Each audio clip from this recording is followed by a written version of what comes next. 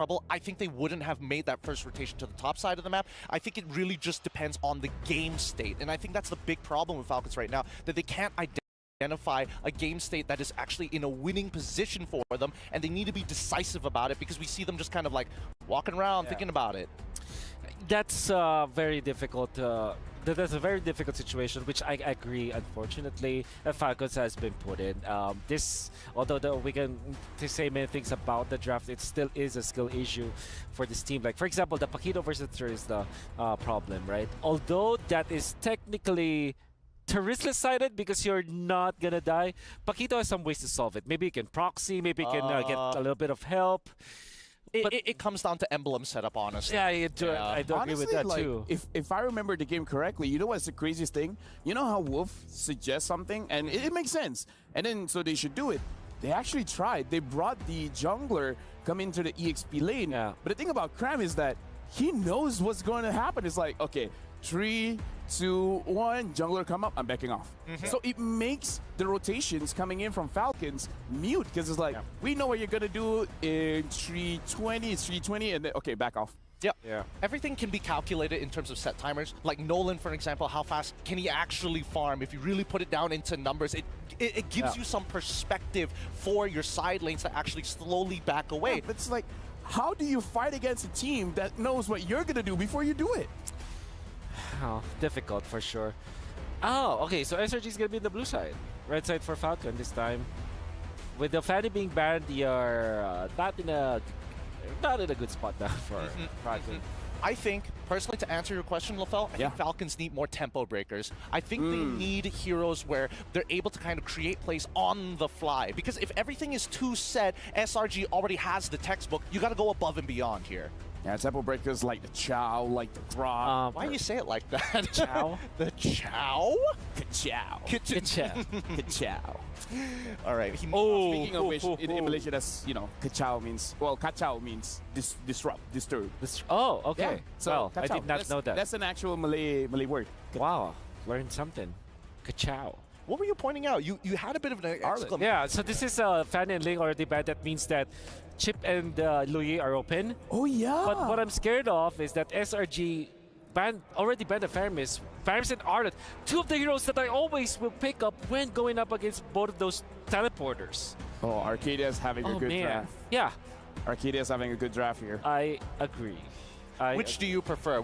I know locally everybody always asks this question, Chip or Loyi. LaFell's already saying Chip. What are you thinking? Chip. It's also Chip for me. Chip for you?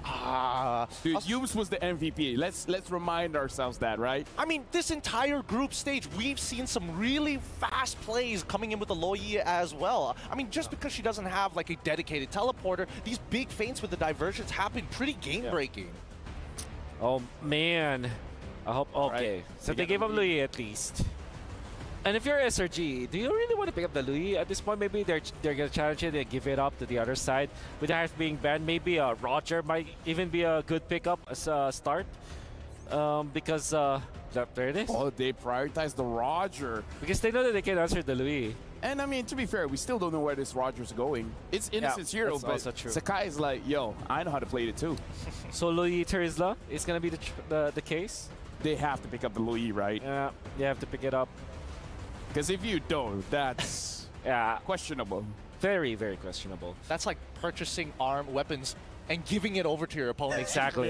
It's just, there's no reason not to do it. The next best thing might be get the Valentina now for Falcons so that you at least have control over the Roger. I do like the Terizla first pick though for Falcons. They pick up the Edith, so it's a snag. But this reveals the Edith's position, which is going to be in the Rome. What if it's Terizla mid? Yeah, you're right. I mean, anything can happen now. Anything can happen. This is the mid-season cup. It is the mid-season cup. I will say that seems to be a little unlikely because we don't see it happen very often for Falcons. I'm just going based off of data here. You know, if this was Fireflux, completely different story. Yeah. Luyi Nathan? Nolan, I mean? Nolan, yeah, Nolan. I also like the. I also like. Pick out your EXP before Julian. it gets banned out. I also like Julian for SRG. If they are willing to give up the Luyi this time, that might be the choice. Real talk, I'm hoping that Stormy is going to play like a Julian mid or something wild. All right, so it's Luyi, understandably so. And then Nolan. All right. So Everything's normal. yeah, Everything's as expected, but that doesn't mean that Falcons are out of the weeds. Okay, I have to say, Edith plus the Terizla, two of the very tanky heroes that we have in the metagame that can actually kind of survive against this SRG. So maybe another beefy boy for Falcons, maybe a nah. Baxia. You know why? That might be not the best case scenario. When a draft happens like this, you show off your Terizla, you show off your Edith. Arcadia usually just whispers in the ear of Cram. X-Borg. Yeah, Yeah. Xborg sounds really good, especially if the Baxia is indeed going to be picked up. Go Farsa instead. Oh, okay. You reveal your mid duo again? Ugh. I mean, to be fair, it's a strong meter. We've said the same thing for the previous game. Yeah, for sure. But at this point, I feel like for them, if we don't pick it up now, it's definitely going to get banned compared to the jungle where perhaps they have more options. Maybe even a Bane because, you know, the Bane did cause problems for Slangway Giants before, so maybe it's crazy enough to work. I have to agree with LaFell in this situation, right? As much as I don't want to reveal the mid duel, I think right now is a good way to actually start pinching down on certain heroes, like direct counters like Xborg, for an example, to at least allow Ding the opportunity to actually play the game. Yep. Other option is the Yuzhong, which is not a direct counter to Terizla, but definitely is to the Farsa. And you don't want Dragon just flying around with the Luyi ultimate because that's indeed a combo. You teleport, you know that trick where you teleport your teammates outside of the map, outside of the beat 'em up, and then out comes the Dragon, and then you cannot defend anymore? Yeah, you don't want to face that again. Oh, hopefully they get a little bit more here. I'm more worried for the side of Falcons if it really boils down to it. What jungler is actually going to be useful besides the box hit? Do they still... I mean, there could be some consideration of actually picking up Fredrin in these types of cases, but at the same time, in the earlier stages of the game, when you have that Luyi around, as much as you are a big beefy tank, there's a good chance that you can, like, yin-yang reaction with somebody else unintentionally. 100%. Fredrin hates playing against the Luyi, so... But the next best thing for utility jungler should be the Baxia, but I think SRG are not that concerned. They want to eliminate the good laners against Roger, which is, in this case, the Moskov. Moskov doesn't technically win against Roger, but I would say Moskov has a better time than most gold laners. I feel like they just want to win the tempo, right? Like eliminate marksmen that have a cheap item builds, maybe even a Claude, so forcing out something like a Beatrix. Yeah. Someone is a bit more expensive. Okay, so with that, perhaps a Beatrix as the ban for SRG. We should just get a limit the options.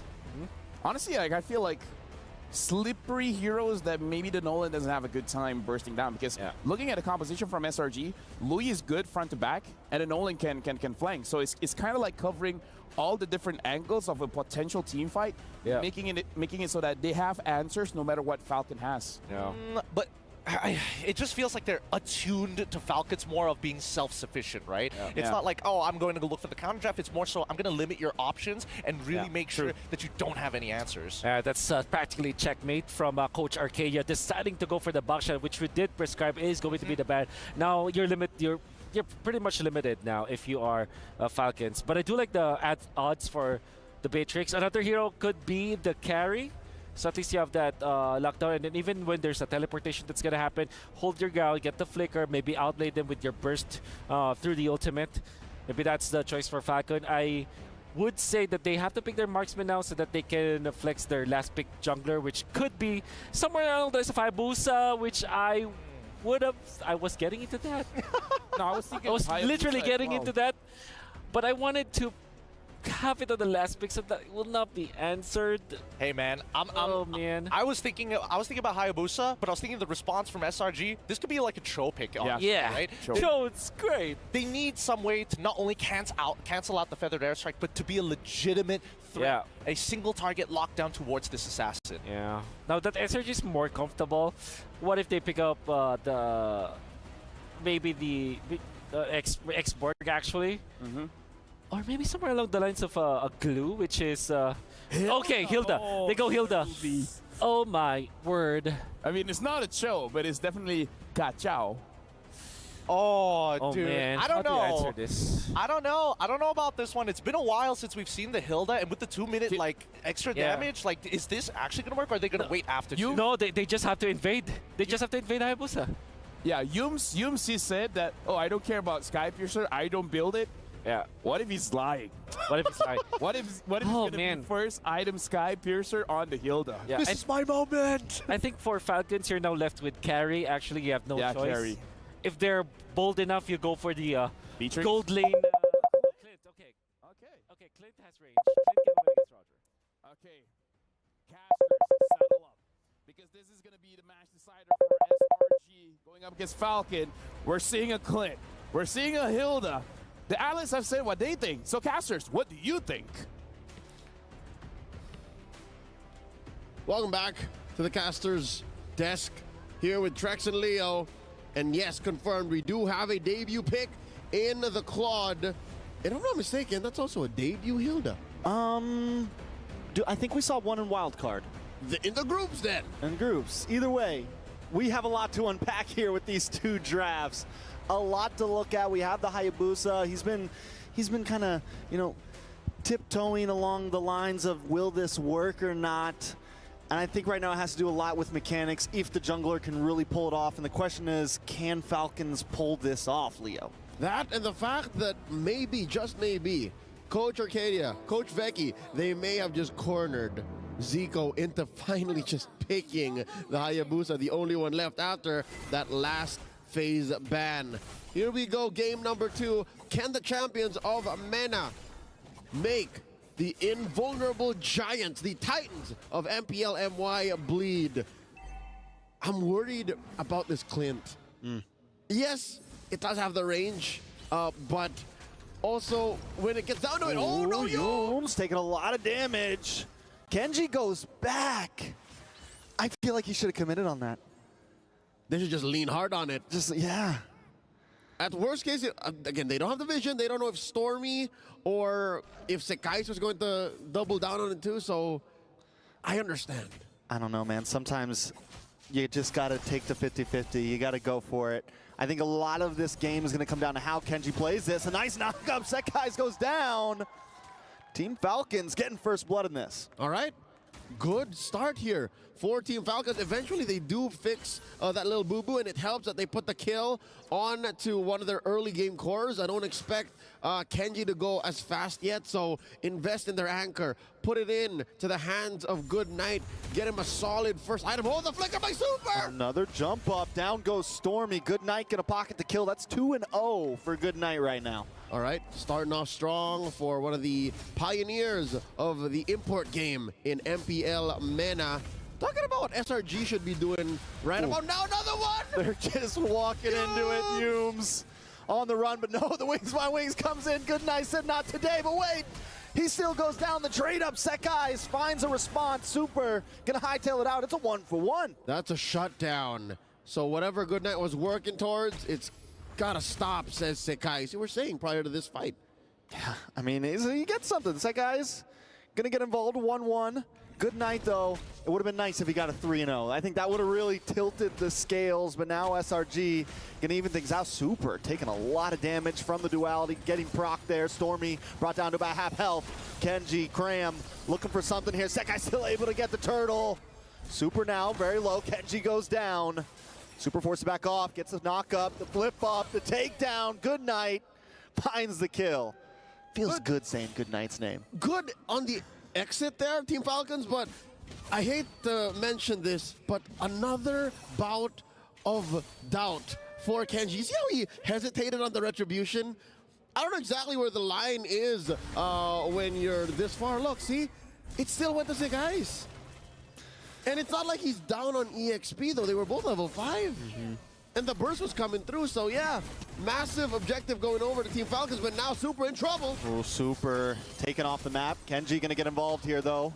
Quad Shadow's back. Quad Shadow's back in. Able to get the kill on Yums with the Oogie Shadow kill. But now Innocence here gets a Lycan pounce. Kenji's got to try to hightail it. But the Divergent gonna be coming soon, and Kenji goes down. Stormy picks up the kill. All right.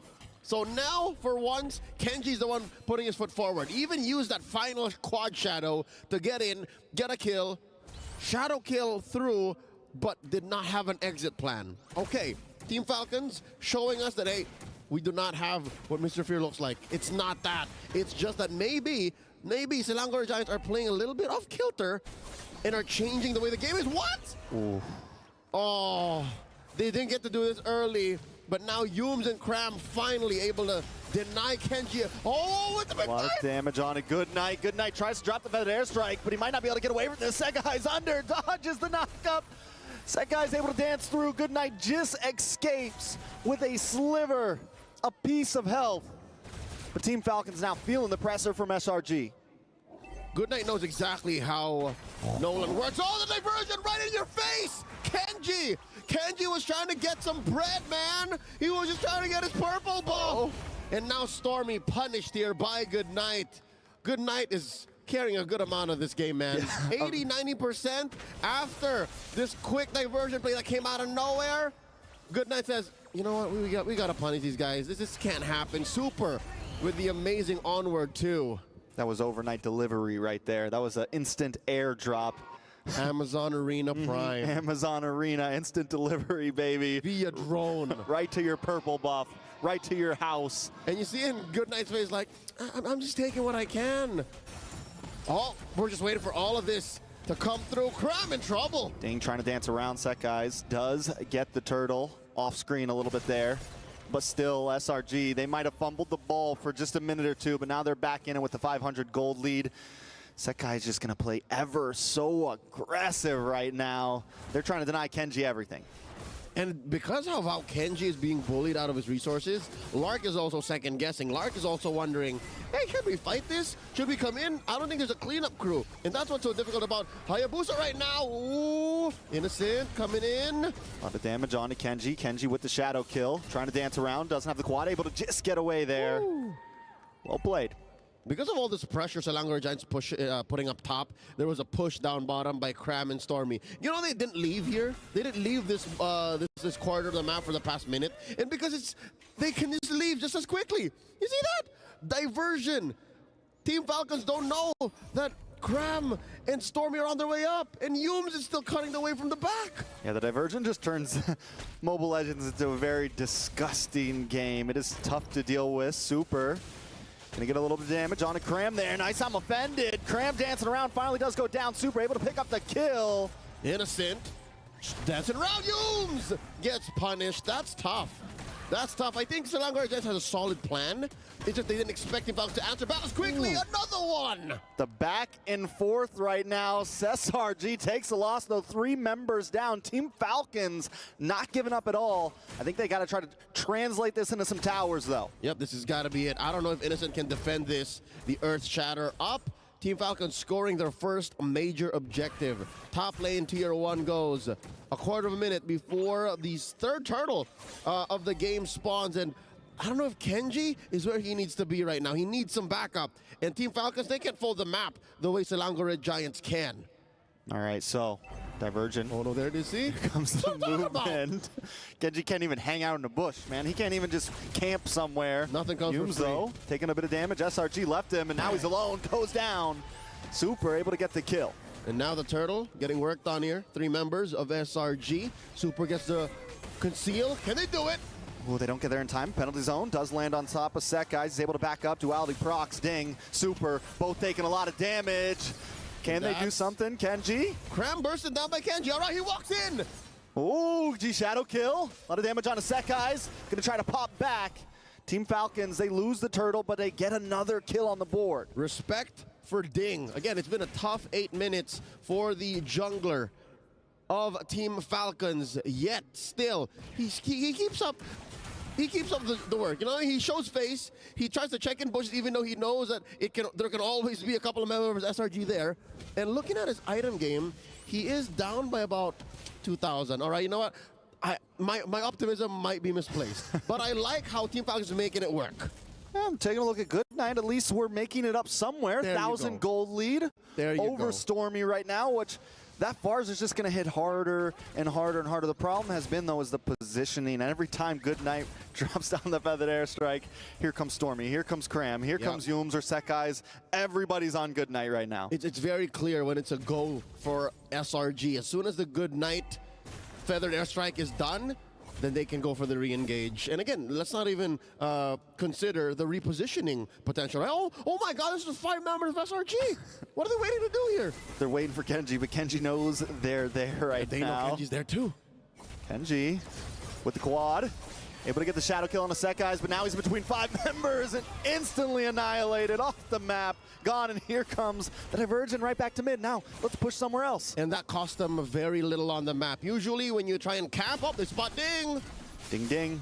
Gonna get pulled back. I'm offended. Not gonna be able to walk. Oh, wait a second. Penalty zone, still unable to walk away. And all too super.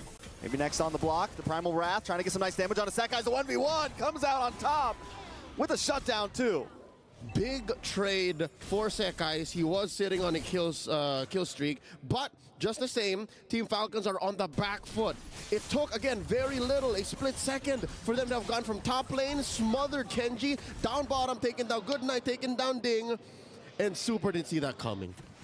Yeah, it's at a point now where Team Falcons playing this very split up comp, and SRG is taking advantage of it. They're finding a member here, they're finding a member there. I think it's time for Team Falcons to, 4-1. Let Kenji maybe do his thing, but the rest of the team needs to stay together. Yume's taking a bit of damage. Lord does go to the side of SRG. Ding knows it's gone. They know there's no chance. They got to back off. Quick diversion out of there. Take care of business, clean up house in the jungle, and wait until Lord spawns in about 5 seconds. Interesting how the Clint has been working out. Lark hasn't died, by the way. Lark hasn't died, so that's good, right? That's good. But how do you make it great? How do you make sure that this Clint is where he needs to be, even when there's like a Hilda on the run, when there's a possible diversion right behind you? I don't think the range is as important now in the mid game and in the late game as it was in the laning phase.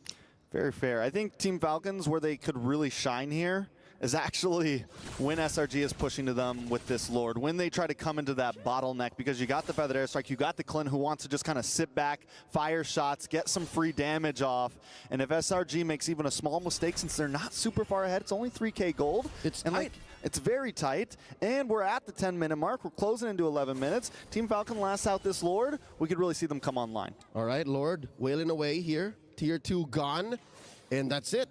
All that's left for Team Falcons is their base turrets. How can they defend? Feather Strike coming in from Goodnight. Penalty zone as well on top of Innocent. Cram gonna go night. Goodnight able to get the kill.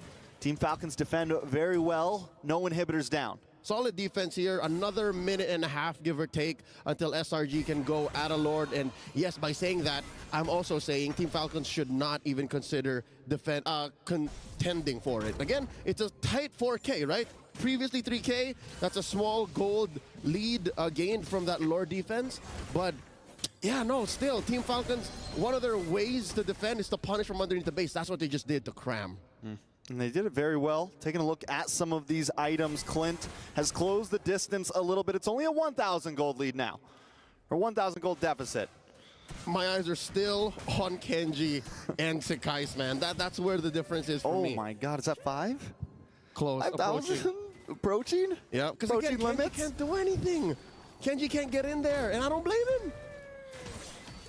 God, it'll be a while. We're talking about another 5-10 minutes. And again, till inside the base, a defense inside the base, a punish for someone who got in too deep or got diversioned in.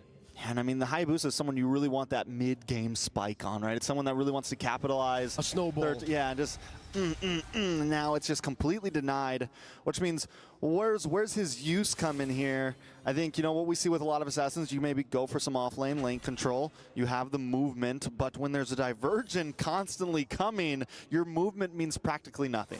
And now I think you gotta address within and without, right? The fact that Goodnight and Super are having such a great game, that just shows that maybe Lark and Kenji are being displaced. The true cores of Team Falcons can't do their job.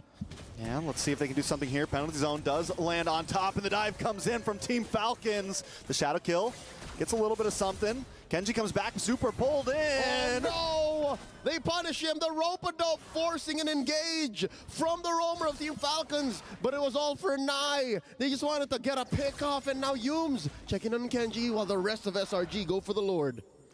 At least he gets his purple. Kenji. First in a while. His first in a while. It's feeling personal for Team Falcons. SRG closing down the grass. I like the lane. Closing down the grasp. I like the lane freeze right now. Back to these items, though. Anything major, anything crazy? I'd like to note the fact that Innocent, despite not having many kills, again 2-0-2. Oh wait, the Ding. person ding! That happened so fast there was nothing to even talk about. Kenji still trying to see if he can get something, able to at least get his orange there. He's scrounging, man. He's digging in the dirt for the buffs right now. Lord coming. I mean, lore-wise, that is accurate for a shinobi, for a ninja. They weren't really the most well-equipped warriors in medieval Japan, in feudal Japan. Oh. But no! I'm offended on to Super. Super might not be able to get away with this. Forced to use the Primal Wrath before the Lord. Even connects an Innocent. Gets that kill. And now the base is exposed. Top lane down, mid lane up next. 2-lane penetration. Selangor Red Giants can feel it. This might be a Trex. This might be it. Penalty zone, locks on Innocent, along with Kenji. Kenji hands it back and forth. Lark able to get a kill, but it is enough. Lord on the base. And Kenji running out. Final quad shadow. Oh, base on a third of its health. Stormy able to just not do it, but the base isn't down just yet. Team Falcon still defending. Doing everything they can. Cram, last man on the field with the arm offended. The damage, and he's getting the 1v1. Him and Lark. Lark and him. This is insane. Super back on the map. Cram, though, standing strong. 1v3. What did Papa Leo say? If Team Falcons were to find a comeback, it would be inside their base. An overcommitment punish onto the invulnerable Titans of Malaysia, Selangor Red Giants. Dude, that was 4 deaths. And again, I'm pretty sure someone's streak went down. Yeah, that was definitely, I mean, all right, so 5K Goldie, let's take a replay. Let's take a look at this. The overcommitment, Kenji steps up. Kenji did what he needed to do. He still died eventually. But still, I think the fact that Team Falcons played a good man-to-man defense and forced it to come down to a 1v1 and then eventually a 2v1 made this game last a little longer for them.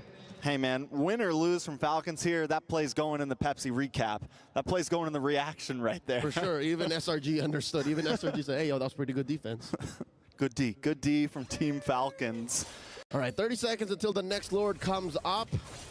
16 minutes into this bout, and that's a fully built Nolan you're looking at. Still so far the largest gold gap between anyone from SRG and Team Falcons. Yeah, it's completely bonkers. Not down to 4K. Kenji about to get his BOD in. Looks like he's about to get a BOD in. A little more damage. Might be able to actually, you know, take down Innocent if he can get the lock on. Might be able to take down Stormy if he gets the lock on. Innocent did just pick up that gold, the gold meteor though, so yep. That's gonna kind of protect him there in a sense of things. Yep, help him last a little longer against Good Night. Maybe get the last 2 swipes for him to survive. Ooh. And now look at this Kenji, looking for the hero play, looking for the steal. He's looking for the steal, right? He does quad shadow back. Hung out a little bit too long, decided not to fully commit, and now he's gonna get caught off anyway. Stormy, but here comes the penalty zone. Able to use his shadow kill. Should be able to get out of this safely. Watch out, his back was still caught in, and Cram is always there, always watching. Immortality does pop. A little bit of damage from Super Lark, still poking away, but Lord's gonna be coming soon. Whoa, Good Night with another feathered airstrike, pushing back all of Selangor Red Giants, forcing them to wait for the Lord, spawning just about now. Kenji should be back up just in time. 20 seconds. I reckon it's a little too close. Look at this. Cram double timing on the wave clear. Perfectly synced, all waves in. Enhanced waves at that. SRG looking for the finish right here. Team Falcons trying to do what they did last time. Nice, I'm offended to pull Lark out of position. That guy's into the backside.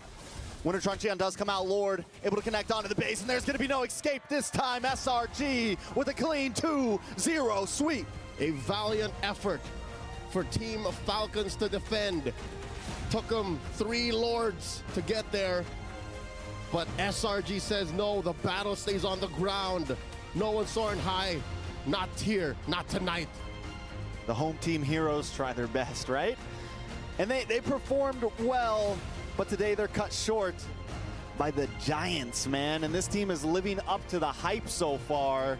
They got a couple more games to go, and I'm excited to see how they continue to perform in this group stage. They remain undefeated, Trent. Undefeated. Again, I'm 4 months and counting. What does this mean? I'm not saying anything. I'm just saying that They got some big opponents coming up soon. that's just facts, bro. Can they keep the streak? That's the question. I mean, the way that they played against the Falcons, even in the face of, you know, a possible comeback, they kept their composure and they drafted very well. They forced the Luyi through. I love the love between these two teams, though. Good Night played an amazing game. No tears to be shed, all smiles, all esports in the Amazon arena. That's what we love to see. Takes a champ to know a champ. Amazing. The showcase of these two teams. Once again, much respect to Team Falcons, but hey, maybe the rumors are true, Trex. Maybe it is all about SRG now. Maybe this is the rise, the redemption of Malaysia. I mean, it would be hype. It's a storyline for sure. It is definitely a storyline I think we all want to see somewhere deep down, whether you're Indonesian, USA, Filipino. SRG definitely has, you know, the hype around them right now.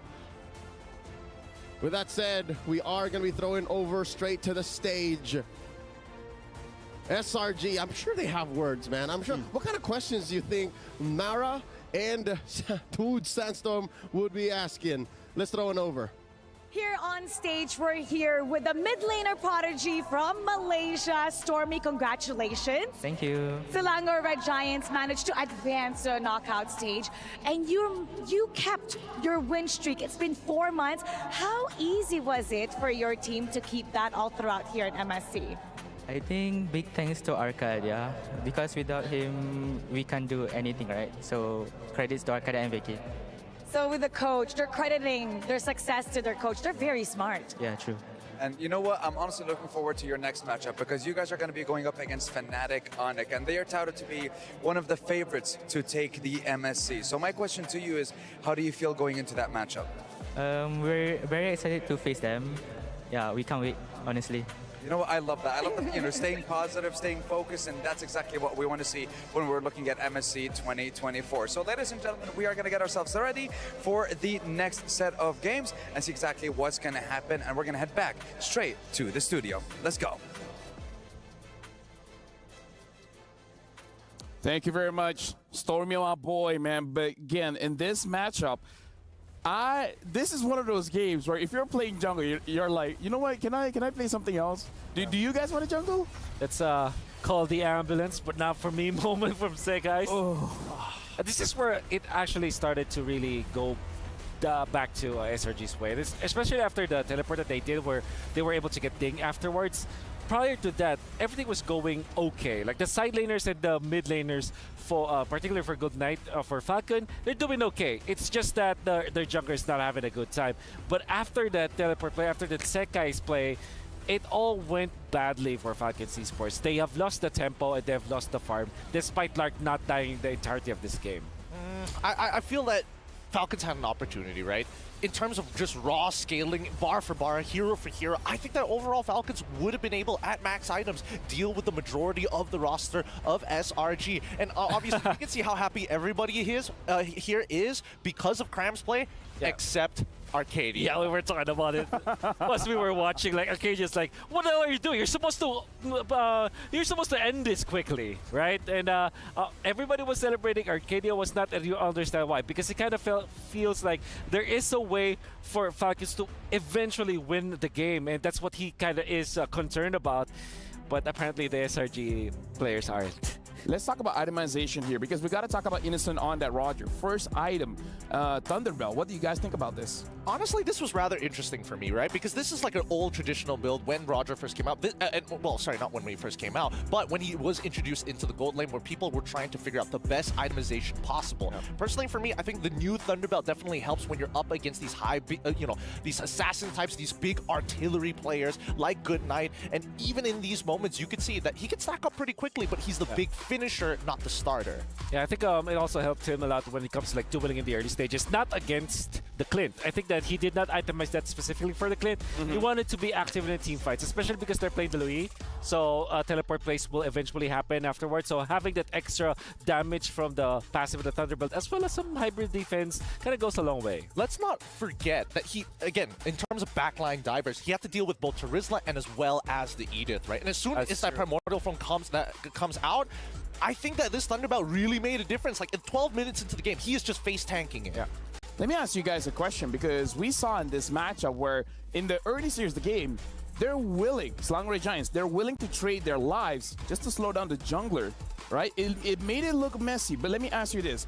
Do you guys think this kind of strategy will work against Fnatic Onyx, trading lives just to make sure Kyrie doesn't get online? There were so many videos that you can watch where Kyrie had 0 and 3 on the assassins, On the Hayabusa, on the Hayabusa, Lancelot, Korea. You can date back up to 2019, 2021. Oh, sorry, not 2019. That was way too early. But yeah, 2021 during MPLI, and then the transfer eventually. In all the M series. All the M series? The answer is no. No, that cannot work. Yeah, I completely agree with that, right? Because again, we still need reliable players in the other areas of the game, right? I think that if we're talking about like Lark compared to Chewe, for an example, I don't think Chewe would have picked up the Clint, but I do think that he would have been able to make some kind of impact later down the line, especially with the help of Keyboy. That's right. Yeah, so for you guys, looking at this, we've seen Hilda dealing with the assassins. Personally, for me, I don't know about you guys, but I feel if you do want to pick up the Hilda, even though, again, Slangoray Giants win and all, but maybe you gotta wait after 2 minutes, because in the early first 2 minutes, it does look like Humes is a bit feeding there. Yeah. Worst yet, Hayabusa did have the war cry on top of it. So it's like, oh yeah, you have extra damage on top of extra damage. And as soon as he hits level 2, it's like, I'm just going to run you down. To be fair, I think that's the only reason why you pick up the Hilda. You're not going to be sitting down and just wait for your level 4 just so you can really contest the jungle. When you are doing this Hilda, you're kind of all in. You're committed to the jungle invade. I die or you die. Exactly. One of us has to get taken down. Then again, this is Farsa Edith, which is, yeah, sure, I understand the Hilda can kind of manage the Hayabusa, but Farsa Edith, that's a completely different case. Yeah. Good for him, though. Stormy was there to kind of help him out for quite some time, but after the duality is over, you're kind of on your own if you're the Hilda. Well, I gotta say, honestly, Stormy did an amazing job on that Louis, but now we gotta look at our Sony game MVP. And it could go on to anyone because against Slangoray Giants, it was an amazing game. We're going to look at our Sony match MVP. And it looks like it's Cram, and you know what? He deserves it. I mean, he clutched up. He definitely clutched up when it mattered. There were a couple of times where he did kind of blunder. He kind of like whiffed a couple of times to try and stop the Feather Airstrike. But at the end of it, he's doing his job to be a constant threat. There was a time where, because of Cram's being active from the XP to the jungle, Kenji was left around like only earning about what 700 gold in a span of 2 minutes because of how much emphasis they're putting into that purple buff. And that is also started by Cram, and he understood the situation. Terizla, you can never win against a Terizla, but if you're fast clear against a Terizla, that means that you can be active around the map, which Cram was overly active in the early stages to the point where he's throwing, but this was definitely the Cram moment where he gets a double. With Queen swings up. I feel like Queen swings enables you to make those kind of plays. Exactly. We're seeing a lot more EXP laners actually pick it up as a second item most of the time, right? Because they are heavy engagers. They want to be able to get in the middle of that fight. And if they can clutch up and survive and sustain the raw damage, usually the team fight will fall in their favor. So I think that Cram in these types of situations is good, but at what cost, right? Because the entirety of the team, they're playing based off of tempo, and if they don't have the timings correctly, they sacrifice more than they should. We saw Cram. He sacrificed, what, 2-3 waves even? Even mid lane, Stormy was sacrificing more waves than he should just to be there on time. There was an old adage in the Philippines, but this is not in the MPL, but there was a big tournament before MPL started when Cram was still a rookie. It's called the Cram Time, where he's just tanked up. He's got 3 items, defensive items. It was Uranus and Tams before, but now it felt like Ruby. You did say that he needed to be on time, and we waited for that critical mass. And when it's Cram time, it's go time for SRG. Cram time, it's go time. Our analyst did say the favorite coming up into this match is going to be Slangoray Giants. Now we got to check whether you guys were correct or not on your STC predictions, because we're about to see, it looks like a 58% went for Slangoray Giants. It's pretty close. It's pretty close. So for you guys at home, thank you again for predicting. And it looks like 58% of you guys are correct. And make sure you guys keep on voting who you guys think is going to win for the upcoming matches.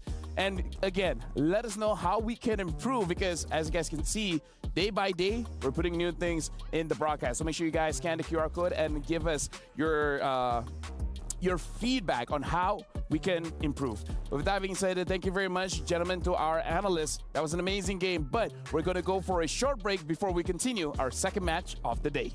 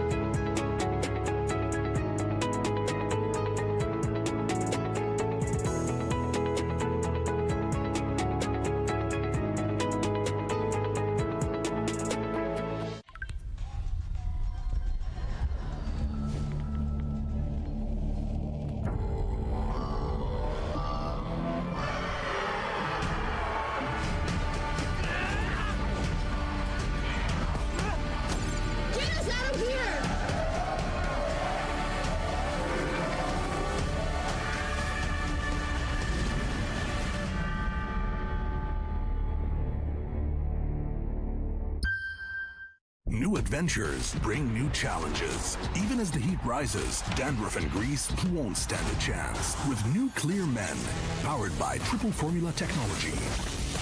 To eliminate dandruff, itch, and grease, gives you 8 hours of freshness and 100% dandruff-free hair. New Clear Men, 0% dandruff, 100% confidence.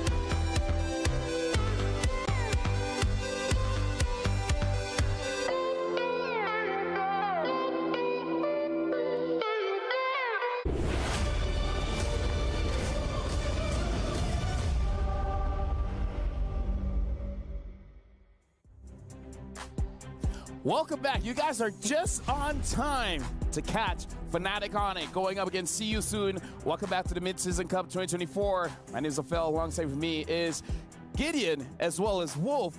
We're going for a decider match.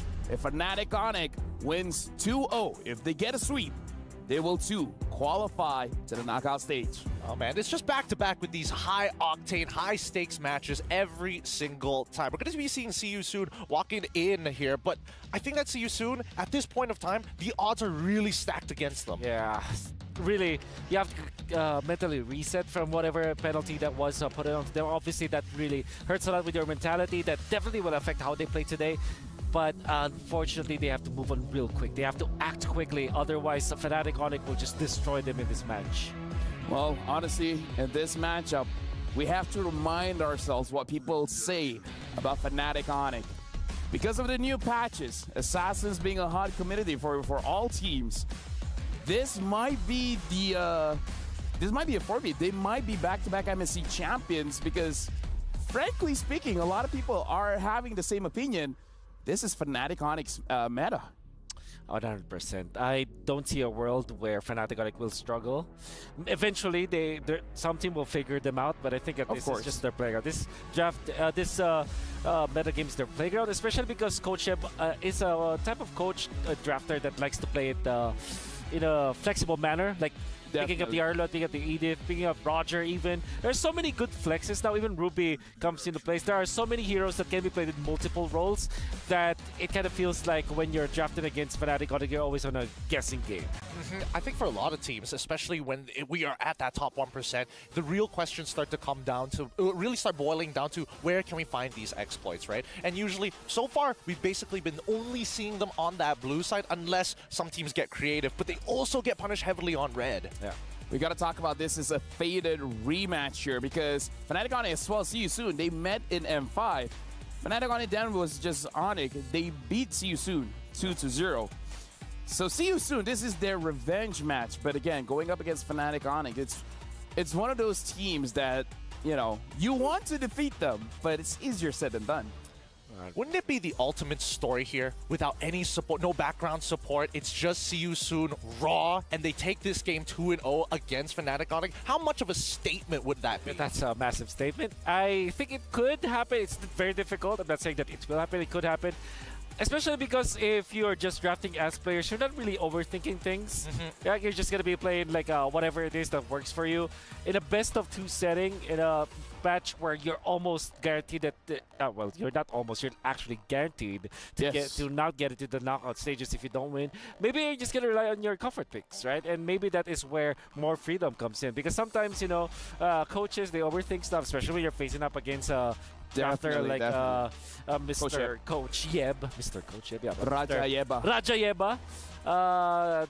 Maybe that is a little bit of advantage. I wouldn't say that it is an advantage though. I still would prefer them for them to have their coaching staff. But at the same time, they can get something out of this. So let me just say, here, me and Wolf, we've had experiences drafting on stage, and trust me when I say you can definitely get inside your own head, and that can eat you out. It's like, oh, this, and it's like, oh, it's the obvious answer, and then we just get caught in our own trap. I mean, the best answers are always the simplest of answers, right? There's no point going above and beyond unnecessarily, especially when you only have so many limited bans in the drafting phase anyways. I think for me, right now, I'm paying a close attention to whether or not See You Soon, their jungler, is going to be able to pop off this time around, right? Because usually when you get an assassin, you need a support system around it. Yeah.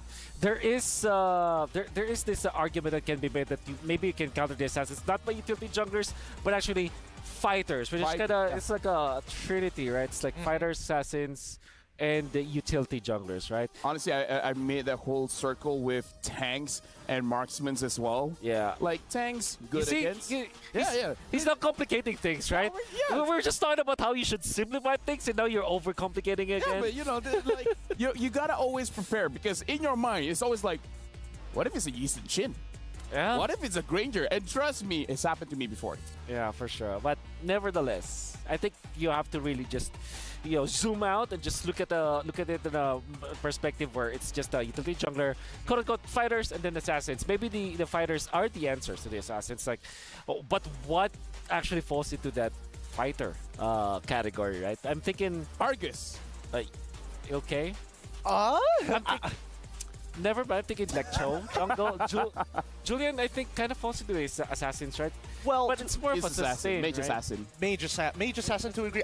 I think I'm going to agree with Will. I think he's closer to like a mage fighter more than anything else, right? Because a lot of it just comes down to like, hey, even if you don't one-shot the person, you're going to use your enhanced auto attacks to make something happen or make something of yourself at that point. And that's where a good chunk is going to help. Warcry especially. Yeah, that's right. And then you have Bane, which I would say will be put in that spot where...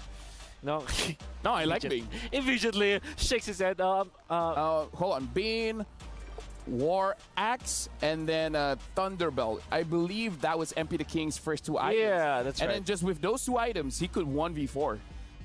There was one time where MP the King likes the Paquito jungle. Maybe that's No, that's exactly what I was about to bring up, right? Paquito has been the usual answer to be like, oh, you want to play a squishy assassin like Ling or Hayabusa, and you get hit by 2 knock-up strikes. You don't have the frames to get out of there with your Quad Shadow or even with the Blade of Tempest. You just die. You just explode.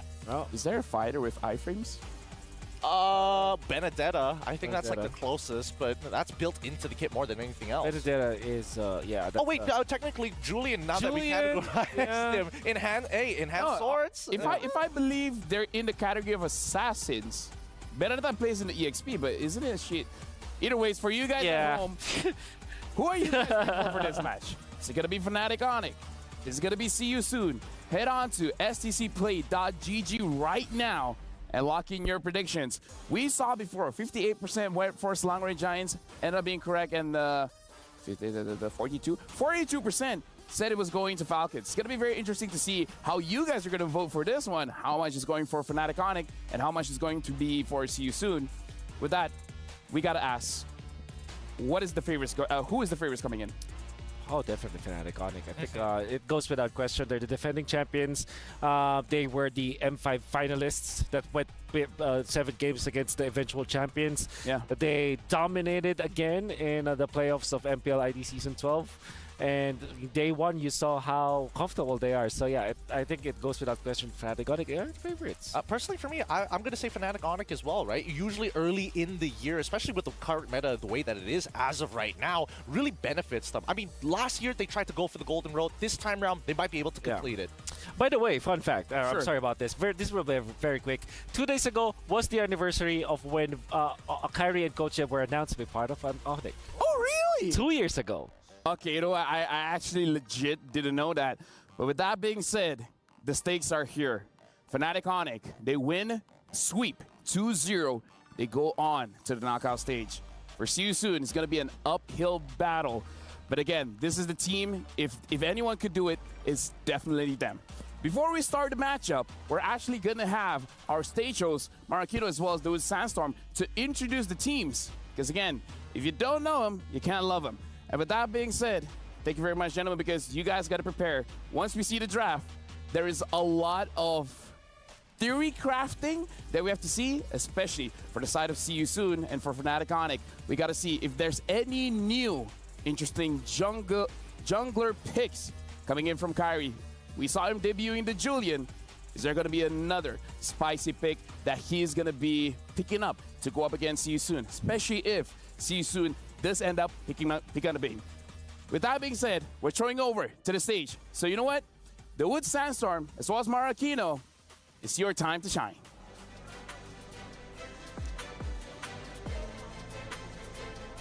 The Amazon Arena is set to welcome the teams that are playing in the second match of the day. That is true. We have the reigning MSC champions here with us in Riyadh in the Amazon stage, going up against the Cambodian Owls. The Sky Kings are in great shape to defend their title as they dominated their last match. Now introducing Fnatic Onyx.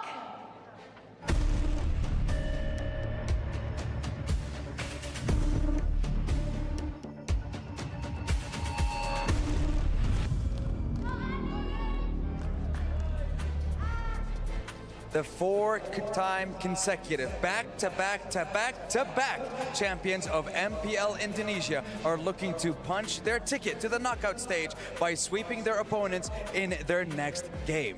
Now, if you notice the last game, it was very dominant. CW for their opening, well, he did a savage using his Beatrix. The question is, can CW lead his team once again this series? If not, then maybe the 3-time champion of MPL Cambodia can maybe get the chance to soar higher than the Sky Kings themselves here on this stage. Ladies and gentlemen, Sooners all around, welcome! See you soon!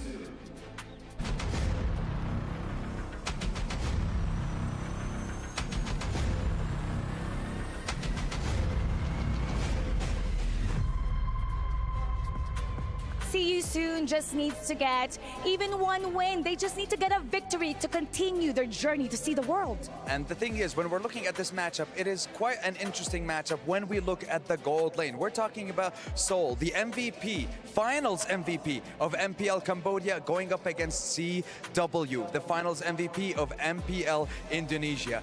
This is going to be one heck of a game. Ladies and gentlemen, we are ready to start the second series of the day, so let's head on over to the studio. Take it away, boys. Thank you very much. And now we heard the host talking about the goal lane matchup here. Seoul going up against CW. CW, it's unfortunate. He never makes the first team. But the thing is, he's the finals MVP, man. He got a Savage on the Beatrix. It's going to be very interesting looking at both gold laners for this matchup. Yeah, I think he got angry for not being part of the first team. I agree. Because when he performed during the playoffs during the finals, as well as the entirety playoffs of MPL ID, was spectacular. And I think he's going to pick up where he left off, going up against Seoul. And this time, I think you have to not play with pressure if you're Seoul going up against CW, because the CW and the entirety of Onyx, they can smell fear, you know? They smell fear. Yeah. That's some nose they got. I mean, it's not even just smelling, it's just having that game sense to know that somebody is underperforming, right? And I think the worst part about it, I think that Seoul can actually deal with JOS CW in lane. But the question is, are the outer factors, right? Who's going to be rotating over to that side of the map? Or are they going to just leave him on an island like we saw with the SRG match? Yeah. And now we're jumping straight into the draft. See you soon is going to be first pick blue side, Fnatic Onyx. Second pick red side, Luyi. See you soon already batted out for Fnatic Onyx. So now Fnatic Onyx has a free ban. Wow. And they use it to ban out the Bane. Okay. Well, sorry, not sorry. Sorry, not Fnatic Onyx. I mean, like, with the Luyi being banned, I think we are eyeing for a Harith here for See You Soon. Especially because it's one of those meta heroes that can just fit in any kind of composition.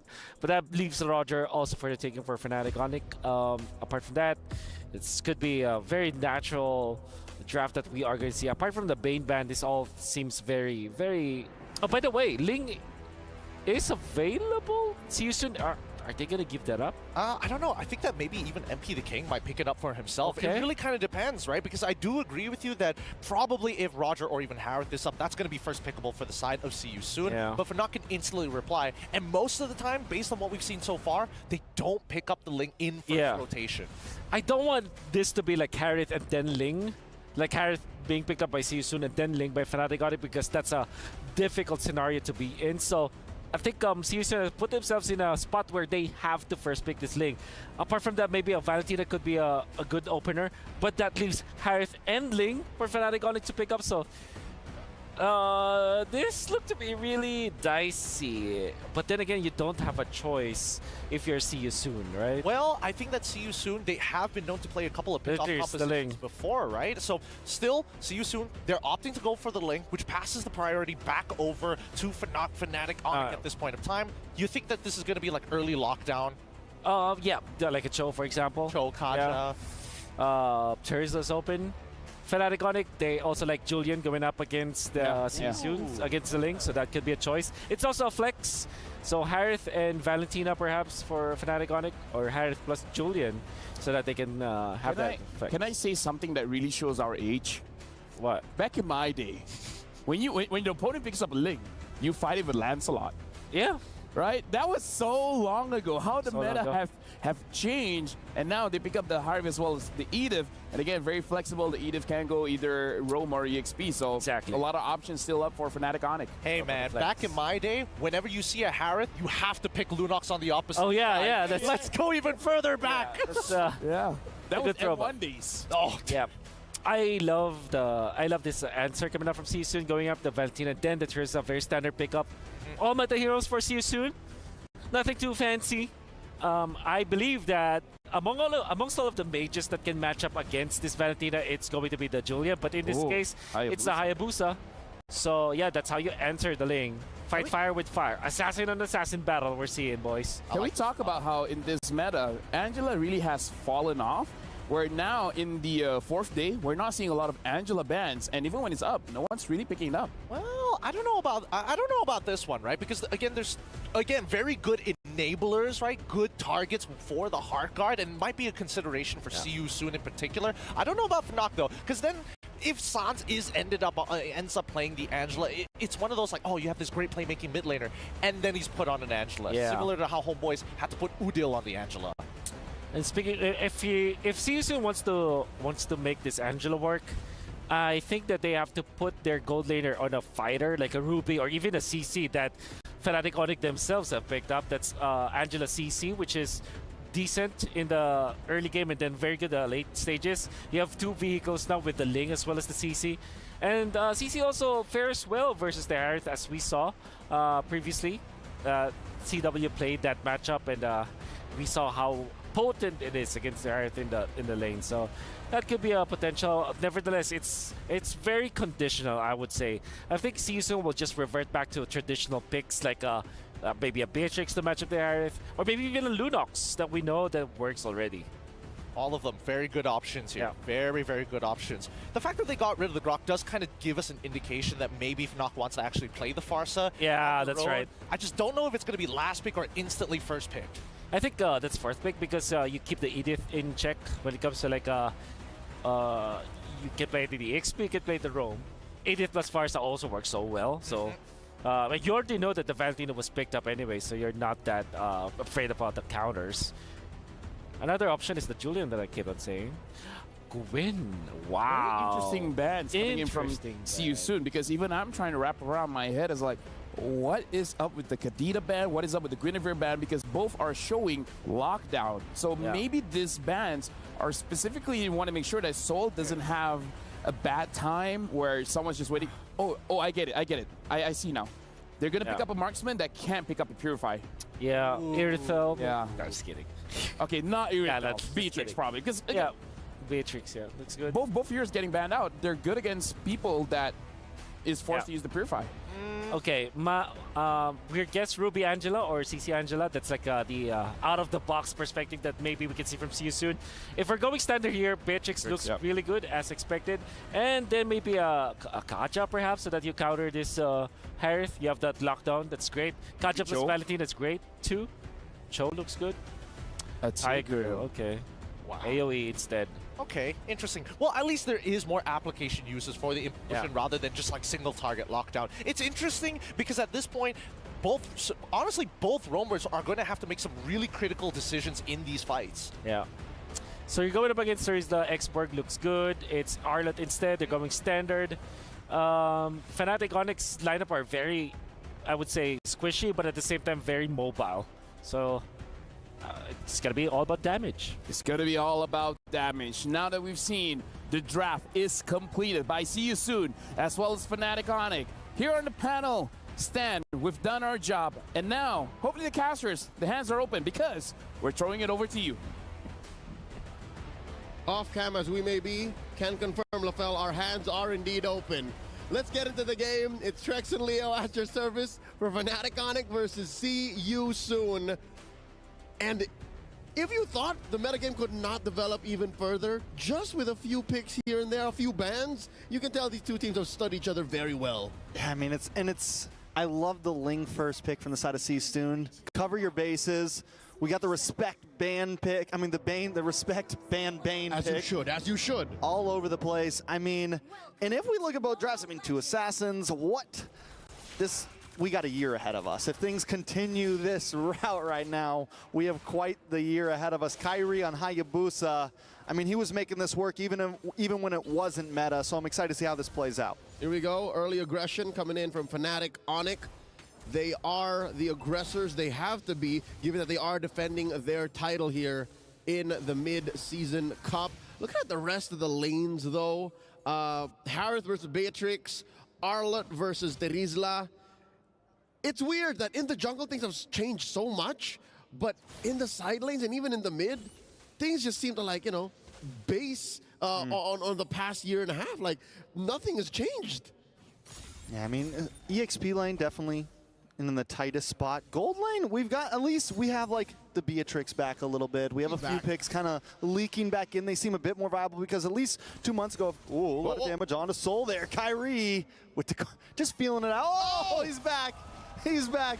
Oh, and the knock-up from Keyboy, first blood, over to Fnatic Onyx. Let it be known that not a level 4-less Hayabusa is enough to stop Fnatic Onyx from drawing first blood on a gold laner. Check this out.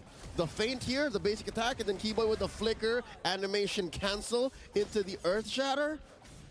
That's just doesn't 2 get much years. cleaner than that. That's 2 years worth of synergy right there. 2 years worth of synergy packed into about 10 seconds of a first blood. and I love it. Can confirm, speaking of 10 seconds, there's about a turtle coming up soon. Lower quarter of the map. Again, I'd like to echo what Wolf said. Happy anniversary, second anniversary. The Kyrie and Coach Yeb's migration over to Indo.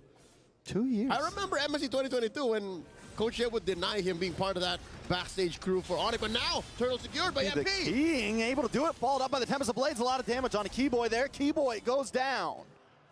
Quick response. Fnatic Onyx now on the backside, double kill. MP Final pushed splash. back to the tower though. Loopy able to take him. It's a jungle for jungle. Loopy now taking a little damage himself. See you soon, gonna back off, but that's 2 for 2. All right, see you soon. Now showing some teeth here. Do owls have teeth? Owls, they have beaks. That's a scary thought, never mind. Going up head-to-head in that turtle fight, securing it, getting a couple kills on the outset as well. I mean, it's unfortunate that it's MP the King who had to suffer it. Again, that shut down his streak, gave a little bit of gold extra, the Fnatic Onyx. But it shows that, hey, even if you did give Soul a little bit of hell early on, you have to respect the rest of our map. Again, see you soon are the Kamai champions. Oh, Kyrie locks on. There's no escape here. The Finch Boys won't let him get away. anime fight, anime fight. That is the mid-sky throwing punches as he Finch poises somewhere else. With decades worth of grudges on each other. Like Oh, yeah. ancestors. I love it. I like it. This is what we've been waiting for. This is what the people have been waiting for. Keyboy gonna onward right into an implosion. Keyboy takes a lot of damage. Dude does not want to take another death here. CW drops him on force, followed up by the feathered airstrike. That's 2 for Fnatic Onyx. Raw and Boxy down. Impressive. Lootby just straight up. Oh, and there's a Tempest of Blades. MP the King, let me finish my sentence. Lootby serving up Boxy into Fnatic Onyx circle. Now it's more of a circle. No longer is this the box meta. It's all about the circle. And look at this, the smile on the young rookie's face. Can I just say I love Lootby? He redefined, he reinvigorated Fnatic Onyx playstyle. Yeah, and I think we even saw it through their playoffs, going through some growing pains, you know, figuring some things out, testing, limit bounding, and Onyx now seems to be back in their prime. And I mean, what more could you ask for? There's been this huge meta shift into the Assassins. Kyrie should be as comfortable as possible. It's almost like they were meant to come in here and just do their thing. Destiny is what sent them here to the EWC, to MSC 2024 here in Riyadh. Quick item check. Kyrie picked up the Hunter Strike. Lutpi just picked up the Thunder Belt. And that's what explains why he's just so ready to keep going, right? Has to stacks. 1, 2, 3, 4 stacks. Right? Anime fights. Extra stacks, right? It's extra defense. And now on the other side, as MP the King wails away at the turtle once more, they should be getting a little bit of bank as well, given that they are just down about 500 gold. Another turtle given over to the Kamai. Another turtle was still behind in gold. Fnatic Onyx, you know, making it up in other places consistently. And, you know, first turtle, second turtle, not the end of the world as long as you're able to, you know, put pressure up in the gold lane, put pressure somewhere else. And Fnatic Onyx are doing that very well. And more than just well, I think they're doing great. They're keeping the gold lead up despite being down on objectives. Lutpi here, dueling against MP the King. Oh, he knows. That's 2 levels, man. He knows. Yeah, he can't take it, but he can at least escape comfortably. Yeah. Should be okay. And where's Felix right now? He was hanging out up in the top side, gonna make his way back. He's rotating. Down. He's rotating, up and down, up and down. And also something else to note. Trex, can you explain this to me? What's Impure Rage on a Rizzler? Hey man, you get the big bursts, you get the combos, right? So what you hit the first skill, the boom, the swing, and then burn, and will it pair up with his with the passive from his first skill with the bleed? Strike. Yeah, does it pair? And he is a mana hero. I keep forgetting that for such a chunky boy, Terizla has mana. And a lot of them don't nowadays. Yeah. Mana's a thing of the past for a lot of heroes, man. It's all energy. That's just how old Terizla is. Yeah, it fits well with him. All right, I hate it. It's all part of the lore. Check us out. Lutpi gets caught by an implosion. Ooh, nice flicker to get away. Sorry, I'm Felix.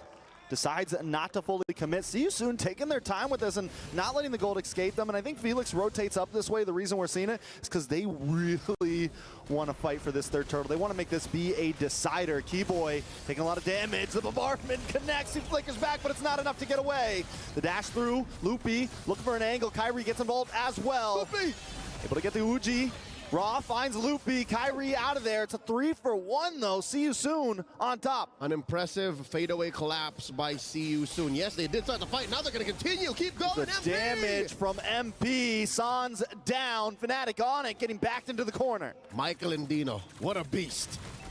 That is a multi-time MPL champion from Cambodia, and I love what he's doing here. I love how far he's taken this early pick. Again, that is a Ling picked up first. He's making it work. He's making it worth it.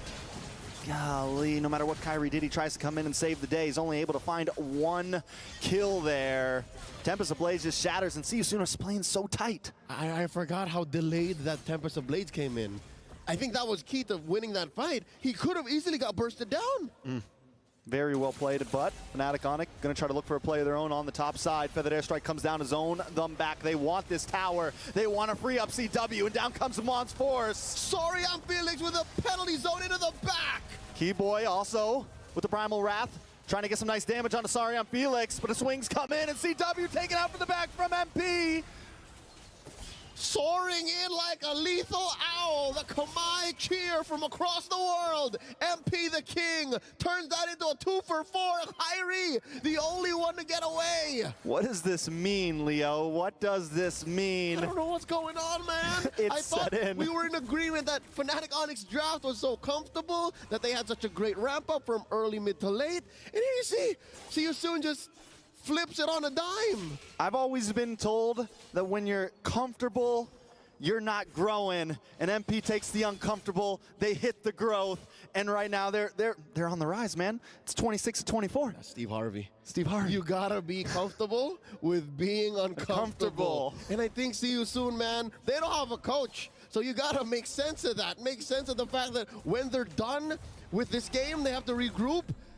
All they have are themselves, so now I guess that's why they're putting their best foot forward. Fnatic Onyx down about 2,000 gold, 11-7. The map is blue. Again, when you're looking at the Hayabusa and the Ling, you agree that both of them have good mobility. They have map rotational speed. But when it comes to fighting, I think it's more all in on the Ling, and that's what makes it better for See You Soon. And we've been seeing the way the MP has been moving around the map, the way he caught CW earlier. He just has a little more of a door into that backside, but wait a second.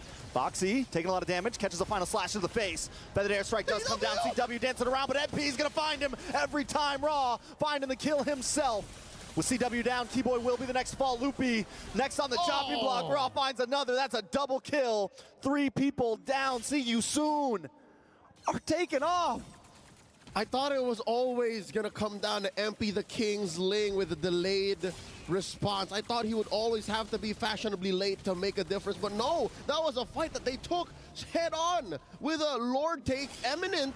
Fnatic Onyx said, you know what, let's force the fight. Let's see if they're ready to respond. And yeah, CW got the drop with Zaman Force, but he got bursted down immediately. You know what? I think what's coming into play here as well is damage coverage. Trex, look. You have magic damage coming in from Ra, and then you have all of the physical bursts coming in from MP and Soul. I think that's enough already, especially since you're looking. What was? That's all that's on Ra.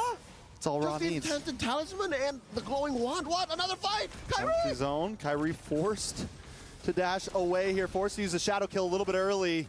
Sans unable to even hang out with the Feathered Airstrike. Got a wings by wings back to base. See You Soon. I mean, not very often do you see Onyx pushed into a corner like this. I mean, you watch the middle of MPL Indo Season 13. That's true. And then that's when this would look familiar. But no, we are in the mid-season cup. This is a major international event, the peak of MLBB esports. And you're looking at the defending champions up against the corner. CW in trouble. With the defensive Zaman's Force, it's not enough to get away. A nice final slash on MP the King, but MP the King is dancing. But he's not going to be able to dance back to life. Going to be taken out Raw with a lot of damage. The Nabir's passion. Oh! Huge turnaround despite their assassin going down. 4-for-2. 4-for-2. Gila Sans. Sans not going to be able to get away from this. The implosion comes in and the snipe shot. Double kill. And the base will fall next. See You Soon will take game number 1. What an upset. No one expected this much, at least not this quick, not this fast, not this decisive. The first 5 minutes, I'll tell you here now, Trex, I'll tell y'all folks, look pretty down the wire, but as soon as they figured out the tempo, as soon as they figured out how MP the King should be coming in, Fnatic Onyx never got to come back anymore. I mean, yeah, once MP got online, once we saw C-Dub go down once or twice, I think it was just kind of, they got their groove, man. They got no coach on their back. They're free right now. They're birds. They're owls. State of flow. That's all it is. The Kamai champions draw first blood. Let's throw it over to the analysts. Try and make sense of this. Make sense of this, please. Trust me, folks, if you want me to make sense of this, I might say maybe we thought the coach is better or not. Like, maybe you don't overthink it, but we got to talk about how in this game, MP the King, what an absolute beast. I'm telling you, this is See You Soon unchained, right? Yeah. They're not held back by absolutely anything anymore. They're allowed to make crazy plays, and so far, they look, I wouldn't even say the most polished in the world, but their mechanics are top-notch, and I think that's where Fnatic really started to drop off here, because a lot of these abilities are starting on the whiff. We saw a failed flicker from Keyboy. We've seen 2 failed final slashes coming in from Lukti as well, and forced quad shadows out of Kyrie. Man, you can make a soul mixtape out of this. The way that he escapes Kyrie and death so many times with just a pixel. I mean, he will miss the shot, but Kyrie wasn't able to find the proper runway to eventually pop the ultimate onto Soul. And not only that, Solo has been outplaying CW, outranging him, just making sure the dash was so on point. It's just, we're talking about a matter of pixels here, where he's able to cheat death and eventually just only die once in this entirety. I mean, Beatrix going up against mobile heroes, against Farsa, against Hayabusa, against Arlott. That's crazy. 11-minute match. A few things to talk about. See you soon. However, they've been training all this while. It's really showing dividends, because again, the way that they move as a team shows the level of chemistry that they have as a team. MP the King has the highest goal per minute. Ra has the highest damage output of this game. A few reactions that I want from you guys. We're looking at the meta coming in from MSC. Harv has not been looking good. Is this where Harv is actually falling off? Oh, I don't think Harith is falling off just yet, but I do think that a lot of it just comes down to whether or not he gets the Holy Crystal on time. And I think, unfortunately, with I think it was one big tempo breaker around the 7th minute of the match. Actually, it's playing right now is where we do see him actually like, man, I don't have the Holy Crystal. I'm just a sliver of damage off from actually killing the Beatrix. But our major problem is the fact that he had so much to kind of plow through, whether it be through, oh no, I got to dodge the Blade of Tempest, I got to dodge the Implosion as well. Yeah, I don't think that it's Harris' fault that the entirety of Onyx actually lost this match. I think it's just he was countered. We can see that the Beatrix is a direct answer to the Harith. Not because he actually kills the Harith, but because the Harith cannot reach him. It's a matter of range at this point.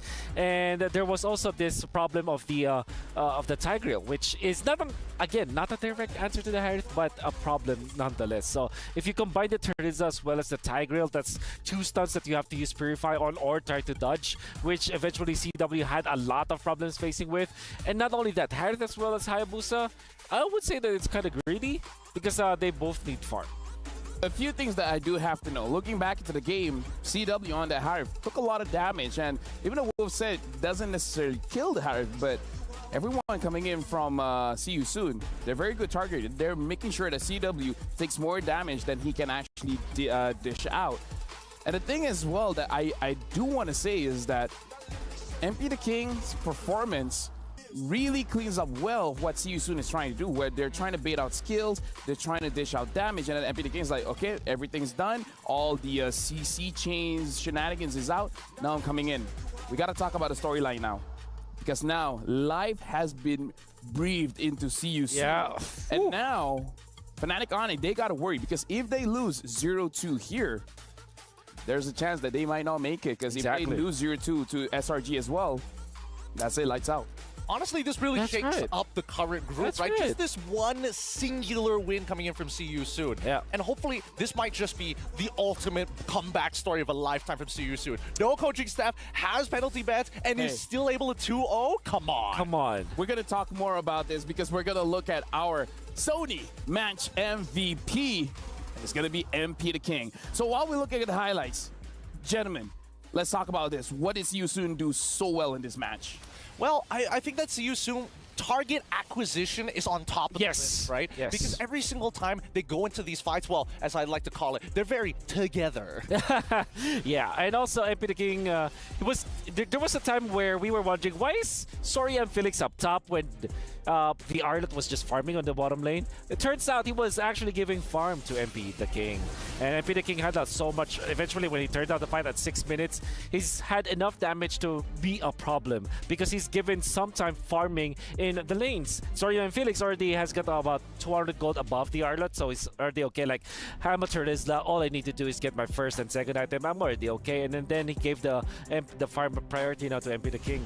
Personally, for me, I think when we're talking about Cambodia, one thing that I left the biggest impression that was left on me after the previous MSC was that Ling players in Cambodia are kind of gross. So the fact that MP the King is here, can you imagine the environment that he had to play through in ranked games? Let me just say as well. I forgot what I was about to say. They hit you. See you soon. They just hit that fast. Yeah. They just hit you that fast. That's how fast it is. And what was I about to say? Yeah. I swear I had something. it's probably adaptation coming in from Fnac. Because I do think that it's a little well, honestly, it did feel like they had their coach there technically. That wasn't that bad from CU. Oh, that's what I was about to say. The draft. We have to come back into draft. That was amazing because look at the final two bands. It was the Kadita as well as the Guinevere. So I would say the first 3 picks, they already know it's going to be a B trick. So again, it looks like they had a system going into the draft and the system works. Yeah, the system works. They're very comfortable with it. I think comfort plays a lot in this particular matchup. But like I said, when you don't have a coach, when you're just up to yourselves, when you're as players, typically the generic answer is you just don't overthink stuff. You make sure that you get your good heroes. You pick up the Tigreal and then you're okay because Tigreal answers assassins most of the time. You pick up the Beatrix because you know that it naturally wins over the Harith, not in a way that it kills the Harith, but it wins the farming battle. It makes sure the Harith doesn't win. That's right. I like this Terizla plus Link combo. This is one of my favorites. And also, I have always been saying to some of the players that maybe the substitute to the Ruby Gold, instead of picking up another like a Chi-Chi Gold lane or CC Gold lane, is pick up the Beatrix because it does the job. What it does is it clears the wave. You survive by just shoving the wave. You're allergic to minions, and when you're just hugging your turrets, you're technically okay. It's the Uranus of the gold lane. Yeah, you're just sandbagging your opponent. Yeah. You don't need to win. You just need to go even. Yeah, just clear the waves. I go to another lane. I go to the safety of my teammates. Haha, you try to dive me. I'm okay. So it's one of those heroes. As long as I don't lose, exactly, I win. Exactly. Right? We have heroes like the Aldos, like honestly now even the Xavier. As long as I don't lose, I'm winning. Yeah, I fairly remember in day one when we were casting when I kind of guessed the Beatrix when we picked up. Mirko eventually, almost automatically asked me off cam and when we were on broadcast, Beatrix is a means to an end kind of hero because when you pick up the assassin, you want your side lanes to be kind of stabilized. You pick up Therese on the other side, you pick up the Beatrix on the other side. You don't have to worry about the lanes anymore. Like nobody's appearing on the map because they're allergic to minions. Yeah, with that being said, we got to talk about game number 2 here. Because see you soon. They're one game away of really making sure that they survive this. And Fnatic Onyx, let's be real here. They're champions of MPL Indonesia for 4 times in a row now. So yeah, for Pete. So at this point, they must have something. The question is, what else do they have? Well, personally for me, I think that why CU Soon is a difficult team to actually play against is because they're very fluid with their emotions, right? Yeah. And that's very similar to how actually Fnatic Onyx plays when they're in MPL ID and even internationals. That's what makes them so exciting to watch because you never know when the next play is actually going to happen. And I think with very similar styles, it really just boils down to who can get the better execution. That's why when we saw Fnatic Onyx walk in away and come back to their seats, it's not like, oh, I'm sad about that game. It's more so of like, we played a little bad, we can do better. One other thing that I do want to point out, now I remember the other thing that I wanted to say.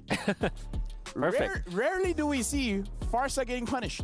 Oh, yeah. Right? Like, in a meta where there's Beatrix, Yuzong, Ling, Julian, people that can dive the backline, Farsas look like they're untouchable. This is one of the rare situations where it's Sans on the Farsa. and Sans gets countered by this Ling. Like we rarely see this happening. Yeah, I totally understand why the Farsa was picked up. It was going up against Valentina, good combo with the Edith. To be fair, Sans, this is one of his favorite heroes. True. I think the main problem here is that, and this is a hot take by the way, that first phase picked Hayabusa together with the Hyth is Fnatic Onyx maybe underestimating their opponents, you know? Because you revealed your Hayabusa very early. And surely you have 2 bans, but it gets countered by the Tigreal. At the same time, you reveal that your Harith is that this is your core duo. Like you have the Harith as well as the Hayabusa. It gives so much information to the opposing team, and I'm sure that Fnatic Onyx have gotten away with that kind of draft before. But this is MSC. This is group stage of the Going MSC up of the against big champions. tournament. They're going up against champions. The hot take is I think they have underestimated the prowess of their opponents. I think personally that Coach Yeb is going to revoke Kyrie's assassin card this time around. They're not. They're going to have to follow his orders here because I do feel that, like, to a certain degree, yes, they did underestimate them. And it's like, oh, Kyrie, what would you like to play this time around? He's like, give me the Hayabusa right here, right now, in first rotation. I can make it work. And now that's revoked. Yeah. I mean, I imagine if there will be a little bit change up. Perhaps they. Are you on the Yomord? No, they pick up Edith, right? And then they eventually got the Arlott anyways. Yeah. Which was last pick. Had they gotten that earlier on, like it's a flex here. You don't know Arlott or Edith where those two are going. Pick up the Farsa, and then last pick whatever, right? If they pick up Tigreal, just pick up a utility jungler for Kyrie. So that game matchup against Ling. Eventually pick up the Julian, right? So honestly, it's like it's not that they have slipped with their draft. It's just like it felt like they felt overly confident showing their hand as early as the first phase pick just because they essentially don't have an opponent in that drafting stage because there are no coaches. Well, I mean, I don't know. Something's going right with CU soon right now. Yeah, 100%, dude. Yeah, right? I Yes. think that at this point, Yes. the coaching staff is just like, hand one singular post-it note. Here's the process. Here's Yeah, the yeah, recipe. Put it together. Here's your flowchart. If this gets picked, this is how you answer. I love it. Honestly, it's looking good because it looks very effective up until the bans, making sure that their draft does not get countered. And to the fact that you guys were talking about, they were able to counter Fnatic Onyx draft. So coming into game number 2 here, do you respect the Ling or do you let it go and try to fight back with the Julian? I want to fight back with the Julian. Fight back with absolutely. the Julian? I understand why the Hayabusa was picked up. It's decent matchup against the Ling. It's not a direct counter, but again, and also this is Kyrie Hayabusa, which we know that he can turn things around. However, I feel that the Julian makes a lot of sense because Valentina hates playing against the Julian. Also, Ling hates playing against the Julian. At the same time, you farm so fast. Even Terizla doesn't feel very comfortable when there's a Julian around because of the mixture of physical and magic damage to with your side laners. But maybe because they already picked the Harith, they didn't feel comfortable picking up the Julian to go with it. I suppose, but I also think that it could be just an ego thing, right? Yeah, I think 400%. I mean, there's a lot of moments in this game that we would have expected, like, yes, Beatrix, she's allergic to ingredients, you know, I clear it fast, but then that's when you expect to see the full dive coming up from Kyrie at some point. We didn't see that, right? We saw him consistently trying to match up against MP the King in these types of 1v1s. But now, since we're in the drafting phase, looks like, see you soon, back on blue side. So they do have the advantage where they can pick up the Ling once again, unless Fnatic Onyx bans it out. For now, see you soon. They ban out the Moskov. Not really on Fnatic Onyx. You know what? They respect it. No more Ling this time. Will they open up the Bane? And see you soon. Will they ban out the Louis again? Yes. Especially because maybe they will force Fnatic Onyx to ban that anyways. Maybe give up the Bane ban because the Ling was already banned by Fnatic Onyx. What they can do is to just get the Valentino off maybe, or maybe a Fanny because they don't want to see they want to see carry on Fanny. There it is. I mean, See You Soon have just been like making sure that Fnatic doesn't go too out of the ordinary, right? With some of their weirder picks, or at the very least, some of their like key counter strategies that they have. Yeah. So now, honestly, with the Fanny as well as the Moskov getting banned here, See You Soon really has their draft opened up. The chip has to be banned, and I feel like Fnatic Onyx, is this a way that See You Soon kind of gets inside the head of Fnatic Yeah. Onyx? Because they're like, first game we banned Lu Yi, that means we don't want the Lu Yi. So maybe then Fnatic Onyx like, Yeah. okay, if we let go of the Lu Yi, they won't pick it up, Oh, well. right? Right? So, okay. Yeah, they do but go on. Okay, Yeah. I'm overthinking it. Yeah, Keep definitely. it simple. Keep it simple. It's See You Soon. Their aggression and their raw mechanics is what brought them here in the first place. Yeah. They're going to lean into those two attributes to get them over this finish line. I believe Fnatic Onyx will want to ban the Roger instead of the Harith, just because they know we have figured out that Harith is manageable.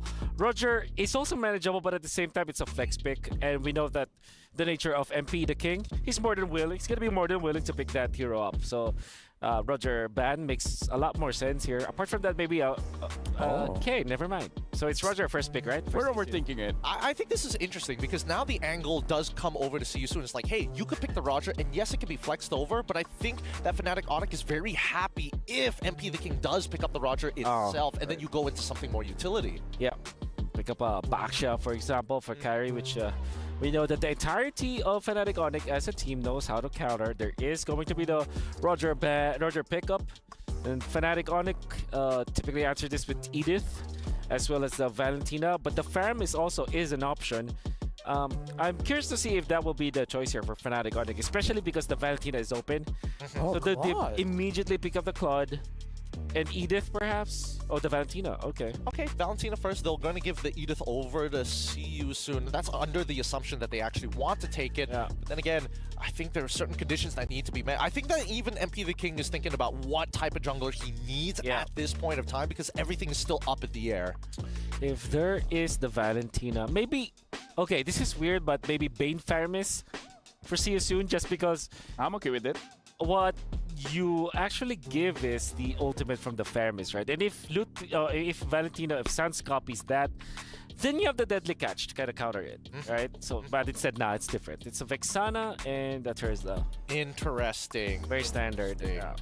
It is standard, but at the same time, it's begging the question of like, Terizla has been shown many, many times by the side of See You Soon, right? At this point, is it at a counterroll point of attack for Fnatic? Because I'm looking, like, go on to the export, right? Yeah. Really dominate this matchup. Maybe, okay, probably the Lapu Lapu as well, just to have some backline access. Yeah. Raw.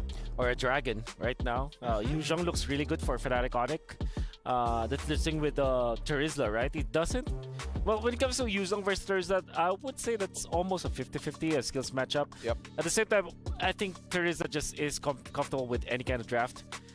Fnatic Onyx are going for Protect 1. They're picking up the Grok this time so that they can protect this Claude no matter what. They will ban the Edith afterwards.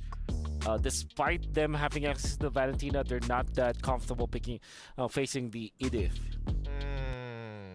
Rather interesting. It feels like this might have been a little preemptive for Keyboy to actually get his hands on this Grok, because again, it's not like there's a lot of information to work off of See You Soon. So this is definitely Fnatic Onyx kind of hunkering down to their own strategy rather than responding like in game number 1. With that Grok pick, they have forfeited their access to the Yu Zhong as See You Soon immediately bans that hero. Maybe the Lapu Lapu could be also another point of consideration for See You Soon as the ban for Lud P. And there's the Bane. I really like that ban. We did say that the Bane Faramis could be there for See You Soon, but the Bane was left open with the Vexana being up. I wonder if Fnatic Onyx are going to consider getting a sustain hero for Lud P, which we know that he really likes to play somewhere along the lines of a Barret's perhaps. Yeah.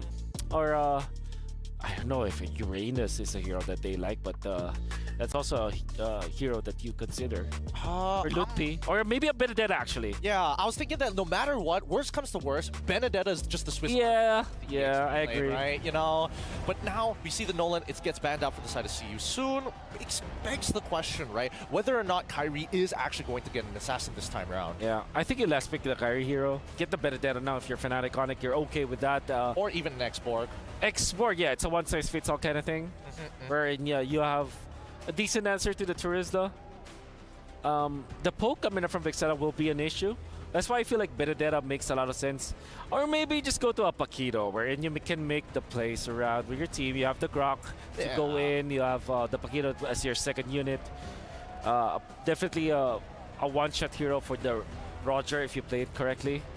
They go Arlott instead. Okay. Oh. Man, Carissa was known to be the traditional answer to the Arlott lane, so yeah.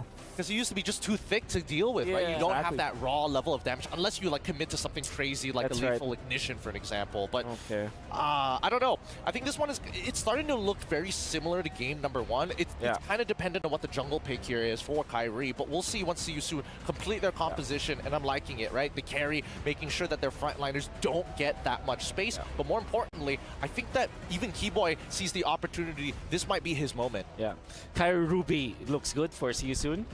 Another hero. You kind of need a knock-up. Edith is already banned, so they go Kaja. carry But they're Kaja. very brave because there's a Valentine on the opposite side. Yeah. Okay, so you Assassins are kind of iffy now for the side of Fnatic Onyx. But you don't want to go Fredrin in, going up against the... Right, with the carry. The carry is such a big deterrent. I think as long as it has iframes, I suppose. I think you're left with Alpha or Julian, I would say, for Fnatic Onyx. Alpha is decent. A little bit of a fighter in there. Yeah, you don't want to go Barretts against Gary Roger. That's death sentence for you. I think you're left with Julian, honestly, for Fnatic Onyx. Or, come on, let's pick up the Lancelot for all time's sake. For all they go time's Baksha. sake. Yeah, they go Baksha. Okay. Well, looking at the drafts here, all 10 heroes have been picked up. I gotta say, See You Soon. I feel like this is a very comfortable draft for I agree. them. For Fnatic Onyx, this is more of a draft that we've seen in previous patches. Now, I'm gonna say, I'm pretty sure the casters didn't expect what happened in game number 1.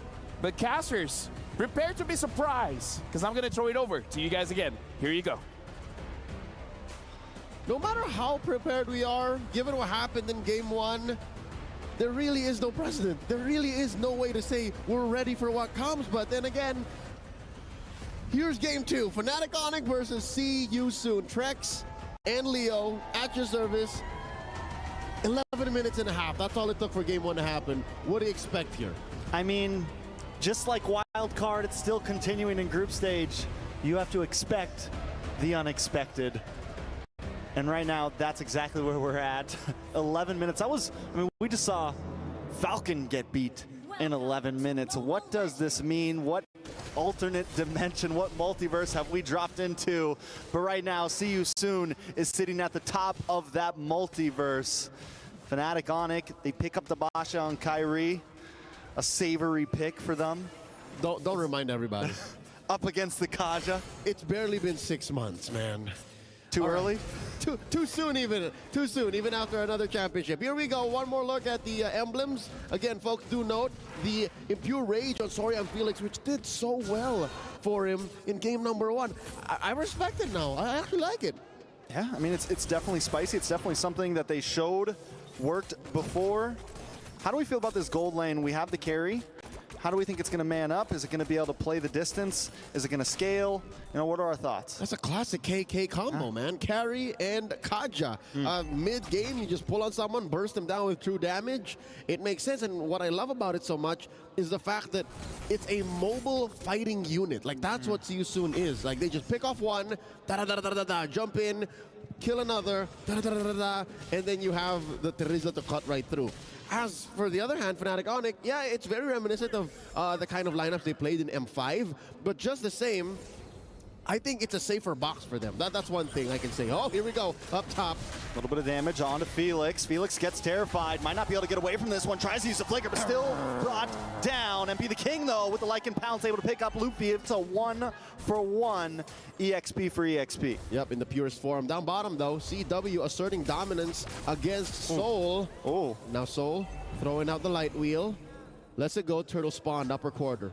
Soul's got soul, man. He's willing to get in the box with CW, willing to get in the ring right now. Ding, ding. And it's going back and forth. I feel like this matchup here is definitely, it's a lot of mechanics. It's not, no one just completely dominates the other. But if you ask me, I'd say Soul is a lightweight in the early. Oh no, Kyrie secures the turtle. Fight's already begun. Flicker out by Boxy.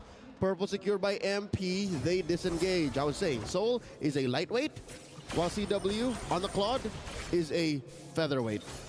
Because again, like you have the basics on carry, dealing more damage the more you do it with it, right? But you do have the mobility advantage on CW. That's one thing he has.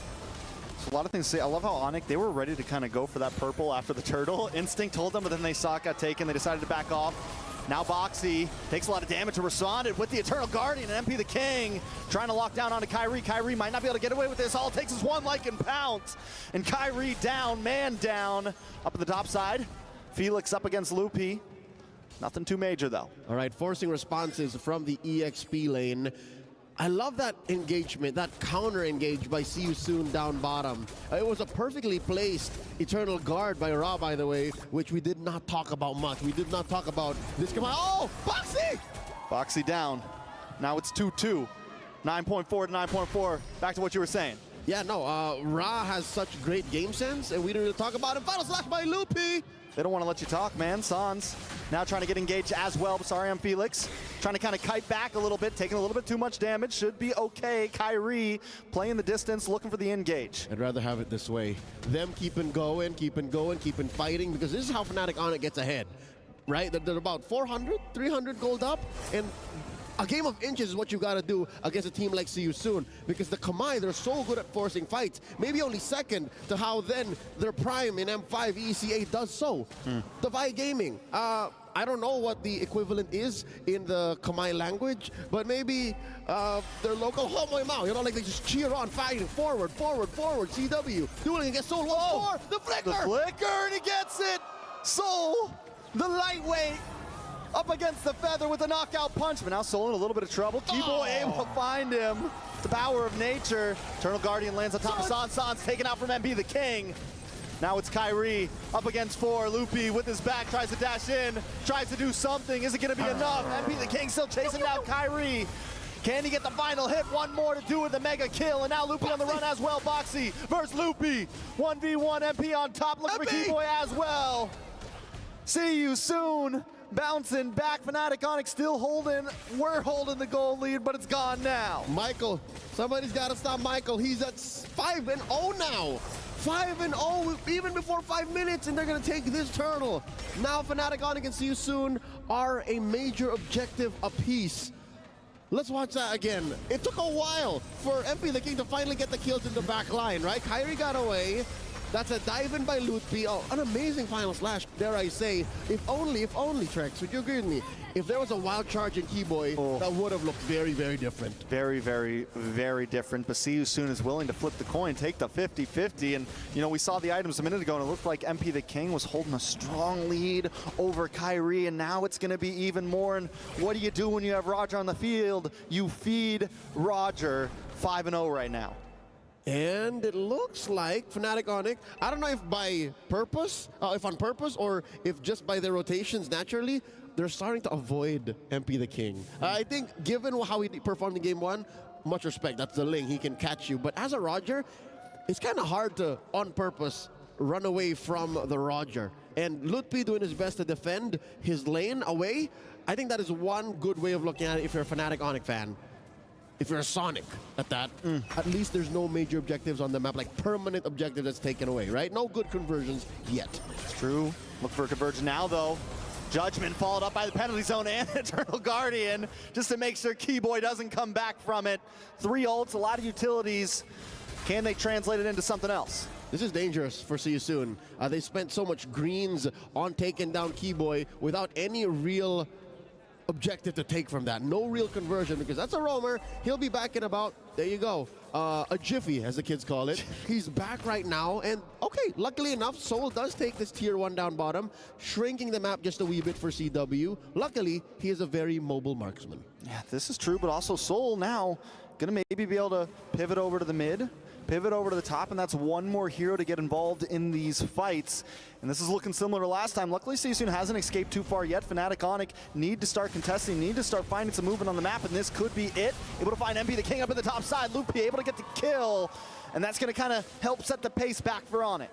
Uncharacteristic for MP the King to have overstayed his welcome, did not see it coming. Kyrie and Lootpi, that's a lot of damage between the both of them. Keyboy here with the conceal play, looking for a target.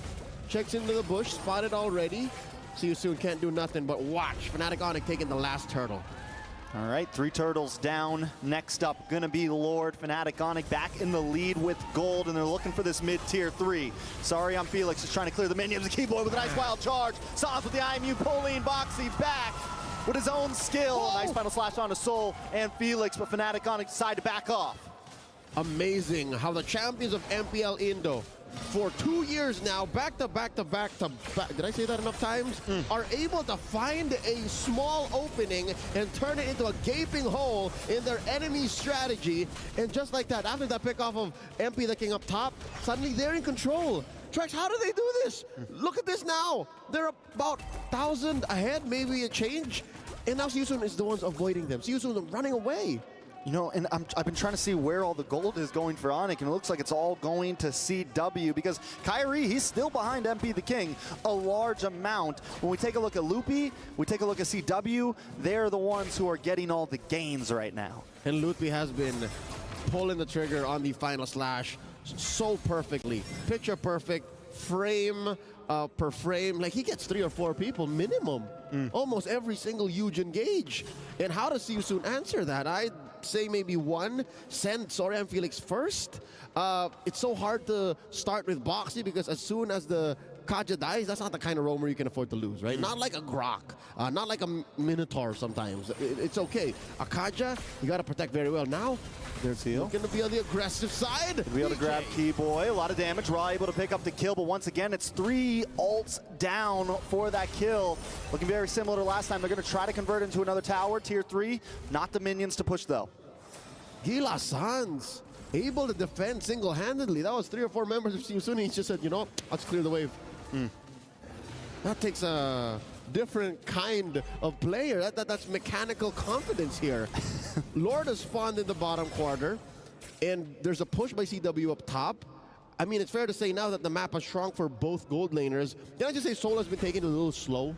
He's slowed down, ramping up in the late game. Yeah, he's going to need a little bit of time, and he just and also they don't have a big CC. Like you mentioned, the Kaja carry, right?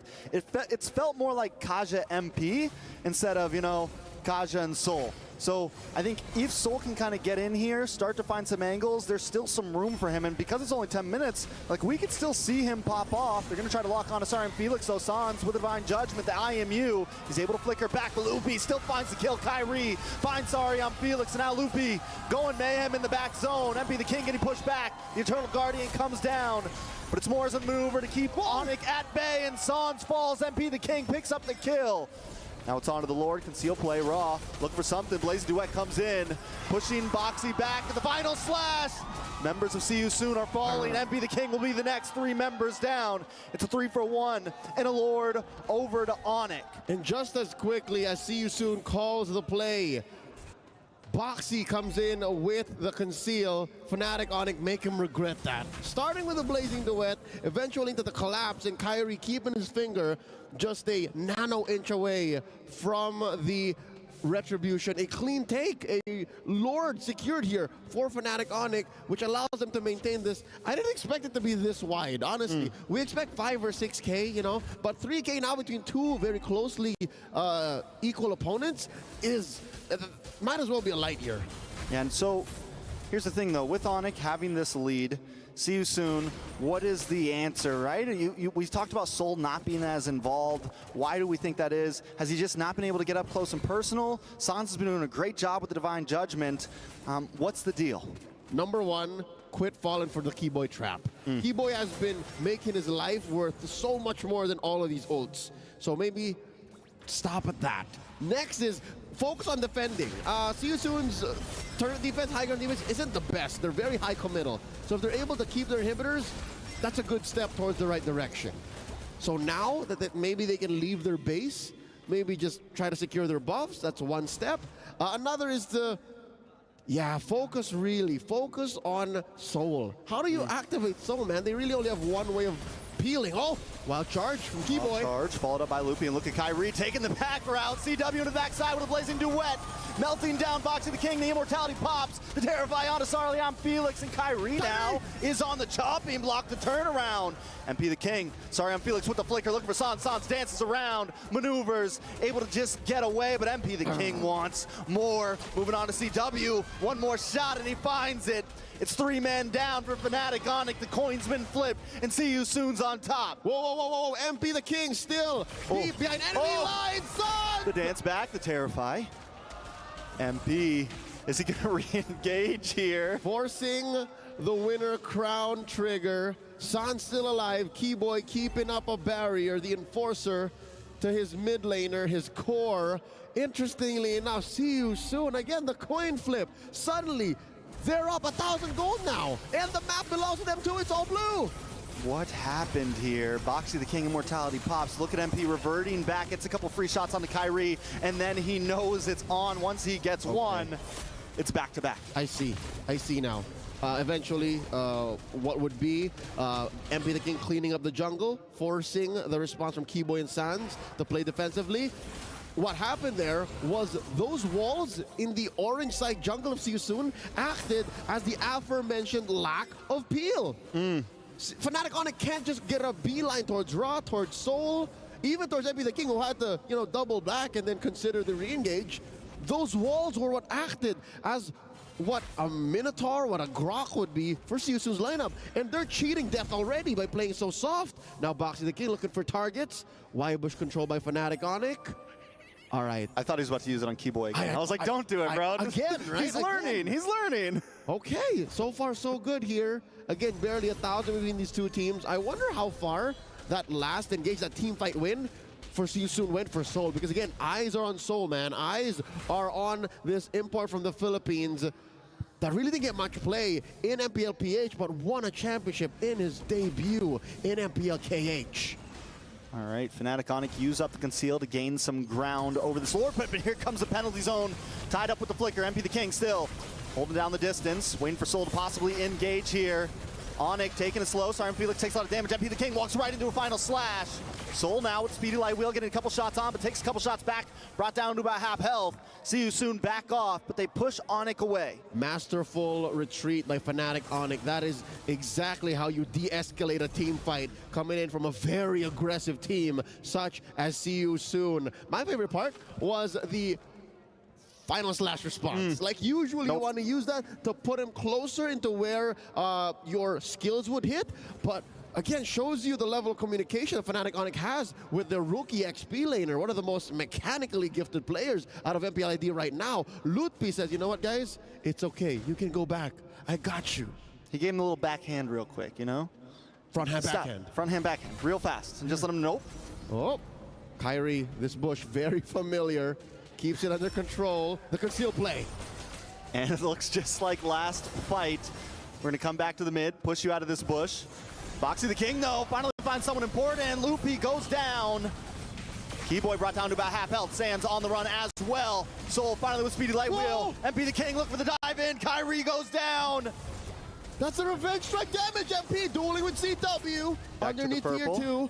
2. Fnatic Onyx down 2 men. Already a big win for the Khmer. And now they're going to move on to this Lord. See You Soon take the win on that one. 27 seconds on the clock for Kyrie, 15 for Loopy. And Fnatic Onyx can't do a thing about it. Wow. For all the boxing fans out there, I'd give the first and second round over to Fnatic Onyx. But in the third, See You Soon might just find the knockout. It's not about how hard you get knocked down.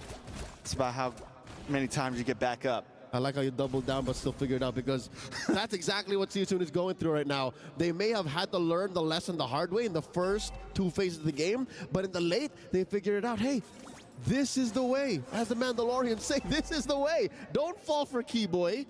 Get the DJ on someone that matters. And when Fnatic Onyx does the 2-step, don't fall for it. Find another engage. Don't waste your ults. Now the Lord gonna knock into the mid. All right, watch for Felix. He's got the penalty zone ready to go. Conceal play comes in as well. Felix able to jump in, get a nice penalty zone onto C-Dub. Sans, along with the rest of the team. Kyrie taking way too much damage, and MP finds the kill. Loopy's next on the block. The base is at 20%.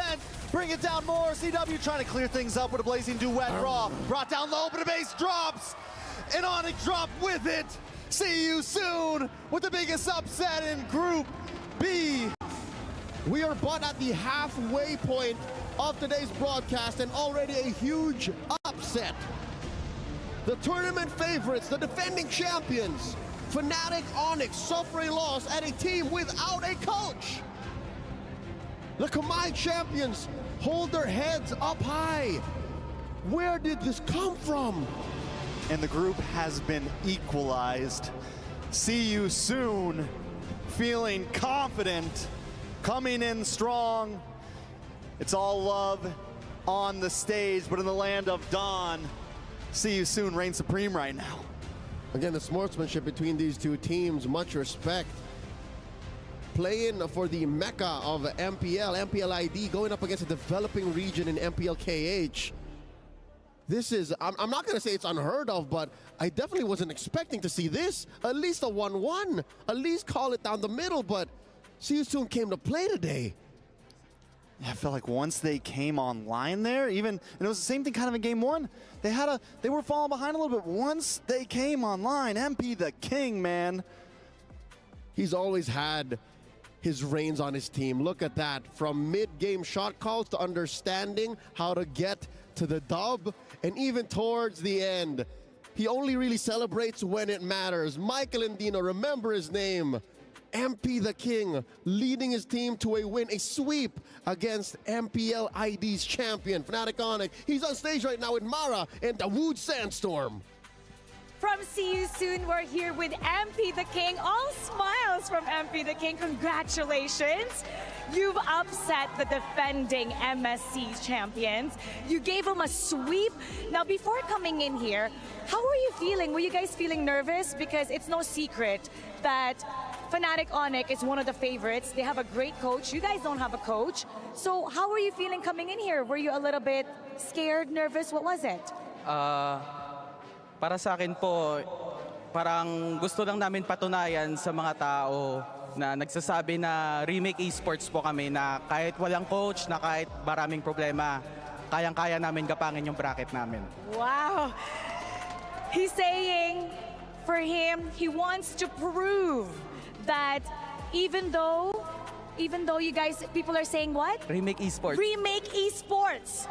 Even though they don't have a coach, the people are calling them Remake Esports. They want to show the world that they can handle their group.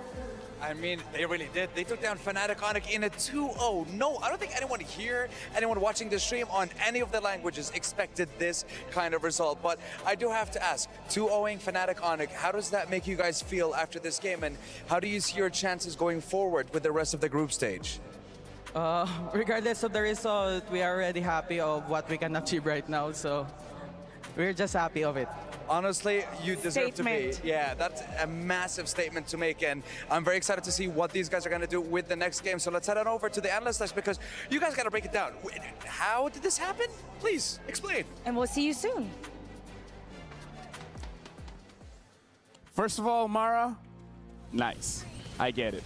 But we have a lot to talk about. We have to talk about the technical side, the draft side, the playstyle side, even the story side. But let's talk about the game first. Yeah, I am still in disbelief, especially because it kind of feels like it is See You Soon's day today, in a way that losing their drafters kind of made it so that they are now drafting so well. We said that Team Onyx, or I mean, I did say that Fnatic Onyx doesn't have a choice to go for Assassin Juggler as well as a Utility Juggler. They were forced to last pick this Baksha. And it felt like there was a big difference between the damage dealers of Fnatic Onyx and See You Soon in the end. Look, many people have made this reference. This is like that Rock Lee moment. He Yeah, off the exactly, wave. But exactly. honestly, when we talk about this reference, Rock Lee is the strongest when Guy Sensei isn't there. Yeah. And this is a new unlocked version of See You Soon, right? They had some really good man. target acquisitions. Look at but that. They saw the bigger picture in these fights, right? They were able to peel backwards. They knew that they could apply pressure to Fnatic Onyx and push them back into these choke points. But MP the King really stands above the rest in this match. I mean, look at how far ahead he is in this game. Man, Teresa is a problem. And back-to-back games, we saw the Lutpi Arlot going up against the Felix Teresa, which we did say that it's always Teresa's sided, no matter what stage of the game. Even patches ago, it looked really difficult for Fnatic Onyx to win this game because they've already revealed their Grok was the vanity in the first phase. Then eventually they already know the squad. It's like, for some reason, we were hyping Coach Yeb to be that guy that flexes everything, but back-to-back games, they were just so honest with the heroes that they're picking up. Yeah, look at this. MP the King. What a carry, man. 862 gold per minute, 74,000 damage dealt to heroes. I have a lot that I wanted to discuss with our analysts here. And let me say this to all the audience watching, to all the Fnatic Onyx fans, the See You Soon fans. When we're talking about the absence of coaches here, it's like we're not saying anything bad about the coaches. It's more about how right now the players, with the circumstances that they're in, they're fully focused. And that's the sign of a champion where despite everything going on, you know what's important. The important thing is you gotta win. How do you win? Draft good, play good, destroy the base. And that's what they did. They checked all the boxes, honestly. They really did check all the boxes, and I think, you know, this is an impressive team, and that's why I said from the very beginning that any teams that are coming out of specifically MPLKH are honestly really difficult to prepare against. And this is carry Kaja that usually is not going to be used when there's a vanity on the opposite end. That's true. That's true. You don't really pick it up. But I think what Season did was to overload the Suns with a lot of options. It's like options paralysis. I forgot what that term was called. But basically, you're looking at Teresa Ultimate.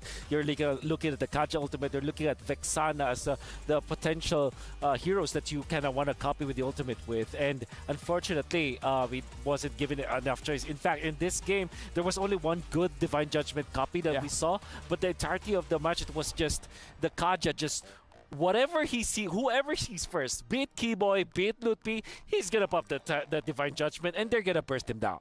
MP the King was very impressive, but we got to talk about Rod, the mid laner coming in from See You Soon, because we saw, like you said, Divine Judgments pulling anyone in, but the Eternal Guard, any engages coming in from Fnatic Onyx with one ult coming from one mid laner, disengages everything. Yeah. He's a door stopper is what I like to call him. He literally just puts it under the door and it's like, you stay right there. You don't need to move any further. And that Eternal Guard is so effective as well because it takes quite some time to really start chunking it down. The initiators coming out from Fnatic Onyx were dependent on their flickers and dependent on the dive, technically speaking, although there could be a box that could be done. If you look at conceptually what Fnatic Onyx wants to do is that they want to jump in with Claude, with the Grok flicker, with the Arlot going in flicker as well. Valentino wants to get up close and personal. So is the Arlot. So everybody from Fnatic Onyx wants to dive. Guess what? The lineup of See You Soon is just a box composition, right? They want to go in, whoever goes into their box of or circle of influence, whoever goes in, gets gun up on one combo from the carry, can eliminate anyone, literally anyone from Fnatic Onyx. And when the ultimate is done for the carry, guess what? There is the Roger to clean things up. Again, the Vexana pick is absolutely genius. It really shut down what Fnatic Onyx wants to do. And now we got to look at our Sony match MVP, and it's going to be MP the King. And while we're looking at him, let's talk about the plays that he made. Like, he made it possible, not just in this game, but again, people say remake esports and everything, but we have to remember them going up against Slangore Giants. Slangore Giants legitimately almost lost the second game because of MP the King's Bane. MP the King has used what? Bane, Ling, now Roger, any damage dealer. He's amazing at it. If it's carry-oriented, I think MP the King is going to be top in the charts all the time because he really accelerated this game, right? At a certain level of cost. Like, Felix was taking good brunt of the punishment, but that was actually good because then it allows MP the King to be like 4-0 by around 3 to 4 minutes into the game. And even now, you can see 7-2 by 12. Yeah, you can see this good exchange, good sequence of events for MP the King. CW is full HP but no stacks, and MP the King just literally, you know, scratched it. scratch that card, literally. He's buying he's buying scratch cards Yeah. and winning every single one of them. Oh, dude. 7 KDA, 862 gold per minute, 88% of the kills. I gotta say, MP the King is a good acquisition by See You Soon. He's definitely carrying the brand really, really well. We're gonna talk about technical stuff as well, but I do want to say, let's talk about the storyline. Yeah. The day is wide open now. Now there's no. I mean, I would say I think that SRG is still confirmed going to the knockout stage, but now. Are you sure? But now the one that I can say, Fnatic Onyx, they're the defending champions of MSC. They might not be able to defend their title now because defending champions getting knocked out of groups. What a storyline! I hate to bring it to you, boys, but the aforementioned Selangor Red Giants getting to the knockout stages guaranteed is not actually that guaranteed anymore. I hate to be the bearer of bad news because what happens is if See You Soon eventually wins against Falcons 2-0, and then let's just say Fnatic Onyx turns it around and wins 2-0 against SRG, that's going to be a three-way tie. Ooh. I mean, I'm thinking of the possible, like, for the majority of it, the most atypical one would have been like, oh, SRG and as well as Fnatic Onyx making it out of this group, no big deal. But now the possibility of no Indonesians in the That's also playoffs true. alone is a scary thought. In fact, it will only take one win from SRG to eventually force Fnatic Onyx out. Right? Now I'm really interested to see what our STC predictions were. Speaking of which, for you guys at home, I'm sure a lot of you guys are watching. Make sure you guys scan the QR code because let us know how we can improve the broadcast because, again, we're adding new things here. Look at here. We see the champions. Their logos are on the walls, are on the floor. It's absolutely amazing. It's because of you guys and your opinions. But yes. Yeah. Wait, sorry. I was thinking about math here, right? The Falcons eventually, let's just say See You Soon wins over Falcons 2-0. That guarantees them the slot to the playoffs, right? And then we look at the ALJ match of the day, where if SRG literally just wins one game over Fnatic Onyx, Fnatic is out. Because what happens is See You Soon practically becomes top 1, or top 2 actually. See You Soon becomes top 2. And if Fnatic Onyx is top 2, that means that See You Soon is gonna win the head-to-head. Okay, first of all, let me just stop you there and say SRG is gonna win 2-0 against Fnatic. Okay, Onyx. well, I'm just saying. Okay. But now we gotta look at the STC prediction. Let's see what the audience said. Oh! Dude. Oh. Yo, the guest coins. The guest coins, the amount of loss. Give it to them. Give it to them. Give it to them. They need that energy, man. For the 16% of you. For the 16%, you know what? Hats off. Hats off. You guys knew it was going to happen. You guys called it. And when we said, oh, the favorite is Fnatic Onyx, like, you guys called it. Hats off. Hats off. Well done. Well done, man. I mean, the Cambodians are definitely going to be like screaming for joy here because that is such a big win. And that momentum, hopefully, I mean, you saw the player reactions, right? They've got a lot of energy pent up inside and a lot of pressure has been relieved because of that 2-0. Here's the thing. See you soon. You're not done yet because we're going for a break. But after the break, it's going to be See You Soon going up against Falcons. So we'll see you guys then.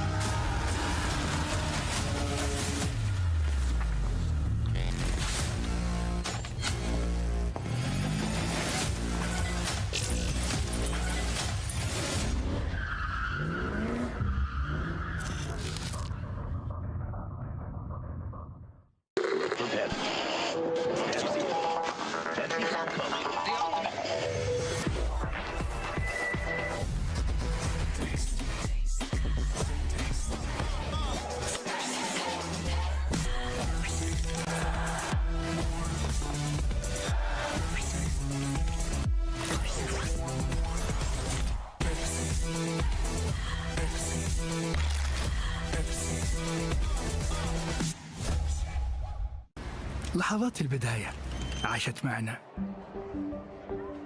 كنا نحسبها وقت للتسلية بس. نحسبها بس ذكريات. عبود أعطي أختك اليد يا ولد. ابتكرنا فيها ابتكارات، وإذا بغينا قلبناها خرافات. كنا نحسبها بس لمة وصحبة وسهرات. انتبه نوب ترى نوب. لكن كنا نشوف عالم ما حد يشوفه. ليت يشغل وقته بشيء يفيده. الله عليك على اليد. عالم كبر وعاش فينا. عالم الحماس فيه يوصلك كل مرة لحلم أصعب، بس ما يصعب عليك. بارد معك وين ما تروح.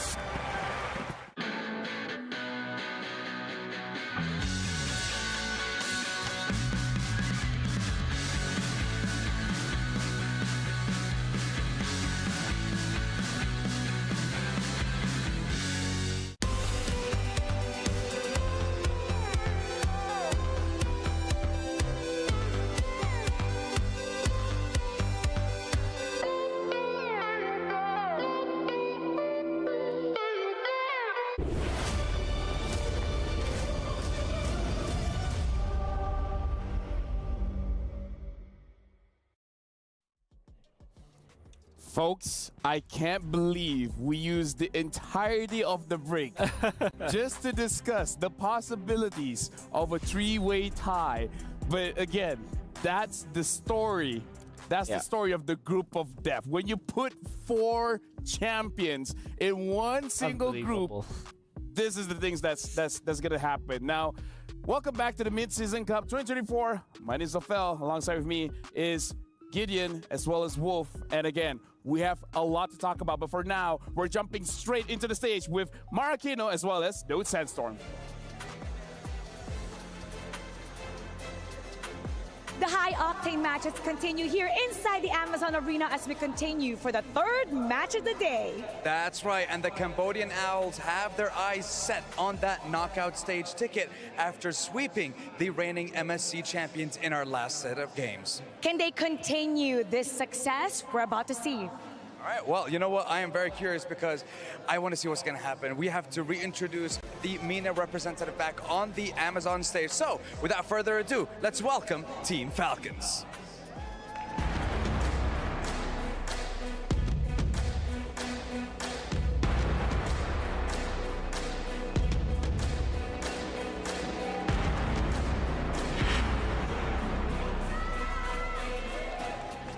This is the last match for our MENA representatives. Make some noise for Team Falcons!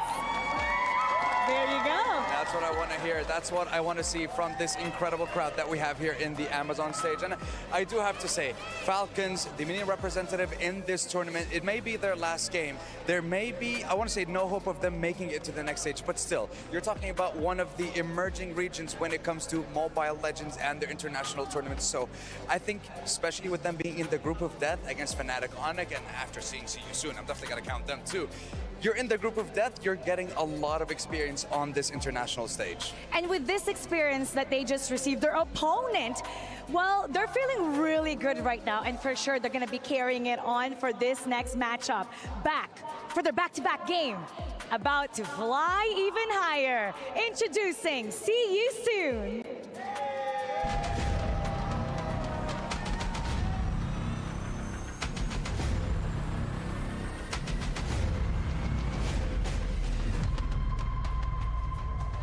That series sweep against Fnatic Onyx, the Sky Kings, is definitely why Group B is known as the Group of Death.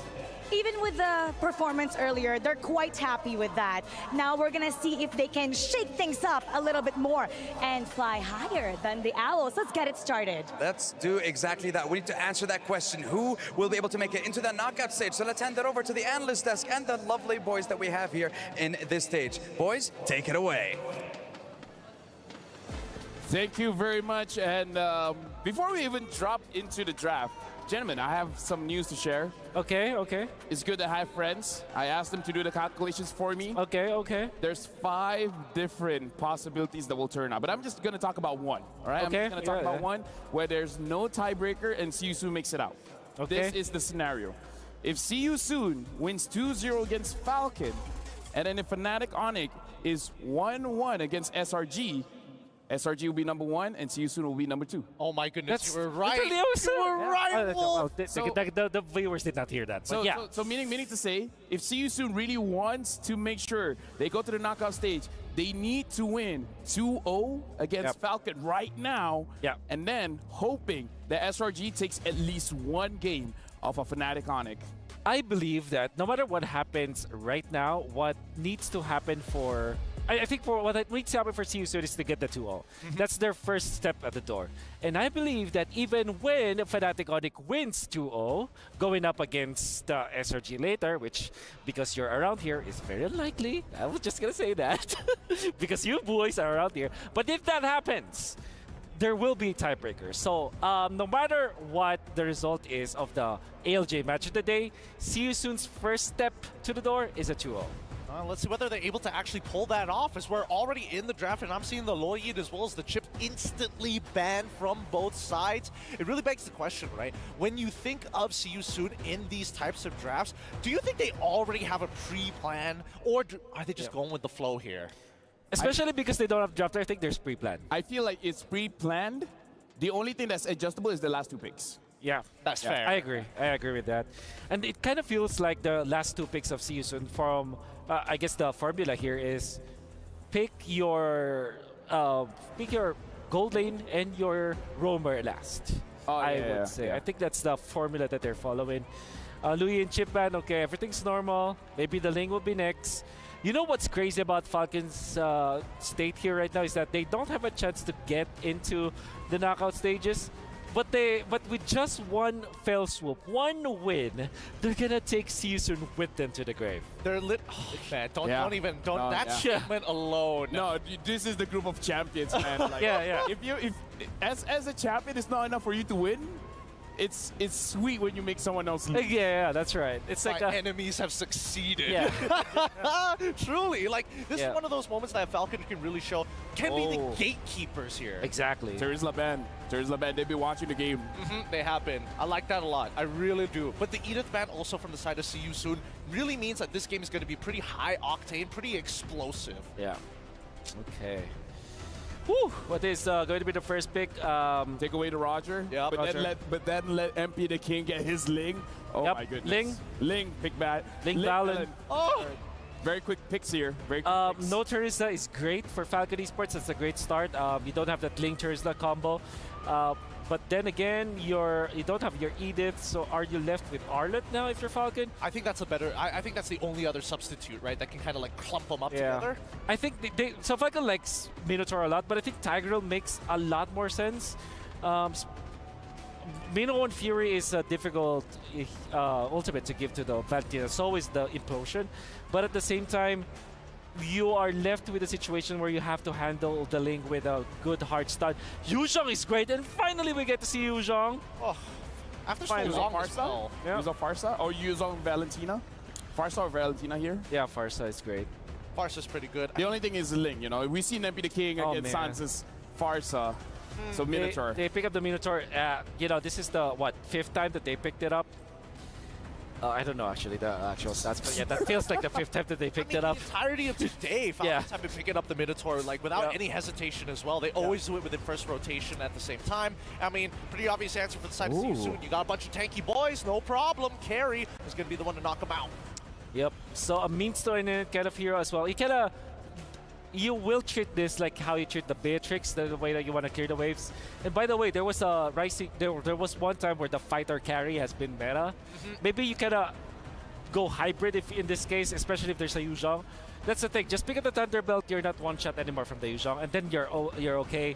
If you pick up the Beatrix in this case, it's much harder because you don't have access to that, and the Yuzhong one shots the Beatrix. So I like the idea here from See You Soon picking up that Scary. While we're having the draft, can I just update as well? If Falcon wins 2-0 going up against See You Soon, and then SRG gets 2-0 over Fnatic Onyx, we still have a 3-way tie except for the bottom 3 teams. Oh yeah, wow, okay. Yeah.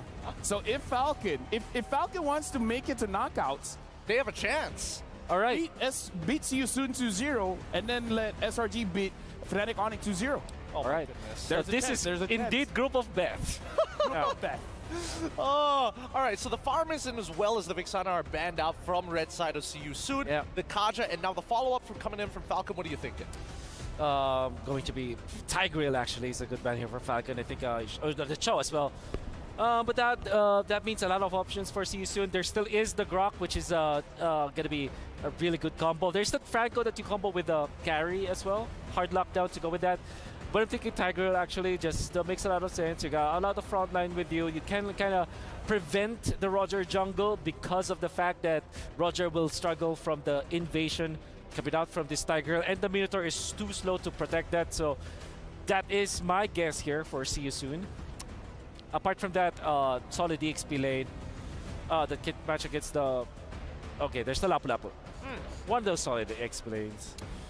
It is a solid EXP lane, but I think they're trying to they're trying to get access to the backline, right? Because Ling is going to need some help. It is very difficult for carry to actually go for these like big flanks without a little bit of help or a delivery system.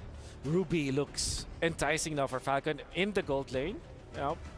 And then they will have to go for a little bit of damage. Farsa is still on the table, but then there's Lapu Lapu and Ling. So probably you're stuck with Aurora or Nana as Falcon. I wonder if they pick it up.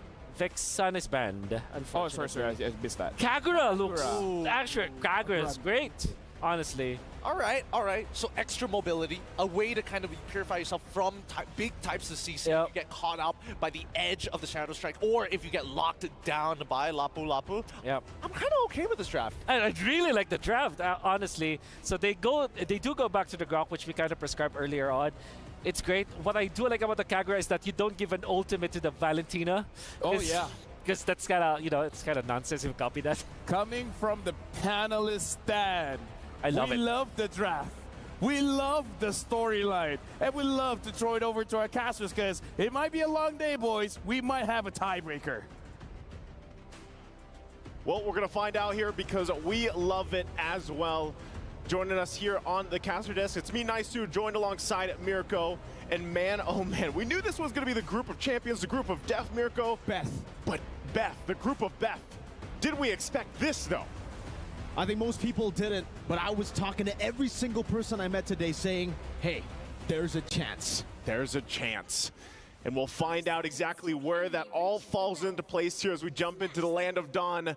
Match number 3 here for the MENA Falcons versus the Cambodian Owls to duke it out and find out where this group falls into place. Already taking a look at this, the lineups that we see here are very interesting. I mean, the fact, too, that we get to see a Kagura now paired up with a Natan is going to actually play a part, and Kenji picks up the Roger. And for CU soon, man, off the momentum that we just saw them go against 2-0 for Fnatic Onyx, that is insane. So very big kind of, I feel like, morale boost for CU soon. The analyst panel said it, right? I mean, right after that victory, CU soon, they were just ecstatic. They were jumping back and forth. You can see the momentum definitely favoring them here. And you can already see as well, even though Soul is on a pick like a carry, he's already very, very aggressive in lane here up against Lark. Trying to bully him all the way at the start of the game. Kenji going to be able to reveal MP the King there as he tries to go for an invade. And we can remember game number 1 against FNOC. See you soon. MP the King, he might as well just change his name to MP the Ling. MP the Ling, I like it. How well he was able to play and execute this Ling. You know, he's locked in. If anything you saw from the last series, he is ready to just play.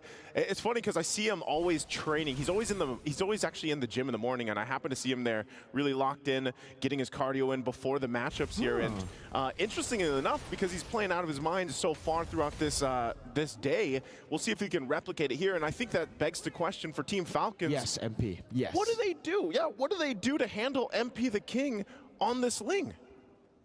See, Team Falcons, I feel like now with the Kagura, they're just going to try to surprise him. They're just going to try to burst him down before he can even go for anything. But the thing is, the way CU soon have been able to make it work is the fact that they've been layering it so well. MP the King, every single team fight comes in very late. And you can already see Falcons, they need to utilize this pace all the way from the start of the game. Kenji on the turtle already.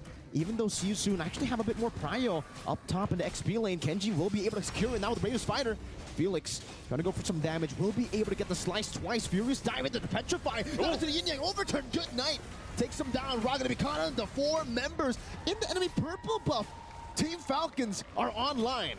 Hi, Team Falcons, they're like momentum from See You Soon will go ahead and fight them for it.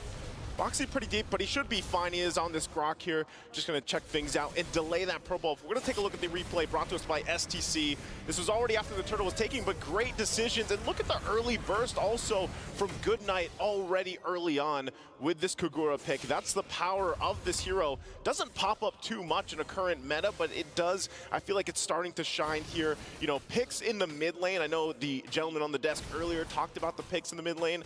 You see a lot of Farsa, you see a lot of Valentina, but it's nice to see this Kagura locked in, and how little round this lineup from Team Falcons already getting that early lead on. Slowly but surely, Falcons now trying to push that lead. Super getting that knock up, and now it's just going to be Kenji and Goodnight to secure Lethal Wanderer.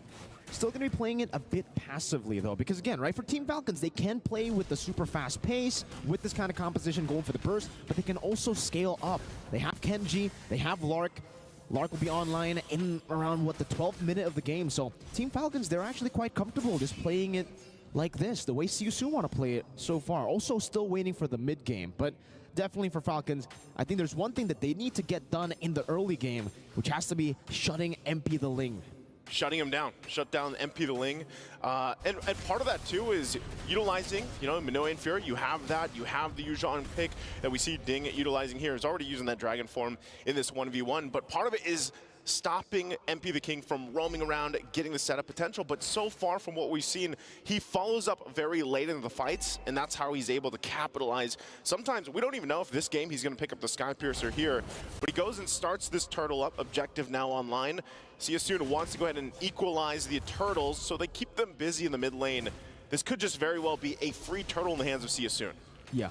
Falcons can't really go for anything here, so it should be MP the King just picking it up. Now wild charge on the 3 members. The Soul rotates over as well. Super forced to use the Minus Fury onto Ra. Up top, MP the King finding the kill. Minus Fury now by Ra as he steals it away with the IMU. Meanwhile, up top, Kenji trying to do some damage. Tempest of Blaze will be able to knock him up. MP the King trying to go for the Blaze right now, but Kenji will be able to outplay under the turret, finding a kill back. Boxy, no wild charge, puts the barrier down. Kenji will be able to get out.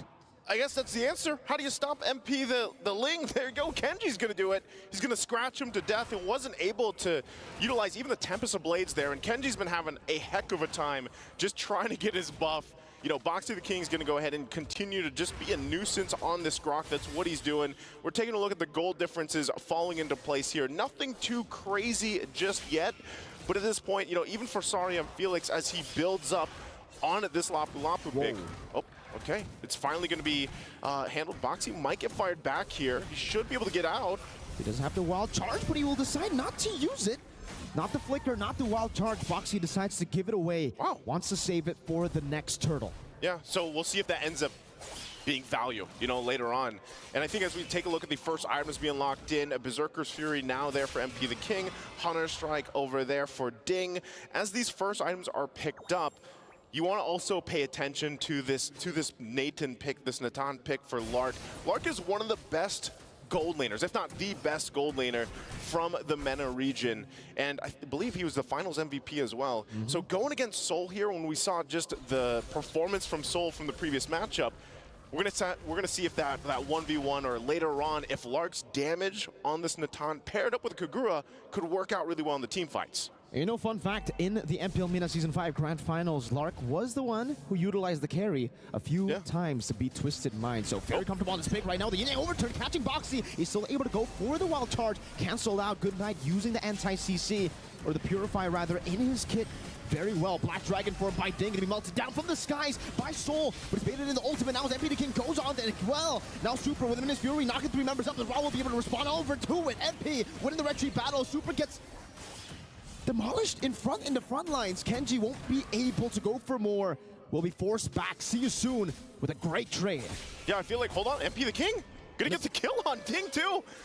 The shots, it's not gonna be enough to get the kill, but okay, they go and trade at pretty much objectives, the kills as well. You know, from that last fight, Super started up that fight. This is all for the purple buff. They're gonna force Kenji out. Oh, Lark, I don't know about that. Pops an entropy, gets bursted down by Soul on the carry. 1-0-1. But what was that damage? We were just talking about the gold laners, man, and Soul shows up interestingly enough, that Team Falcons, you know, you find themselves responding to the pressure on these resources. Look at this. Boxy has been doing this the entire game, but this time around, they force so much pressure, it forces Team Falcons to respond, and then they get punished off of it.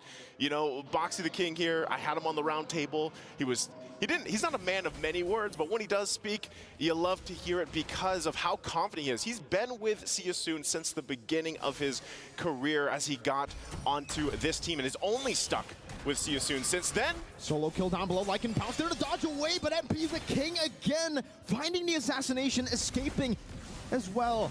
As Boxy tries to go for the invade now, putting the barrier down and forcing Super to go for a rather awkward path back to safety. Gets smacked in the face by the powered nature. He says, no problem, I got that healing. He's got it, he's got the healing, and right now, it's See You Soon's got this side of the jungle. Wishing Lantern also picked up by Ross, so now look at the pressure on this tier 2. I'm not sure if Team Falcons actually wants to initiate this. Super does have them no Fury, but it looks like they're just gonna watch that tier 2 taken down, so See You Soon playing the macro game. Slowly but surely now, Ding doing some damage. Furious dive defensively as now the Bravest Spider will be used up. The 2 slashes. The final one to back away. Ding gonna be slowed down now. The wild charge not connecting. Super goes in, but gets terrified before he can go for the Mini's Fury. Rod pops it in, and it seems Super won't be able to take that damage. Now, dang! That's a 5-man or a 4-man Petrify, but no one's there to follow it up. Lark is gonna be demolished in the back, forced to use the entropy defensively. 3 members down, traded in just for Soul. I don't know what it is, man. It looks like Team Falcons is just a little disjointed in some of the calls and some of the entries they're going for here. You mentioned it, a great Petrify from Ding, great setup, but there's no follow-up. And that is tough to see from Team Falcons, and part of that is in light to their lineup, the composition they brought to the table here. But See You Soon, after all that, will go ahead and grab themselves this first Lord of the game. Hozclaw's now picked up for MP the King. We've seen so many 1v1s even under the objectives between him and Kenji. And he's got to get some of that sustain now. We're taking a look real quick. Once again, items fall into place. You got 3 items now for Soul. He has that Trinity he's looking for, Corrosion Scythe, the Golden Staff, the DHS, and some defensive items are going to be needed here, especially for Super. If he's looking to get that Minoan Fury off, get the combination, Flicker's going to be down, so he doesn't have that. So this is going to be a difficult defense. Team Falcons has to be able to defend this to stay in this game. It's a 10-minute mark. You're already looking at the damage dealt from this lineup from See You Soon. It's very aggressive. And they could possibly, if they win a decisive fight here, could end the game on this. Lord now makes its way to the mid lane. What can Team Falcons do? Lara can go for the entropy now, but with Boxy the King using the conceal, walking up right there, it is going to be very, very tough for Lark to actually utilize the wave clear that he has in the kit. With the first Lord, they're able to crack open the base. Base turret number 1 taken down in the mid lane right now. The Brave Spider will be used again by Felix just to escape. Boxy again, very, very patient on that wild charge. Doesn't want to go for it just yet. Wants to hold out as another mini wave will be crashing down up top. Soul just munching on that turret. 2 base turrets in the 10th minute of the game for See You Soon. And they might want to make it 3 as they rotate over to the bottom lane just with that peak thing. Oh my goodness! Almost gets bursted down the wild charge. Straight into the damage from Soul. The fade away. One last shot to do it, but Felix won't be able to get it. Forced to flicker back out now. Goes for the stun. Just anticipating some of the damage coming out. Lord, no! The fade away coming up from Soul as Rod disengages with the Mini's Fury stolen away. MP the King's returning over. Top of the blaze to escape from the Mini's Fury is now it's going to be MP the King picking up all the plays, but will be forced back with the Finch poise. See You Soon. They'll take 2 base turrets. They'll lose 2 members, and they'll say, okay. It's a little messy, but hey, they're still in the game for Team Falcons. That was brutal for them, but eventually they hold on to the 1 base turret. We're gonna take there's so much happened here. Look at this portion of the replay. It's already, when a lot of that happened already. Ding nearly goes down. Great usage of the Minoan Fury with that Temps Blades. They hold on a little bit longer. They get MP the King out. Because if they weren't able to get him that low, I feel like he probably could have picked up the kill. He's not going that route of the Skypiercer, so that threat of getting executed isn't there just yet unless we see that later in the game. But right now, 12 minutes in, man, See You Soon is just on point, gets the BOD locked in. Good Night does pick up the Divine Glaive. So what we're seeing here, if you're from Team Falcons, you want to be able to get the setup, Minoan Fury or from Ding, and then follow through with that Yin Yang overturn. And Lark hasn't been able to shine just yet. Conceal play going to be used though. Boxy the King will push further in. forcing them back. Oh, wall charge not connecting. Ding able to escape with the Black Dragon form. They baited out a big ultimate, but they used 2. See you soon now. Going back to the lowered area, trying to go for it. Lark actually has picked up an item, Power Spike, but take a look at Soul. Take a look at See You Soon. Oh, no. Deleting the Lord. Now, MP the King goes for the Tempest of Blaze onto the back line. Knows Ding doesn't have the Black Dragon from, goes in for the Blaze as well. Oh, gets gunned down before he can even fly away. Team Falcons, they find a big pick, and it's a good time for them to find that pick. See You Soon want to go for the siege. That Holy Crystal pickup gonna help the Lark there pump out a little extra damage to get MP the King down. So we'll see. They still have the full force of the lineup. Minoan Fury 4 Raw here. Last turret goes down, Lord's in the base. That's an enhanced Lord now. He's already on the base. They're not actually going to try to take it away. That's a wild charge connected to the back line, but Lark will be able to purify out of it. Super goes over to Minish Fury as well as Raw. But take a look at Lark, still free. Hitting in the back. Good night. Again, able to find a Yin Yang overturn, but there's no damage. Soul with the flicker forward. Try to go for the pick onto Lark, but will not be able to get it done. Falcons, though, they live to see another day. I don't know what it was. Like, it was a great entry from Good Night. The Yin Yang overturn was there, but there just wasn't enough damage. And if you look at it, you know, they're, what, 7,000 gold behind? So maybe if it was a little bit more even in terms of the economy, that would have went better for Good Night. Again, as we take a look at the replay here, great usage. Once again, Super has done a fantastic job at using the Minoan Fury, buying more time for the follow-up to come through, and that's where we see Good Night entry in. Isn't able to capitalize on that damage. And you can see some of that, you know, the reaction, the frustrations here too, of course, as they're still holding on. You know, they still hold on to this game. It hasn't ended just yet, but See You Soon, they might try to go just for a game ender, but they have to respect this damage. Ding's gonna go ahead and get on out of there. Will get back to base, heal up, has to use the dragon form. But man, at this point, some of these last items are going to be picked up. Athena Shield now for Super. Definitely needs that to go ahead and have a better time for the setup potential with this Minoan Fury. Lane's pushing in here. See You Soon. They don't really have much they can do until that Lord possibly comes up in about a minute. So they just want to control this side of the map, control the jungle. We're going to see some key items being picked up here. This is where Natan shines. Has the Holy Crystal, has the Divine Glaive now available to him. So Lark, the positioning is massive here. He does have a Purify, and that might be a crucial point in staying alive from the initiation. We've been seeing a lot of, well, actually, we haven't really been seeing a lot of Natans here at MSC 2024, but even when we do, we don't really see him get to his item Power Spikes. You know, the it's games. Very early game-centric, the gameplay, the plan right now for every single team. So Natan really hasn't been able to find the timing to go for those items, but now we see that from Team Falcons. Lark, with the 3 super mini waves constantly pushing in, See You Soon are basically giving away farm to Lark, and he's been taking all the value out of it. So See You Soon, they need to get the job done here with the next Lord, because the later the game goes, Lark will make it as though, you know, he's the assassin. He's going to be doing some true damage, it feels. We already got a preview of that, you know? Going in, Ding used the Furious Dive earlier, will be forced to use the defensive Black Dragon form. Now going to be Lark caught on the back line by Boxy. Now with the flicker forward and the barrier catching him. MP the King with the Tempest of Blaze. Lark all the way in the front. The main carry taken out. Well played to See You Soon. MP flashing a BTR emote as he goes for it. He has a triple kill. Might be going for the Savages. They will be taken down by Soul. That's game number 1 for See You Soon. And See You Soon will continue on with the momentum they built from the last series into this one. MP the Ling here once again. Man, what a performance from this entire lineup. Really, not even, they knew that they could get the Lord, but instead it was like Team Falcons wanted to duke it out. They wanted to possibly get some information. And See You Soon knew that they had the advantage. They had the lead. And if they just solved it by getting a great Guardians Bears set up, closing in on Team Falcons, they could get a kill or two. And they happened to get Lark, as we were talking about the Natan, especially in the late game. Man, again, great game here that we got to see from See You Soon. And I know there's going to be a lot to break down here and say on the analyst stand. So, gentlemen, go ahead and take this away and tell us how this one went. I would say this almost went to the way of Falcons, man. They almost win that, but one crucial catch coming in from the Grok, getting it at Natan, it ends it. Yeah, I have my own draft principles, and typically if I want to go double scaling, like Roger, for example, as well as Nathan, they need a lot of farm, right?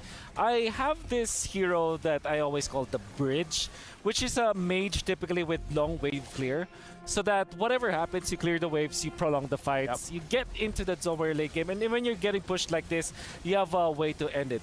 Kagura is not that kind of hero, right? Kagura wants to eliminate heroes, which, with all due fairness, Goodnight was making a lot of good plays, but it's just that the farm wasn't enough.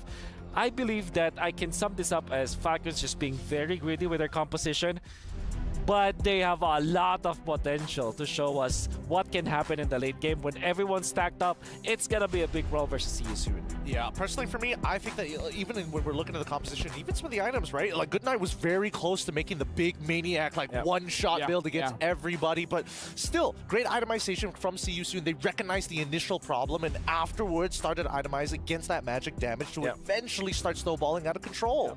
See You Soon made the most out of their composition, I would say, in a way that it's unorthodox, right? But fair, look at See You Soon. They were struggling in the early stages because they're getting kills. In fact, they had to kind of forfeit some of the kills. But what they did was to give the side lanes to the Ling as well as the carry, and then activate the Lapu-Lapu very early. Rarely would you see an XP laner get into the mid lane as soon as possible, like around 5 minutes, right? But there was practically a switch for the lanes, which I think was kind of genius because now you buy a lot of time for your Ling to farm up. In the very exact same concept, we did actually see that from Falcons as well, right? Because we did see Roger actually picking up on towards the mid waves, even though the EXP has rotated to catch it. Yeah. So at the same cost, it's really who scales faster in these types of games. True. And unfortunately, Ling is just that much quicker across the map. I agree. I mean, again, going up against MP the Ling. Now, here's the theory, right? Here's the theory. Maybe going up again, See You Soon, first secure blue side so that you can ban the Ling. Okay. You can ban the Bane. You can first pick the Roger, and then letting MP the King, I don't know, pick up something like Hayabusa or something. Because if you're red side and you're having to ban the Louis, the Chips, only having one ban, one ban doesn't feel enough going up against See You Soon. It's gonna be difficult, unless See You Soon, bans the Louis again for themselves. So that could happen. That's a handicap, I guess. Right now, like it came to a point where that is a handicap that they give so that their opponents can eventually match up against their draft. Oh my. The coachless See You Soon is drafting so well. They really are. Because initially we thought, hey, maybe the Drizzler was like the big linchpin that keeps this comp together, but not anymore, right? There's still multiple ways and at least backup plans for See You Soon. That's right. Unbelievable. And to be fair, with Falcons, I think that they have an interesting composition. Maybe if they did pick up the Kagura and maybe change up their marksman choice. Maybe Beatrix, perhaps, which was available, going up as a carry. Maybe they go back to their Clint. Actually, this probably was the game that I would have recommended the Clint. Or even a Brody, perhaps. Brody's great versus the Ling, Brody, But, I think that if they wanted to pick the Nathan, there should have been a change. Should be a Nana or Aurora so that they have wave clear. If they wanted really to pick up that Kagura, pick up a different Goldaner, I would say. That's not that farm dependent. Wolf, you know what? If I learn anything from See You Soon, keep it simple.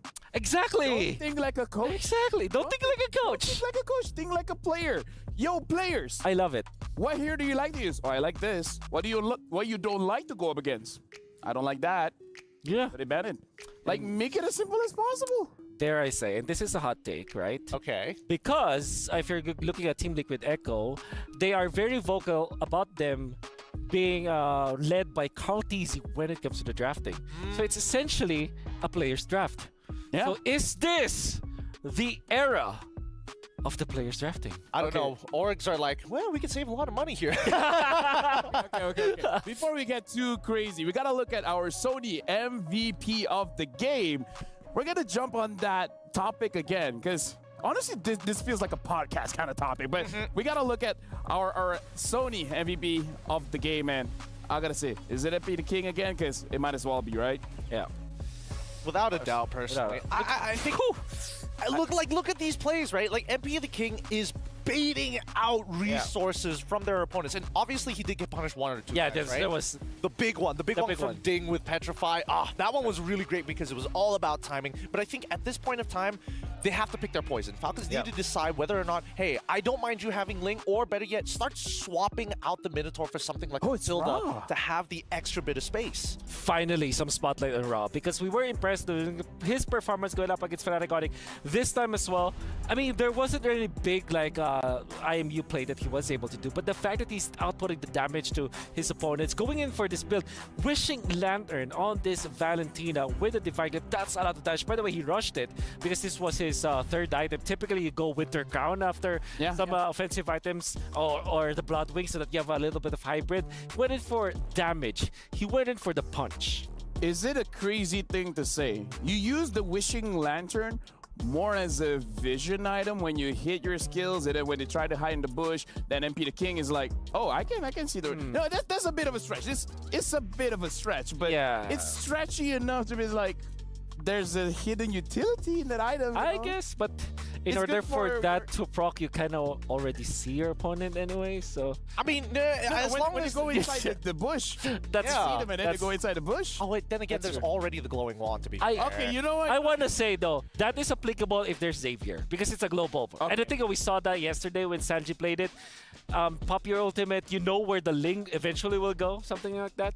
Doesn't sound like a bad idea. Honestly, I think that when we really have to boil this down to like what are the key linchpins that are making the See You Soon comp actually work, right? And I think that Ra, very much so the MVP, they need to start considering whether or not this Valentina is too much to handle, right? Because his spacing is incredible, and he's making sure that he's like filling in the cracks of the wall, just an entire filter to make sure that they don't find any gaps from the side of Falcons. What I want the viewers to understand now is that the Valentina as a pick, as a hero, is now being used against damage / assassin jugglers. That's your go-to. Like, because if you go back to somewhere along the lines of a Vexana, for example, you're exposed. If you go to a Farsa, yeah, sure, it wins over the Valentina, but you saw that even Sans, the Farsa god in the world, is getting forced out by Lings, right? So Farsa, not good against assassins. There are rare mages that are good against assassins.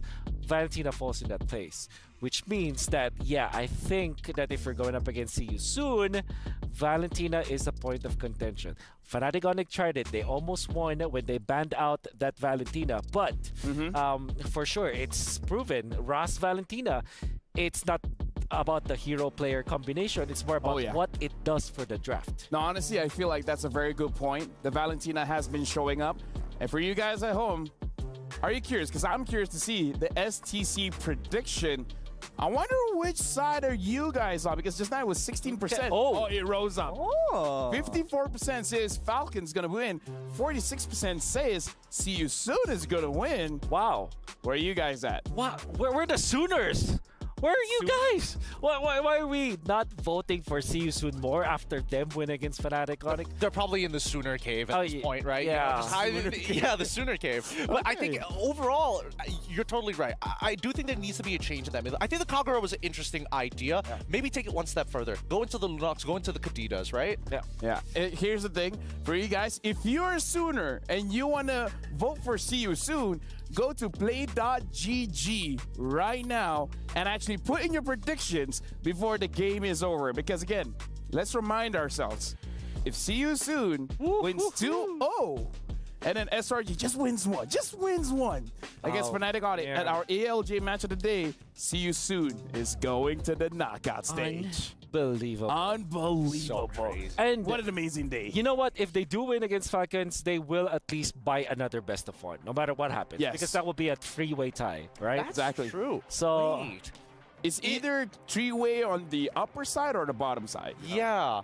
But eventually they would have technically played their 4-match suspension already, and their coaching staff can come back in. Am I correct? I think a series. Yeah, I think series. Match means series, game means the individual game. Yeah, this is one match. Best of 2 is one match. So this is the second match. Gotcha. But at this point, come on, do we really want to put the weights back on? Oh, come on. Again, we're not saying anything about the coaches. Yeah, exactly. We're not saying anything about the coaches. We're just saying about when things are simple, it's easier for your mind to be set free. Exactly. And by the way, we're not even saying that having coaches is actually like a deterrent for them winning. They actually won one game versus SRG, like legitimately, like they played it out and almost won another one. So I think that we have just all been sleeping when See You Soon are just awake because you've been a coach, Wolf. I've been a coach, and we both have know. I been? You know what? Like we helped out the teams, but sometimes it's like having a kid. You know, like you help them out, let them understand the basics, and then you gotta let them fly. Yeah. You gotta let them make their own decisions. But now we're jumping into the draft. See You Soon. Now they're on blue side. Falcon, red side, Ling, Roger, ban, Chips open. Oh, Chips ban first. Oh, sorry, Chips ban, but now Louis is open. I mean, they can ban the Louis. Honestly, they. My guess is if Louis is available, they're probably gonna pick Valentina anyways. Yeah, that's what I'm thinking as well. That's true. That's true. Yeah, okay. So Louis, oh man, Valentina, all my guess coins.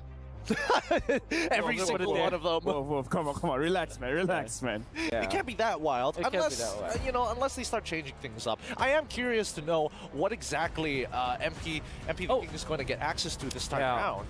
They haven't picked it. They're thinking about it. It's not an easy first pick here. Maybe this is where it's like, okay, maybe we need a coach. Yeah, there it is. Valentina. All right. Okay, your guess. Guess are safe. I think you take away the tourism now, right? If you're Falcons, don't give it to Mr. Sorian Felix. Sorian Felix. Seriously, I'm Phoenix. Seriously, I'm Felix. That could be true. Okay, do you pick up the Moskov now since it's the hero that's one of the stronger heroes out there? But then again, I think you pick up Terizla and probably the Minotaur that they really like because that's just how they operate. Then again, you expose it to the Valentina, so maybe that's a point of consideration. But I don't know. I think they need to start changing up their plans. So far, they haven't won like any of their games with the Minotaur in hand. You might as well go for something simpler like Matilda to like try and kind of get out of the ways and still have some access to single target lockdown. Yeah. Farsa Terizla. I agree with this. This is a very good pick. Okay. Although I would say maybe the Farsa is a little bit early since there's no way that See You Soon is going to pick up another mage. But you know that's nitpicky. Yep. I think you go Yuzhong, right? For if you're See You Soon, or maybe a Lapu-Lapu. Yuzhong, I mean, Rock also works as well, right? Yeah, Moskov is great, but maybe they'll settle for I don't know, maybe a assassin like a Hayabusa. Honestly, they go for the Cho and the carry. They really like this carry pick. Interesting. I guess they're trying to make some hard reads here, right? Yeah. I think it could be just like that. They might be thinking that Falcons are responding according to their draft and looking to deny as many picks as possible rather than playing their own game. I agree. Cho is interesting because I will not be that comfortable thinking that this will be a roam. Like this could be a EXP jungle Cho, you know? This is MP the King, so gotta be always careful about that. See You Soon, pick up Bane, and then Falcon pick up like a Julian or something. Yes, that's right. Yep. So for Falcon, how do you answer the carry? You go for Claude maybe. The Moskov, as we did say. They eventually still get their Moskov, so I think Falcons are very happy about how the draft turned out. Well, for now. Things could still turn around in these last two picks, which See You Soon consistently have shocked us. Exactly. And consistently get their like prime picks. Yeah. So you ban the Yuzhong now, and I think you still ban the Bane for all intents and purposes. Hayabusa, as we did say, could also be the choice for See You Soon, especially that they have shown their Moskov. Tigreal ban and eventually the Minotaur ban. See You Soon. The Falcons really like that. Is there a possibility? I feel like there's a possibility for Fanny here. I don't know whether Falcons are going to ban this out, right? I've noticed a couple of things, but like it's starting to look good, and especially with the Cho that felt a little out of place on blue side. That is too sus. Like a third pick Cho at this rate, you know? Yeah, I do agree with you. Oh my goodness. Is Falcon going to ban it?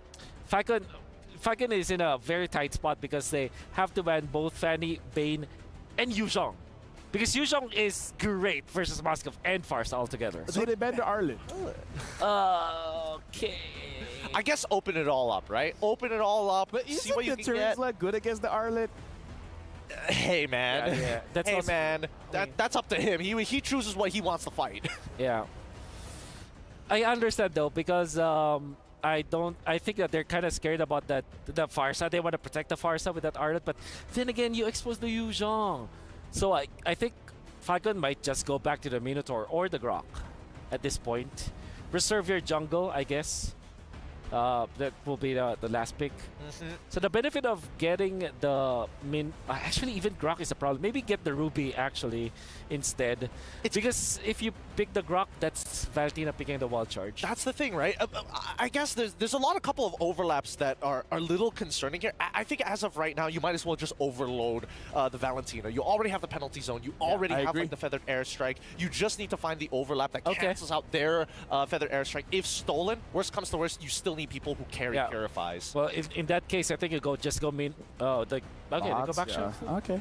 I mean, it's safe. Safe. Okay. For all intents and purposes, Boxia, first item blade armor, you can deal-ish with the carry. There's usually the Hellcurt. Oh my god. Yeah, this is an MP the King Hellcurt. Look at them. They're cheering. They're like, let's go Hellcurt. Oh my goodness. Okay, so how the typical answer to the Hellcurt before was the Akai, and it's a valid pickup for Falcon. The Rome, by the way, Rome Akai. Apart from that, you might just sell for Rafaela. The Florin, Florin also works. The floor, I think this is the scary part, right? Because as soon as level 4 hits, if Florin is just caught lacking or walking around the river by herself, insta-killed. Feather Airstrike comes, Dark Knight falls. You can't hit anything if you can't see him. I don't know, Wolf. I'm siding with Gideon here. I understand. So casters, we haven't seen Hellcurt in a while. And even in this game, we might not even see him because he might turn off the lights. And with that being said, we're passing it over to the casters. Interesting draft we have here. Gentlemen, thank you for breaking it down for us. Of course, it's me, Naisu, and Mirko on the desk to bring you guys this last game for this series between Team Falcons. And see you soon. What do you feel about the Hellcurt pick, Mirko? I like it. You know, this is exactly the draft I expected when there are no coaches around. Yep. We'll see this time around if the Hellcurt surprises us from MP the Ling now to MP the Kurt. MP the Hellcurt? I don't know. MP the Knight. MP the Knight. We'll find out. Jumping to the Land of Dawn again for us in a very crucial match for See You Soon to be partly the decider of what can happen here for this group of champions, the group of death, as both these junglers go ahead and start up. Kenji this time around will go ahead and take this Boxia. That has been a pick now for a lot of teams when they want to kind of step back a little bit, slow things down, because look, Super's on a Florin. Very different from what we saw from the previous game where he locked in that Minotaur. He was a big frontliner for them. And also emblem-wise, anything sticking out here to you for emblems? Not really. It doesn't seem like anybody is going to go for anything crazy, except, Super with the Temporal Rain. Master Assassin and both the Marksmen, by the way, still going for that lane dominance here, trying to get the advantage in the lane. But yeah, man, I don't know. For See You Soon, it almost seems like they're doing better without the help of the coaches. Again, we had the whole conversation there. Boxy, though, now with the Jikundo, trying to go for the reset on the Shunpu, will be able to do so. And good night. What do you think of the Kagura pick earlier? Now back to the Farsa pick? It almost seemed like, they wanted to go for something crazy, and then they said, okay, maybe a bit too crazy. I agree with what Wolf and Gideon were also saying about this, where Mid is just in a position where it's kind of awkward because the rise of assassins once again in the current meta, especially when Ling is on the table a lot of times, it's difficult to be a mage right now, because you got to be able to play quite defensively. I don't think anything's going to result into this unless Boxy doesn't have the level 4. We'll take some damage, but everybody's down here in the bottom lane. Even Ra just rotating down below, dishing out some damage, forcing Kenji back. Get that XP, before this turtle comes up. A couple seconds away. But yeah, I think the Kagura, it was great to see, but it just didn't end up having enough damage, especially in the late game where they got to. So turtle's up here. MP the game, gonna try to push him back. Oh, good night. Boxy in a 2v1, still able to escape, goes back in. Good night, might actually be taken down, has a Purify down. He flickers forward, Boxy, but it's first blood over to Good Night. MP the King securing it now with Deadly Singer. Soul might get another solo kill up top, and Lark will be able to escape for now. Soul's looking for it. Feather Airstrike again onto Ra in the mid lane. Good Night. 2 early kills for the Farsa. Hey, that's great for Good Night. 2 early kills on this mage that's already, provides so much burst damage available this early on. You get 2 early kills, then you're online way quicker than you originally would be. So that's crucial for Goodnight and just for the whole team of Team Falcons to be able to contest of what See You Soon can bring to the table here. I think part of this too is as long as you can survive when MP the King initiates, but look at this once again, right on the shot there. Feathered Airstrike set up from Goodnight, and look at that smile. He's feeling good about it, man. He's really feeling good about that. Oh.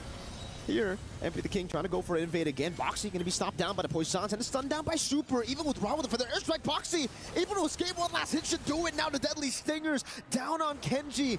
It was all a bait. Now Goodnight. That smile might be going away as MP jumps with a Deadly Stinger. Feather Airstrike.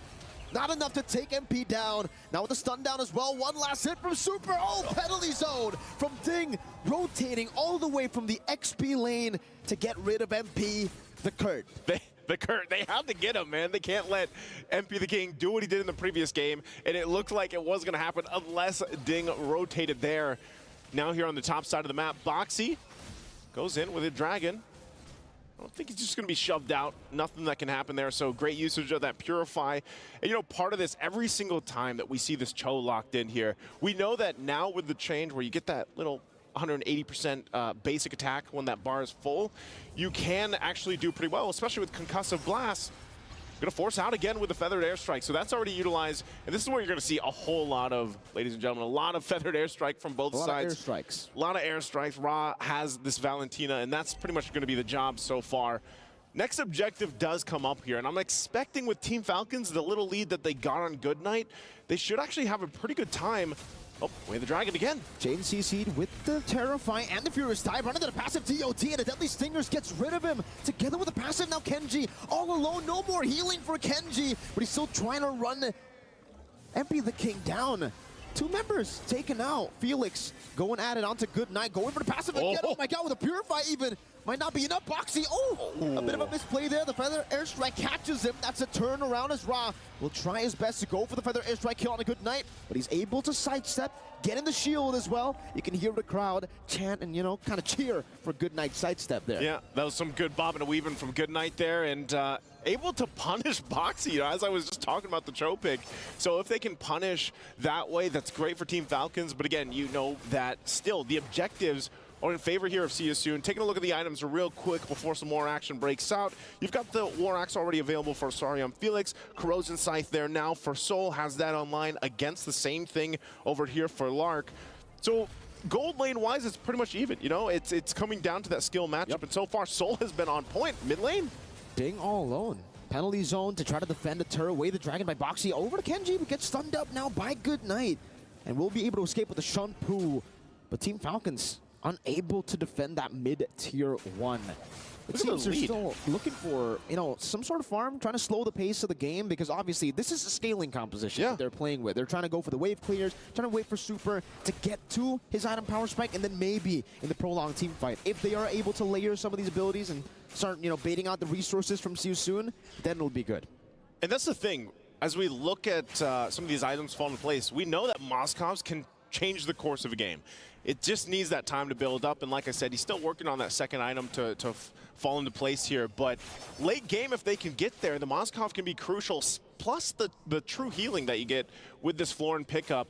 So right now, I feel like the bases are pretty much covered for Team Falcons. It's just, how do you stop yourself from getting too far behind? I mean, we're already, look at the gold difference, right? 20,000 here for See You Soon to 16.6 for Team Falcons. Defensive penalty zone going to be used by Ding. He's trapped. 4 members in the bottom lane. Boxy, way the Dragon to chain him down. Now with Felix all the way with the Furious Dive there. Still waiting on that Furious Dive. Ding getting the healing down with Feather Airstrike. Will get rid of his HP bar together with Felix as he finally goes for the Furious Dive. But Goodnight takes him out. A bit too overextended there, Felix. But it seems for See You Soon, he'll still be able to go onto the turtle. Kenji getting melted down by Soul. Gets a bit of healing with the flash of the Oasis. Soul continuing the damage all alone. And Team Falcons, Kenji can't handle that. This is why he loves the carry. You know, he's been picking this hero up for time after time, and he's just able to go ahead and shred through. And that's when you're wondering, you know, Super picked up this Florin pick. You're almost thinking, how much value can you get currently from this Florin pick with the Temporal Rain in comparison to, let's just say, what we saw from previous, where the Minotaur was really able to set things up or even peel for the team here. This time around, you're relying on the Boxia and Ding on the Trizla to be that front to back if you need it. and just sustain through it. So again, it goes back to Lark, needs the time to farm up, has to catch up here. But looking at the items already, I mean, for MP the King, he's just stacked this early on. Boxy again just goes in. Jikundo will be able to shut Poo back out. They're still trying to go for the invade here on the orange buff as Boxy walks up again. Penalty zone locking him down. Boxy will be taken out. Felix should disengage here. Kenji is still there using a poison sauce. Now the airstrike actually threatens Felix's life. Dark Knight falls into the back line. He goes, but the healing, it's getting to a point where Team Falcons, they don't care about that damage anymore. It's no longer a one-shot threat from the Hellcurt. Yeah, I think a big part of that was the Flask of the Oasis that was picked up for Super. So, you know, as we get further into the game, you don't see Florence too much. I know the guys mentioned the Rafaela possibly could have been picked up here too, but we'll have to see. MP the King, okay, he's not going to enter that point. They could look, Team Falcons could look to just take this tier 1. Looks like their eyes are set on it. They're going to put the pressure there, forcing MP the King to go back. And at that point, again, late game potential from Team Falcons could be great. As long as they keep things from getting too out of hand. Spirit of Destruction going to be used, but they will lose that tier 2 turret. He doesn't, no, don't. Don't take it. Don't take it. And you know what's happening too, when he uses that Spirit of Destruction, you have MP the King pop the ult, and then you don't actually know, right? You don't know 100% if you want to enter that fight because you don't have that information because the lights are out, man. Yeah, then it'll be really tough for Falcons. But technically they have Good Night, so, you know, maybe they do enjoy a little bit of, you know, the evening. Some darkness. Some darkness. And you can see the Dark Knight Falls here, utilized by MP the King just as a utility, actually. Yeah. Trying to get some more pressure on the map. Lark, Abyss Walker forward, clearing up the wave up top. And it does seem like for See You Soon, they're going to have so much more prio on the map to play around as Lord. Already starting it out in the 9th minute of the game here with Soul. Boxy. Boxy goes. Great way to drag it to punch him down. Now the penalty zone locking him down as well. Kenji gets the healing with the Tortoise Poisons. Trying to escape from the feathered airstrike. But look at the chase now. Black Dragon form by Felix, slowing him down slowly but surely. Soul gets rid of him. Kenji, 4th death in this game. Good Night trying to go for a little bit more damage to try to force See You Soon out of this Lord. But it seems with that one-man advantage, it's the jungler. They'll be able to take this for free. No contest from Team Falcons. I don't know, Mirko. I feel like just See You Soon has figured out the Baksha. We saw this with their game against Fnatic Onic, and, you know, Soul does get that Lord there. But the thing about this is, when you have the Baksha locked in, you're trying to rotate quickly. You're trying to be that frontline tank. You know, you have the ultimate makes you even more tanky, but they're getting shredded. I mean, even with that, he is taking the damage, but because of the fact that you have Soul here with the carry who handles tanks so well, it almost seems negligible. And now in the mid lane. Again, great angle of the way to Dragon. Now with the Feather Airstrike, Good Night trying to clear out the waves, and he will be able to do so. Lark, don't take it. Okay, he doesn't take it, right? He doesn't take it. Just goes for it. MP gets rid of the turret up top. That's another tier 2 falling to the hands of See You Soon. Black Dragon form. Gonna be used up as Rod dodges away. Oh, taking a whole lot of damage. Even with the steal on the Bloom, they're not able to get back to full HP. Mid lane, the cannon minion should be able to take their turret down, but they actually CC it, and they keep it alive. Okay, they keep it alive. Fleeting time also picked up here by Super. And this is where you start to wonder, all right, now that we get to that, you know, mid-game to late-game transition, eventually in a couple minutes here, how well will the healing from Super do in comparison to set of potential? Because if you can land the penalty zone, great, sets things up for you. And not only that, but Lark, you know, he's missed it. Oh, hold on. Boxy? Or he's forced out. They're going to lose that mid-turret finally. You know, See You Soon knew that Joe was just one hit away. They finally get it down, but going back to it, Good Night's been doing a great job. Actually, Good Night and Super, they haven't gone down at all. Holding on to the Purifies, getting a lot of value out of that. And Lark, you saw it earlier. If he just, we've seen this throughout even the wildcard stage and to this point, man. If you don't land that Spirit of Destruction where you need to, you're left running to the team fight. So Lark, gets a little more difficult as we approach these objective fights. Slowly but surely, Team Falcons trying to scale up, but it seems like for right now, they're still really struggling to get to that comfort point. Good Night trying to read out some of the positions of See You Soon, but the conceal gets used up. Good Night, he notices something fishy is going on. Yeah, he knows. He knows something is going on. Ra walks up, and the Wings by Wings will be popped in by Good Night to escape. Ra does get the Feathered Airstrike, though, so that's going to be a big ultimate coming into the next few team fights. And it just feels like for Falcons, even if they scale, See You Soon's composition is built to go up against this front to back. They have so many ways to enter the team fight, so many ways to actually find new and creative angles to attack this very I would say, like, just a coordinated, reliant draft. Again, that's what Boxy does. Goes in, way the dragon, into the Furious Dive. That was coordinated. That was coordinated, but it wasn't from Falcons. It was from See You Soon, who has so much more control on the map. Yeah. And, you know, anytime this Cho's locked in, that's what you're going to have to expect. And I'm surprised that, you know, Team Falcon's still really struggling. And this is around the resources, just the buffs, you know, at this point. So with that, See You Soon, just a single pick off on Kenji is going to allow them to just go ahead and take this Lord. Team Falcon's not in a position really to do much unless, you know, Goodnight just provides information, but he could get sandwiched in. Look at the placements already from Boxy, sitting there patiently. So Team Falcons will go ahead and grab that very easily. They'll have to defend against See You Soon's Lord push. And now with that, See You Soon, they've been in control of the majority of this game. Team Falcons showed some signs of hope fighting back. I mean, we're going to take a quick look at the items. At least Lark has the Wind of Nature. Get some of that defense here available to him. But only Dominance Ice and Athena Shield, the Immortality for Ding. BOD. A lot of the times, yeah. And there's the BOD locked in now for MP the King. So we could possibly see this game ending on this push. Lord's going to go down on the bottom side. So Team Falcons centering around this mid lane. Keep an eye on Boxy. He has Flicker available with the Way of the Dragon. He could actually start the fight. Looks like Darkness is going to fall here. Dark Knight falls now. MP just shredding through that base turret up top. We'll be able to find it now, as that's another in the bottom lane without the charge of the Enhanced Lord. The Lord still at full HP. Now Falcons decide to go on it. No more mini waves to utilize for See You Soon. A good feather airstrike by Goodnight. Try to zone them away, and they will be able to get rid of that Enhanced Lord in the bottom lane, but they have lost 2 base turrets. Boxy the King again with the conceal, trying to go for a play right now. The Black Dragon form is there as well. The Jeet Kune Do knocks thing up. First soul to melt him down. Immortality is still there to help him up. Felix goes in for the Furious Dive, but gets punished by Lark. Spirit of Destruction as Lark joins in the team fight again. MP the King getting spotted, but he finds the Singers. Still not enough as Lark gets the Wind of Nature, gets the healing, and the Flask of the Oasis to survive. All right, Team Falcons, they hold on to that mid turret. But man, I almost thought they were actually just gonna full send it in the mid lane to fight back after they got started on Felix. Even with the heal that they had, they still had to be checked. They were checked by Ra's damage. You saw that alone. This is why so many teams prioritize the Valentina pick once it's available throughout the entirety of the game. Even doesn't matter which ultimate is taken here, though the raw damage and the skill set from the Valentina, you can see the amount of damage that is dealt already. And a lot of times this is just taking the feathered airstrike themselves for See You Soon. So once again, Team Falcons, they... Oh, Ding. Might be solo kill. Dark Knight falls. Ding gets the healing. The Spirit of Destruction doesn't connect. And now MP might be caught. Kenji finds it. What happened to Lark in the other side of the map? Now in the mid lane, Soul gonna go for the base turret as MP the King gets taken out. With the feather airstrike will be there to go and clear out the waves. One last shot as Boxy clears, or cancels it out rather. One cannon minion up top. But for See You Soon, I think they're happy with that trade. They got a base turret for MP the King. Up top, it's gonna be Ding versus... Sorry, I'm Felix.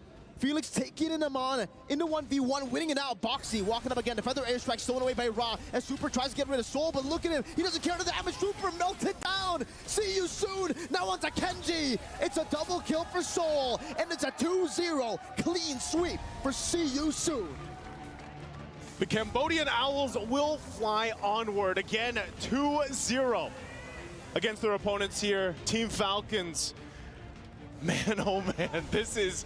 See You Soon came to play today. I know we've all been saying it. I know everybody woke up today thinking differently about this team, especially what's happened to them in the previous days. But man, are they just playing nearly perfect right now, I'd say. You know, and across the lanes, the lineups that they bring to the table too are very interesting. Again, fist bumps across both teams here. And this is going to make the ALJ match of the day very interesting, Mirko, ahead of us. That's the decider now for if we get a 3-way tie, because See You Soon bumped their stat line now onto 2 points. SRG still sitting with 4 points, and Fnatic Onic with 0. So again, if Fnatic Onic get that 2-0, it'll be 2-2-2. The battle for knockout stage continues. Oh man, again, it just... I love this. I love it when group stages are this intense, you know, because you have something in mind, and yep, group of death, group of champions here. Wouldn't have it any other way. And as you know, we have to wait for that matchup later, of course, for the ALG matchup of the day, SRG and Fnatic. But man, again, that's going to be closing it out for us here for this match, at least on the desk. It's Mirko over here with me, Naisu. Can't wait to hear what we have to listen to from See You Soon over on stage. Let's go ahead and throw it over to our host to hear from them. Here with us on stage, the gold laner from See You Soon, Soul. Congratulations. Thank you, thank you. Your smile is very nice right now. I know you're so happy. You guys were giving each other high fives. How are you holding up considering it's your first international experience and you're doing so well? Nung una kabado, pero nandiyan naman yung teammate ko para mapataas yung confidence ko sa first international tournament. In the beginning, he was feeling really nervous, but he credits his teammate to increase his confidence for his first international tournament. That's the thing. You rely on your teammates. You rely on your team to bring you back up into, I want to say bring you back into the game, bring you back into the groove when it comes to a tournament like the MSC. Now, I have one question for you. Your qualification to the knockout stage is reliant on the next game. How do you feel about that? We wish Onyx win. Sana manalo Onyx para makaangat kami sa next round. They want Onyx to win so they can go up the next round. Okay, I mean, here's the thing. When it comes to Fnatic, Onyx, and I want to say the Selangor Red Giants, if Fnatic win one game, or rather lose one game, that's it. They're done. They're out. But if Selangor Red Giants take the 2-0, both of you teams will make it through to the knockout stage. So how do you feel about that? Do you think Fnatic can actually take one game and get us back to a, I want to say a tiebreaker, or do you think it might be a 2-0 to the Selangor Red Giants? Siguro kahit sino nang manalo sa kanila. Oh, he's saying it doesn't matter who wins. It doesn't matter, are you sure? Yeah. Are you sure about that? I think the analyst desk might beg to differ when it comes to that, but you know what? I'll let you guys break it down for us, because sometimes it can be a little bit confusing for us here on the stage. So break it down. Let us know. How is it going to work out when it comes to the next game? What do we need to happen to see two more, or I want to say a couple more tiebreakers, or what do we need to see to wrap up the day with the next game? Boys, take it away. We'll be answering the question. Now, I understand everything. Number one, just saying, Selangor Giants wins one game, there's no tiebreaker, See You Soon moves to the knockout stage. But I understand what Soul is thinking about. Soul is like, I want to play more games. I want my revenge. No, I think that's why it's like, if whoever wins, I know that I have a shot now. You know, as a Filipino, I think what he meant was, I think what I saw, is, I didn't think that he looked at the scores anymore, that he was so focused on winning. Yeah. I think that's the goal for know. system, because no matter what happens, if they didn't get the 2-0, which they eventually did, they will not be able to buy another few games, you know. So no matter what happens now, they have a shot. They have a shot. They've done what they had to do. Exactly. They've already made a good impression on everybody internationally. 100%. Right? And now they're peaking. I think, you know, in this game alone, the fact that they were able to draft... I wouldn't even say this is unorthodox. This is definitely something that they have tried out before, but you can also see how creative that they can get when they hit multiple brick walls. Yeah. And, you know, I do want to talk about the game, and I think the next steps matter as well, because something gets in my head, right? But maybe I'll talk about that later. Very quickly, Helkert, jungle, with, I think he had the whole 5 items at 15, was it 15 minutes? 13 minutes. 13 minutes! Flash farming with this Helkert. And I think the same system for See You Soon happened in game number 2, where they were creating a lot of chaos. This time, unlike other teams that focus on the gold lane, they focus on their jungler. This time, MP the King is the flash farmer, 878 gold per minute. They were creating chaos outside of the match. There was even a time that they were trying to invade while the Helkert was just farming and also getting the turtle. They went out of their way to make the space for MP the King this time.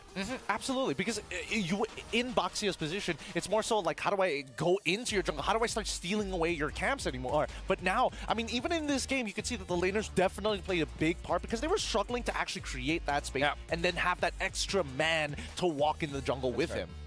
Okay. I'm looking at my script here, and I'm confirming if Fnatic Onyx wins 2-0, 3-way tiebreaker. 3-way tie. And here's the thing. Anything else, see you soon makes it true. Yeah, exactly. So the point here is, if Fnatic loses 1-0, that's that's already over. That's it. However, in the three-way tie scenario, what I'm thinking about is, this will be a three-way tie to decide who gets the two teams to get in there, which means that by rules, the fastest win time is gonna be waiting for a best of the result of the best of one, right? That's the thing. So technically speaking, the team with the fastest win is already in the knockout stages. Yeah. Right? No. But yeah, right, because there will be two people, right? You know what? Here's the thing. I need to ask my friend, you know what? He does the calculations, but now we got to check out our Sony MVP of the game. And again, the MVP here is going to be Soul. Oh, What I got to interview, he did a lot in this game. Oh, yeah. I mean, previously we were thinking about like Rob being the anchor for the team, but at this point they were sending members out so very often that honestly Soul had more than enough space. Nobody really wanted to attack the backline, maybe for Ding, but he knew, Soul knew for a fact that he could 1v1 Ding no problem whatsoever. So the real question was, how exactly do they start opening up the map and finding these angles? And honestly, this pick here, man, Kenji just got bored. Yep, Kenji just got bored. And the King eventually will be taken out. And what makes this MVP performance from Soul more spectacular is the fact that Carry in this lineup, in this draft that Season has designed, is a means to an end kind of hero, again, much like the Matrix, but this time, instead of farming the waves, he's there to kill the tanky heroes on the side of Falcons, which in this case, he was able to do so. Kept his ground, almost didn't die in this game, also performed so well when it comes to his positioning. I mean, let's put this into perspective, right? So many heroes on the side of Falcons can outrange him, and being one of the shortest range marksmen out there, it doesn't really make sense. Yeah, you know what? I understand what you're saying. Like, the fact that he can make Carry look that strong is amazing. For you guys at home, again, a lot is going on. Make sure you guys let us know. Your opinion matters. Scan the QR code for the broadcast feedback survey and let us know your thoughts. Because, again, we're inching away towards the grand finals. And before we go there, I really want to hear what Eterna has to say. So let's throw it over to our Aces ROG reporter, Eterna. Hi, everyone. It's Eterna here. Hi everyone, it's Eterna here backstage of the Amazon stage, and we are joined today with Innocent from Selangor Red Giants. Now, Innocent, congratulations once again for that 2-0 against Team Falcons. How are you feeling about that victory? We're happy because we really need the momentum because our next match is Onyx ID. Yeah, I think you mentioned that they were a very strong team, that the momentum will bring you forward. Coming into that, right, how do you feel about this next matchup? Are you confident that you guys can win another 2-0 and stay undefeated? As, remember, the moniker that you guys now have is the undefeated Giants. Yeah, we're confident, and also our jungler can... I'm confident that our jungler can fight toe-to-toe against Kyrie's assassin. What about you? Against CW. CW. Yeah, I'm confident as long as we can play our game. Okay, that's so great. So congratulations once again, and good luck against Fnatic Onyx, and we hope to see you guys in the knockouts. Thank you so much again, Innocent. There you go. Innocent says whatever happens, they're very confident, even going up against Fnatic Onyx. Up next, we'll have the fourth match of the day. Featuring, this is the ALJ match of the day. Fnatic Onyx going up against Selangor Red Giants. Don't go anywhere, because this is going to be the decider. Are we going to have a tiebreaker? Who's going to go up and who's going to get eliminated? We're going for a break. We'll see you guys right after this.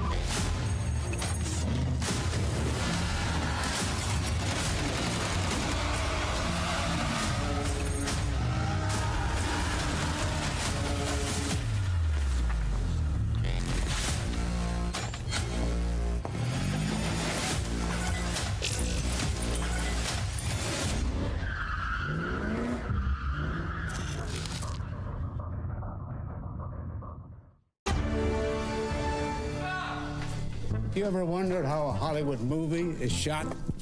On a Sony.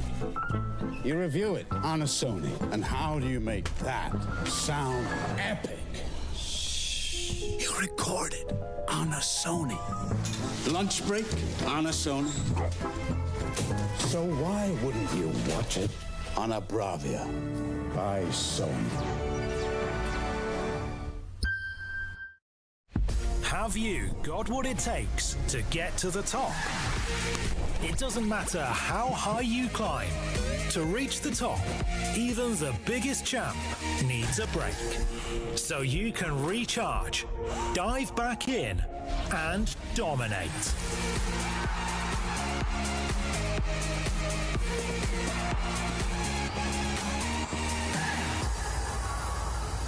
Have a break. Have a Kit Kat.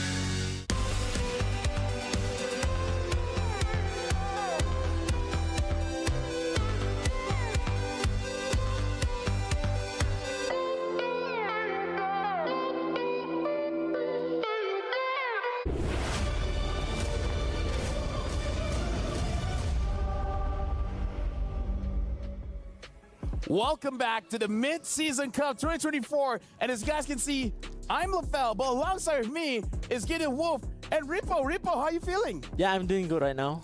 So hi guys. He's doing good, and the thing is, we're all doing good because we're about to catch the ALJ match of the day, where this match will determine who will actually go towards the knockout stage. Because Selangor Red Giants, they need one win. If Fnatic Onic, they win 2-0, then they will actually force us to a tiebreaker. With that being said, all this drama is going on. We have to throw it over to the stage because Maracino, as well as Dawood Sandstorm, you guys have to set it up for us. You guys have to reintroduce the teams, and you guys will start off. With that, it's your turn.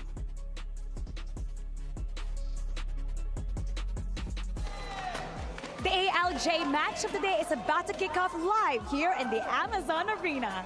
And still, the undefeated Giants from Malaysia are about to take on the shaken but not broken Sky Kings from Indonesia.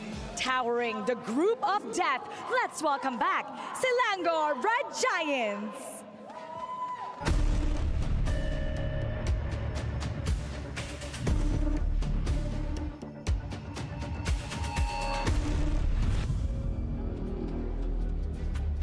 Selangor Red Giants had a perfect game against Falcons earlier on in our third day when it comes to this group stage. And they are one win away from locking up the group of death and guaranteeing the top two teams that qualify to the knockout stage. Now, Selangor Red Giants, they played the first match for today, so they're very well rested. I was talking to the players during their lunch at the Players Lounge. They're pretty chill right now, and they're doing just fine. And they got to see how See You Soon defeated their opponent right now, and they may very well do just that. I mean, we'll have to see, because I want to see how fast the Sky Kings can bounce back after the performance that we've seen over the past couple of games, especially with their backs against the wall. What can they do? Ladies and gentlemen, welcome back to the Amazon stage one more time. It is Fnatic Onic.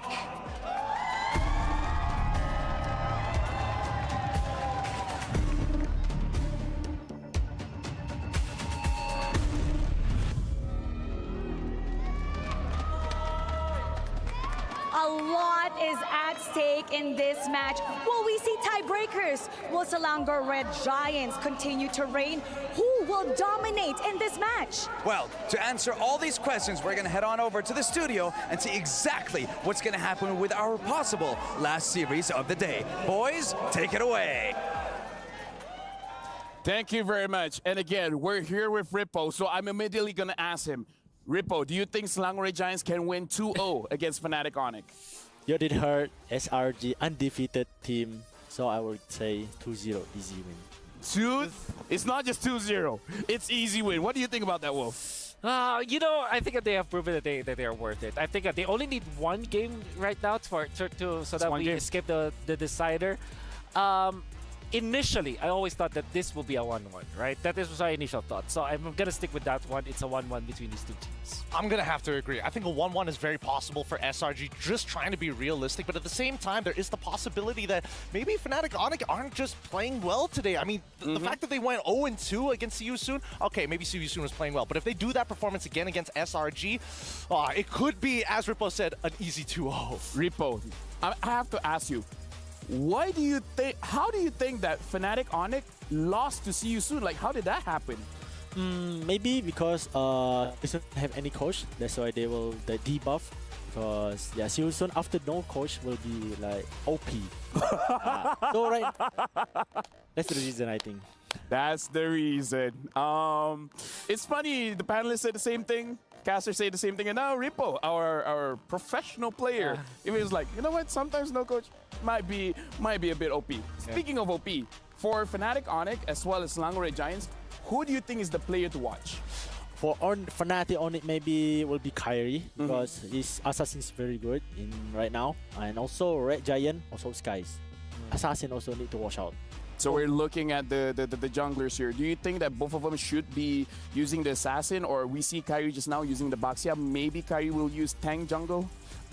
I think better just use the assassin because like we always seeing people using the tank jungler, right? So I hope we'll see those both teams will be using assassin, so have interesting game to watch.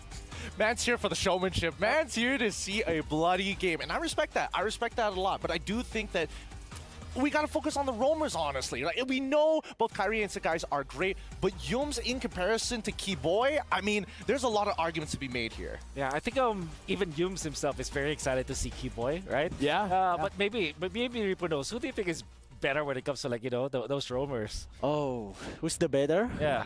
Okay, maybe to be honest, for the performance, MPL to MPNC, maybe Red Giant, Yums.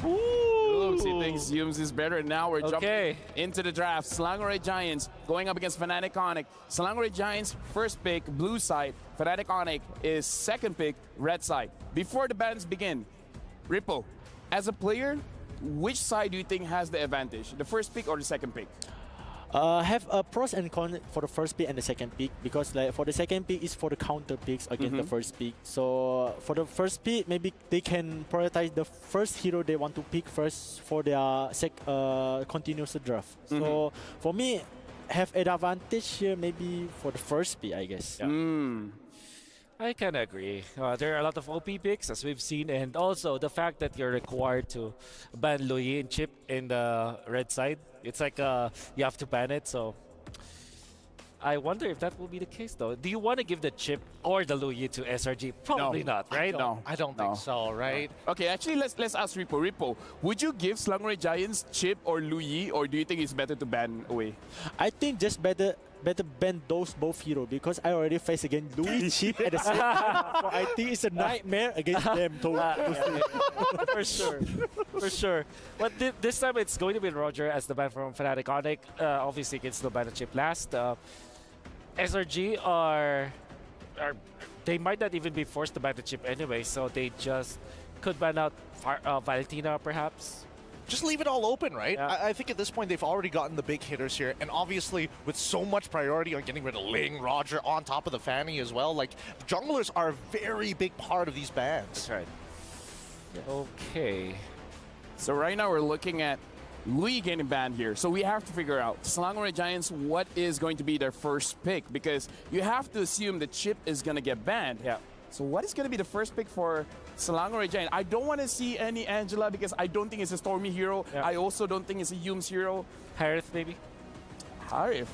I do have to ask, Rippo, in MSC, Harith has very bad win rate. Like, as a professional player, do you know why Harith is not like super strong right now? Because of the user also. Yeah, user. Yeah. The pilot control the heart rate. Love it. So depends on the pilot. If like have the person that can control the heart rate better. So yeah. Sorry, we have a player code from Yums. He said, Keyboy, let's have a good match so that we can toss together. Oh, love it. Which is the TP or the recalls. The recall sound, right? It was the... That's exactly... Oh! Chip open! Wait, Chip's open? No. Chip inbound! Oh. Chip inbound! I think now is a good time to start talking about counters, right? we have to start thinking about large AoEs against this chip. I don't see SRG just letting it through. Yeah. Top of my head, Fairmiss comes to mind. Arlet should have been a pick, but it was already banned by SRG. Rippo, so if the enemy has a chip, how do you counter? Maybe for me to counter against chip using the team fight hero, the AoE area damage. Okay. So for me, maybe if like Chippy TP, then have the hero that can counter against the AoE. So it's good against chips. So Terizla, maybe Tigreal, Minotaur. Elric. How about Faramis? You like Faramis against chips? Faramis against chips, depends. It's really good, but depends of the goal winning. So if like they losing, it's hard for them sustain against the chip. Woo. So you have to secure Terizla now, right? If you're Fnatic. Let me just say, while we're doing the draft, let me remind everyone watching, Selangor Giants needs one win. Yep. If they win this one, the next one doesn't matter anymore. They just need one win. That's right. And then Selangor Giants and See You Soon will go to the knockout stage. So Fnatic Onic, this is a very risky, super risky, very risky strategy. They're dancing with death. They really are. They really are. I'm surprised that, I mean, yeah, but you have to admit, he's got a lot of faith in his players, right? Yeah. As Rippo mentioned, Harith, it's not about the plane, it's the pilot. Exactly. Yes. Woo! Okay, so you pick up maybe a Beatrix now or Moskov for SRG? Maybe, I think, Valen? Jungler and mid. Jungler and mid. All right, so that is what Red other Dream? assassins? I mean, Haya's still available. Maybe Haya's great. Yeah. What if he just waits, and then actually picks up something like a Julian or a Hellcurt? Yeah, like, that's why. Yeah, Moskov, Valen. Yeah, got it. Yeah. Wow. Nice. Woo! Really calling it on, really on the ball today, Wolf. Haven't missed a single one just yet. Well, the secret is say everything, so that throw a wide net. Yeah, exactly. Throw a wide net. Farsa getting picked up here. So Selangor Giants and Fnatic Onic, they're both not showing the junglers just yet. So I feel like Rippo understands this matchup. He said we got to look at Sakai's, we got to look at Kyrie. Both of them don't want to show the jungle just yet, so they don't know. Is it going to be Assassin? Is it going to be Fighter? Like, what if Kyrie uses Bane? Oh. All right, wow. Against chips, maybe it's good because of the first skill. Yeah. You're right. Wow, I love that it was Lafel that thought of the idea, but Rippo was the one that defended it. Yeah. Like, this is the bro code. The bro code. I say anything, he backs me up. He say anything, I back him up. Yeah. Yes, all right. Okay, so the Joy, interesting, right? We haven't seen any Joy or any semblance of Joy. The only one using Joy is Chibi from Homeboys. And that was during the wildcards as well. But that's a completely different stage. I think at this point, like, from Fnatic Onic's position, they're thinking about their backline, right? Who can actually access their backline, because a lot of it seems to be moving forward. That's right. Especially with the chip, right? The thing is, you pop your ultimate as a Joy, and then when you enter the portal, you're already, like, maxed up, and then there's really nothing that your enemies can do about you. So I like that. Oh, this is interesting, because we did say that a Tiger and Minotaur could be answers for Fnatic Onic. Okay, so they're banning assassins. Julian is still viable. Julian's definitely viable. Maybe Fnatic Onic, they pick up the Julian. Oh yeah. Right? So when people go in the portal, just do the knock-up, and it's like, okay, GG's. But that is what I call the Harry Potter lineup again, with Harry, Farsa, and Julian. So, but yeah, I do understand why it happens. Has been done before. Even Liquid Echo is a team that just build Harry Marksman. What's right. Demon Hunter Sword, of Golden course. Staff, Yeah, like Chang'e, like Chang'e, just build Marksman. Of course. At this point, I'm thinking whether or not, like, I think SRG is almost guaranteed to go Yuzong in this particular case, just to make sure Feather Airstrike there's an answer to it. Because again, you can't pick a Grok when you already have the chip. This is crazy, but Again, Cram likes two heroes. He likes the export and he likes the CC. Kufra is the answer. Okay, so pin them to the wall when they appear. Okay, so SRG, I think Yuzhong's great. Another option is the Esmeralda, although it's... Is it crazy to have the Baxia here for Skies? Baxia, Akai, something like that? For me, maybe it's hard. Maybe it's hard? Yeah, Okay, because hard. have Terizla and also hard, they cannot target their backline, so it was a totally failure. What Fanny, though? Even when there's Kufra? Fanny banned already. Oh yeah, Fanny's banned already. Maybe... When the professional players like, yo, it's... Maybe Julian, actually, for Yeah, SRG. Julian, maybe. Or also tanky hero. Ah. Tanky jungler. Fedrin, maybe? Fedrin. Ruby. Hey, Ruby EXP. What's the jungler here? Skies, what's your hero? 4 seconds. Alpha. Alpha. We forgot about Alpha. Yeah. Okay, Ripple, what do you think about Slangore Giants draft right now? For me, this Alpha is for me is new for SRG, but I trust on them because their lineup is really good. If Alpha against Terizla, Alpha against Kufra, it's really good. You have true damage. Yeah. Yeah. So that's a lot. Yeah, maybe will be good against those frontline heroes. Yeah. So their backline will be not safe. Have Moskov also. How about Lancelot for Fnatic Onyx? Lancelot. Oh, it's hard because have Ruby. Yeah. I'm thinking more like Fredrin. I'm thinking more of like you just need a person to stand there and be a wall. But usually utility junglers struggle from Alpha, so I'm thinking, yeah. Oh, yeah. Lancelot. Lancelot. Well, Wolf, you mean- called it. But I mean- Repo said it's hard, and I'm actually gonna back up Repo here. I think the Lancelot is gonna be difficult, so I don't know how to move forward. There are 3 Malaysians here, so yeah. Yeah, you're between 3 Malaysians, and with that, we're passing it over to our casters. It's do or die, casters. It's your turn. Thank you very much, panelists, and of course to our guest, Repo. It's me again, Nice alongside Mirko, here to bring you the action. And it could come down to this game number 1 here in this best of 2. It's now or never. Now or never. It really is. For Fnatic Onyx, 1 game win for SRG, and Fnatic Onyx will not be able to defend their throne in the knockout stages. Oof, it is intense. It's the ALJ match of the day, and it couldn't get any more tense as we head into the Land of Dawn, as this game 1 could already set the stage for the Group of Death, as SRG just needs that 1 win. We'll find out once again. Great pickups here. I love the lineups. I forgot about the Alpha as well, guys. Don't worry about it. But, you know, because of the fact of that, Kyrie picks up a Lancelot into the jungle. And paired up with this, I mean, paired up with Keyboy on this Kufra, should give him enough coverage and setup potential. We'll see if this time, mid lane. Great knockup onto Stormy. Deals some damage back, but Yums is able to get the crash course. But yeah, as we were talking about it, right? I mean, with the Harith, with the Farsight, they needed something physical. What did Wolf call it? The Harry Potter? Harry Potter? Harry Potter? Is that the combination, Harry man? Farsight combination? A whole lot of magic? But yeah, I mean, with Kyrie on this pick, it is a signature pick. This was the Kyrie pick, you know, back in MSC 2023. It was the iconic one, as well as the Kufra for Keyboy. So they're trying to recapture, you know, what made them so special last year. I think they'll be able to, as long as the early game goes okay for them. But again, you have to consider the fact that SRG has not lost. You know, I mean, for the most part, they're just continuing on with their undefeated streak. And that's something to take note of, because how are they able to do this? You know, what allows them to do this? And I think also, it's a great point that Gideon pointed out, the roamers, man. We have to pay attention to the roamers for both these teams. And the fact that Yums got his hands on the chip, and we saw what happened yesterday when Liquid Echo brought that to the table in hands of JP. So Yums, if he's able to even replicate that or put his own spin on this chip pick, it could be devastating for Fnatic Onyx as they get into these objective fights. But you're already seeing this little tension in the XP lane.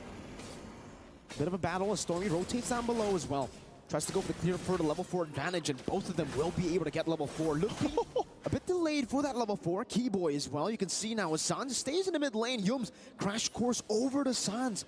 You can see the poke damage already towards Sans, but Sans is doing some damage back to Yums. Now penalty zone. Locking Skies up. It's going to be Kyrie walking forward against THCC to the back line. Still with the door. Rosa able to survive for a bit, but will be taken down. Skies able to survive as Keyboy flickers forward with a bouncing ball. Now with Cram doing the same thing with the Don't Run Wolf King. Oh, pure destruction from Innocent all the way from the gold lane towards the turtle. Lupi still swinging the hammer down to the Stormy. One last hit should do it now with a few more hammer swings. He gets it done. It's 3-1, but the turtle goes to SRG. Okay. Wait. 2. No, he's not. He gets pulled into the turret. Okay, he's out. I'm offended again. Crab trying to go for the sustain. He does get it, but now up top it's going to be teleport to bring them all up to get CW. Oh man, already this game, a lot of action happening on across the map even. You know, we got to take a look. Lutby able to stay alive through that, especially with the Brave Smite emblem that he rocked with for this game. And, you know, he lacked the entry points that they had for that first turtle. It's just SRG handled Kyrie so well. The timing with what they could provide with CC really played its part. Taking a look here, items fall into place. No first items locked in just yet. Still the Corrosive Scythe being worked on, of course, for Innocent. Once he does get that, that'll help slow down. But again, a part of this is just looking at the chip, the value that this shortcut brings to the table. Enchanted Talisman will be locked in by Stormy as well. And we heard it during the roundtable. SRG couldn't wait for this matchup against Fnatic Onic. On the top side, a lot of attention here. Some extra gold going to the pockets of Innocent, but ultimately nothing can be found on the top side, you know, for SRG here. Pace-wise, Mirko, they're setting the pace here. Just trying to make it as fast as possible. With the chip, that's what they need to do. Especially considering, you know, the alpha. We've seen this a couple of times. I think our friend has a bit of PTSD when it comes to this alpha pick when it goes to the late game. So I think that's the opposite where Fnatic Onic want to play with, right? The mid-game power spike is definitely something that Fnatic Onic have in the bag. But if SRG can continue to pull off these neutral objective takes, it's going to be very, very scary for Fnatic Onic in the early game. Yoms again, that base damage on the chip. It's quite ridiculous. It is, and there's a reason why the chip and the Louise are usually banned out, right? Doesn't change too much. Turtle is for the taking. It's half health. It's going to go for a reset. Cram is not going to find the I'm Offended he was looking for with that ultimate from the Ruby. Keyboy going to jump in? No, he doesn't. And that's already another turtle in the hands of SRG. It looked like Fnatic Onic really wanted to go for the contest there, but then Kyrie missed his puncture, the second one. He went on to Cram, used the puncture, the second one onto Yums, didn't connect, so they had to pull back. They don't have the recess, they don't have the mobility to actually go for the turtle. I think it was a good call. It would have been a bit too forced, but we do get a look at the items here at the 5th minute of the game. That's a War Axe for Kyrie on the Lancelot. So a little more, in a way, it's just you're trying to be a little more defensive here. Yums is going to go ahead and spawn him out. Has good damage, though, but that's also a War Axe picked up by Loopy now. That's going to play a big part, especially with the Brave Smite emblem that we saw earlier be utilized. So for Fnatic Onic, when you're really thinking about it, you're just trying to break down this lineup here and where... Oh, hold on. Counter Revenge and the Rage now it's a unforced for their airstrike. He won't be able to pop in the short but he does in time.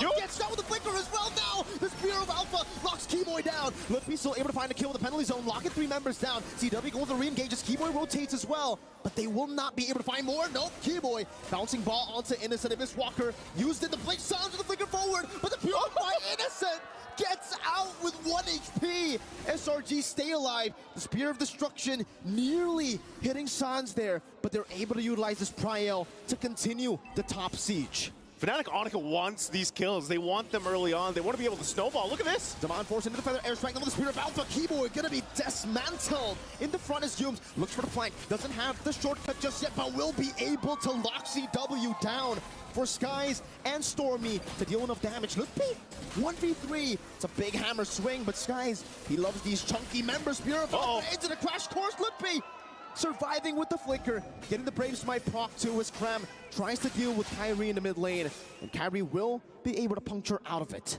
Man, I think SRG just accomplished what they wanted to after, you know, having a couple deaths there. They get some again in response, and now the turtle's up.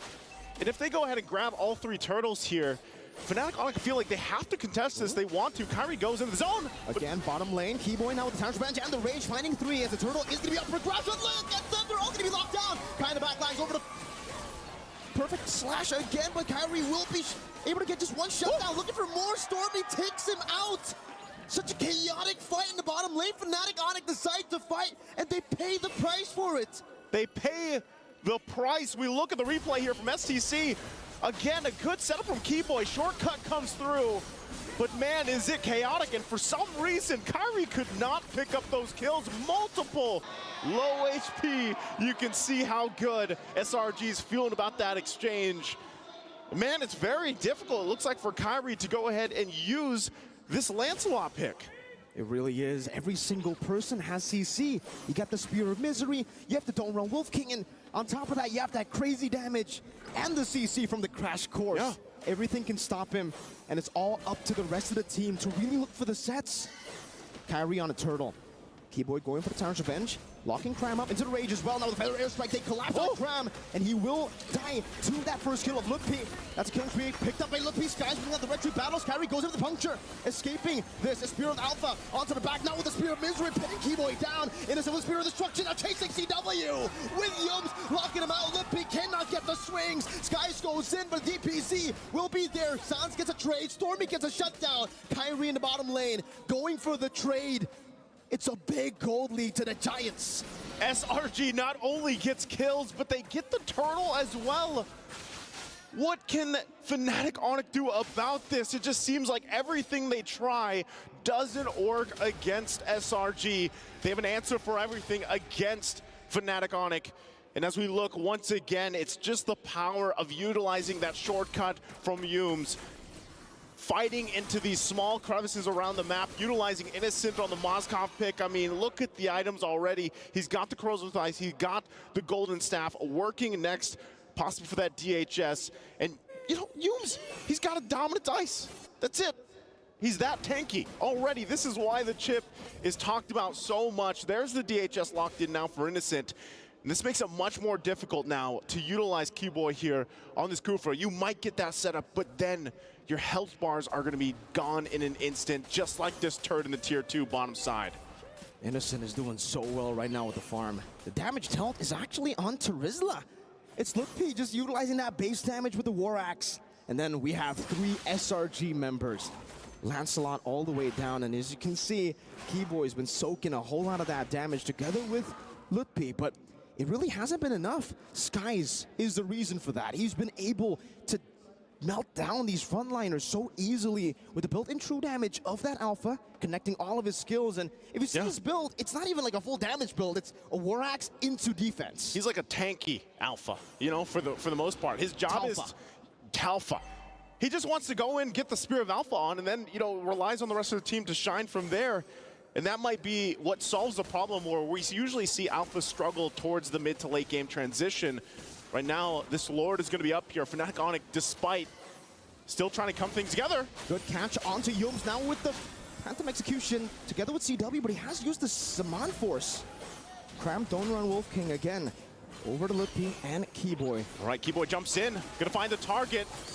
Again, that's gonna be Dime offended, locking him down. Now with the penalty zone as well. It's gonna be Cram locked down and taken now. 2 members taken down by FNOC. They find some stability here around the Lord Pit. Sky still looking for and engages. Innocent jumps over there. Walker and Kyrie gets one of them in the back line with the Phantom Execution. Lutpi falls. That's a trade down. Now Stormy with the flicker forward. It's very, very low. Sky's trying to go for the opening. Spear of Alpha. Skies again finding the play, but will not be able to get the Lord. It was Sans that secured it for Fnatic Onic. And despite that, at least for Fnatic Onic, they finally find the hope in this game. Yums is going to drop down the shortcut, and Sans is taken out in an instant. There's nothing you could do about that. But they at least have the objective. They have the Lord marching on the top side. Next for Fnatic Onic is to play into this. What can they grab across the map? They need to get space to work around with. They only have 2 turrets down. And with this Lord, they could possibly start to get some of that movement in their favor, start to get some of the space to work around with. But look at this, Innocent will just hold the Lord here and deal with it for now. The rest of SRG here to help him out. It looks like the Fnatic Onic didn't get much out of this Lord. No, they really didn't, right? I mean, they couldn't. The fact that SRG forced the team fight on them when they went for the Lord. And, I mean, taking a look at the itemization from Kyrie, it's that utility build, technically. Yeah. It's kind of a mix. It's a semi-tank build with a War Axe into the Thunder Belt, into the Endless Battle. So he's really going to be relying on those basic attack procs right as he uses the skills, and not so much of an assassin. He can't really one-shot people, but We did see almost a one-shot happen to Innocent, or actually to Yomes earlier, with the Phantom Execution. I think part of that, again, is you have to be able to go in and out of these fights. Yes, they're still assassins, but if you're gone in an instance, you know, what good are you? Especially when we're talking about the Lord fights later on, because the Lord dances have changed. You know, they're not exactly these long, drawn-out fights anymore. Much more calculated, I'd say, from what we're seeing, and you got to kind of match what Sakai's has. You see him, he just picks up the Athena shield. He's got some now defensive ability to work against the burst that can actually come out from Sands as well. So that's part of the play here. Immortality as well from Cram so far in this Ruby pick has done a lot of work already.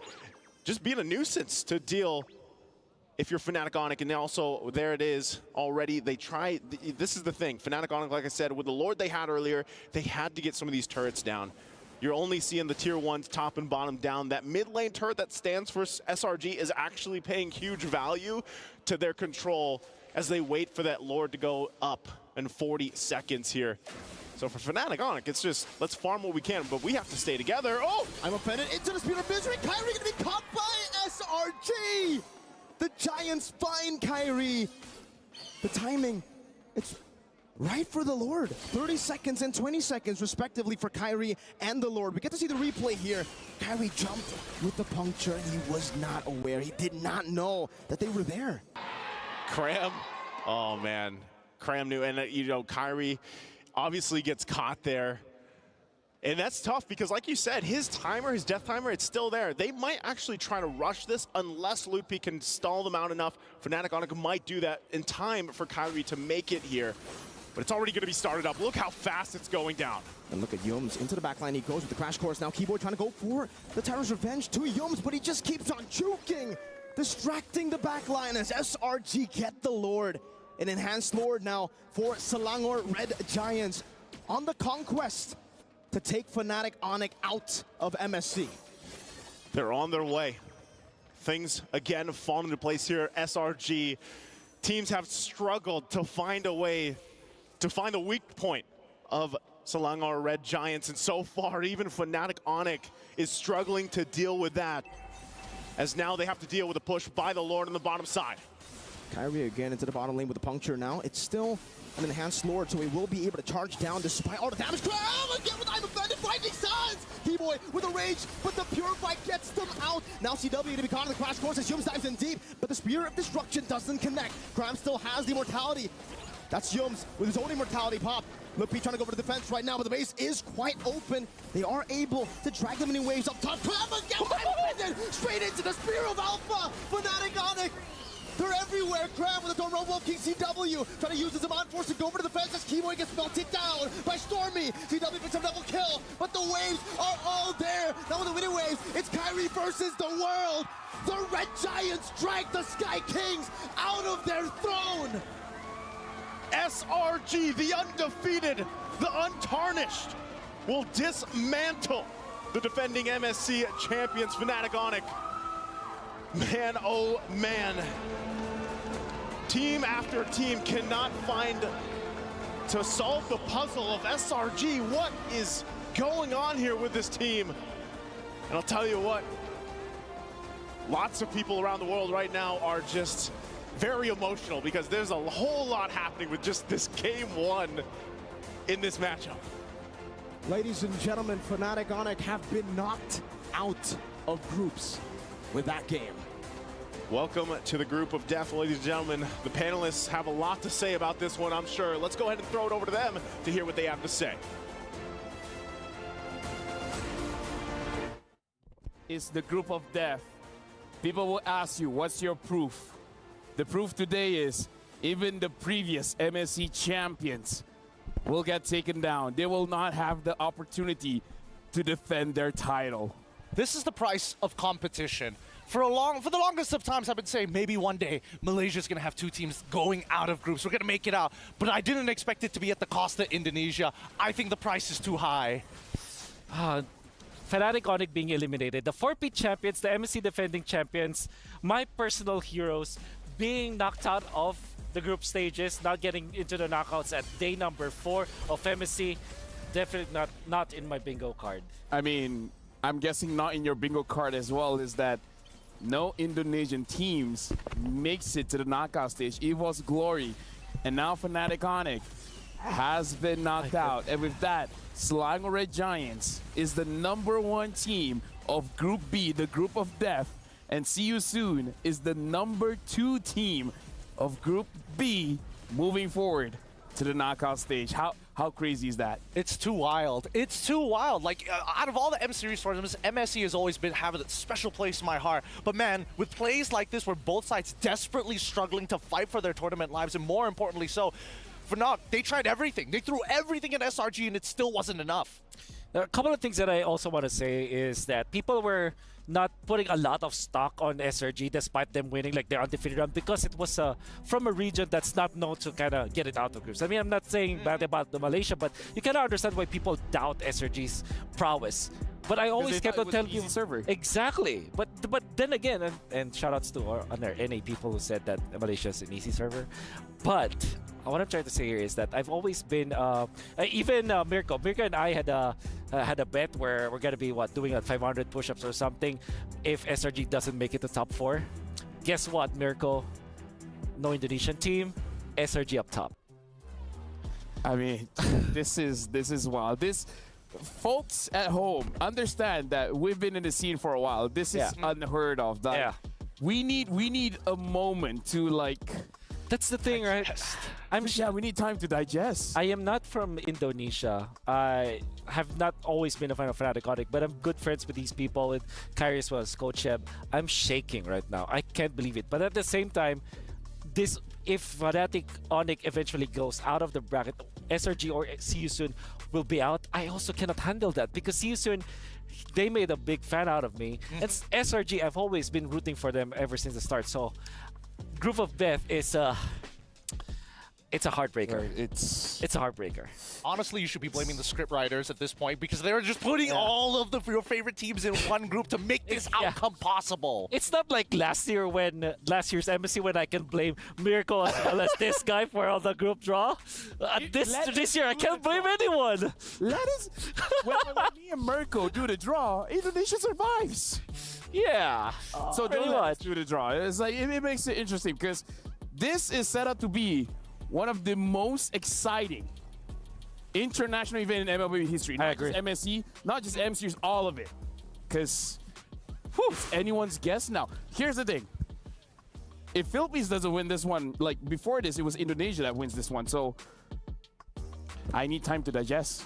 I saw a flash in his eyes. It's like, what if Philippines doesn't make it as far as I think it is? Yeah. And it's like, these got weak for a moment. And I totally get it. But let's pull it back to this game because honestly, I think that Fnatic Onyx were really ego challenging hard. Like very, very hard against SRG trying to play somewhat of a standard draft. Hold on. While we're having that conversation, we have one topic to talk about, and we're gonna flash it on the screen. And it's a very simple question: will SRG remain undefeated? Okay. Imagine going through MSC and not dropping a game. Not dropping a series. Like I'm gonna ride that train. You're gonna ride that train? Yeah, I'm gonna ride that train. Innocent and Cram, as well as Coach Arcadia. And the rest. I mean, Hume's made a big fan of it. I think Stormy is amazing. I understand why he's your boy. Stormy's my boy. After that round table, like him a lot, you know? Dude, and of course, as the guys, I think he really have outproven himself, if that is a term. But yeah, he has outproven himself as a valid jungler that you have to talk about, especially when thinking about like assassin junglers. Then he shows up with an alpha. Like, what else can he not use at this point? You're talking about Skies. Some call him Skies. Either ways, he's our MVP. Sony MVP of the game. Let's check out some of his highlights, man, because talk about him. You're talking about the hero picks. Now he's showing he can use fighters as well. Yep, there was a hero play that he is eventually going to use. Like, eventually the Lord will be... Lord? Yeah, that was around the Lord fight. But at the same time, look at him just getting out of vision so that he can bait someone in. And that eventually was Keyboy. And how active he was. 6 minutes in, it's already securing some parts of the map. And then, obviously, this is the Chip's prowess. There's really nothing you can do about this, especially if Keyboy constantly dies. 2 deaths at 7 minutes on a tank like a Kufra is actually you not getting into the zone where you're a threat. And Keyboy is constantly not a threat in this game because he died so much. He gets the Dominance Ice around 10 minutes, which meant that he's not tanky enough to do his role. Look at guys, look at how... Okay, let me set the story here. Listen to my voice. Okay. Kyrie is his idol. He idolizes Kyrie, and now he can say he defeated his idol, man. Oh, when idols become rivals? Dude, like the journey this young man has from idolizing someone, meeting him on the international stage and defeating him, and honestly, being the reason why he's knocked out of knockout stage. Still can't believe it. It's crazy. It's a young, new jungler coming into it, playing alpha of all things, which a lot of people count out in the jungle. At the same time, I would say this is because of the draft as well. I mean, I'm not gonna diminish what the players were able to do. To be fair, they were spectacular in this game. They overachieved. But you put Kyrie in a disadvantage where it's almost like a checkmate.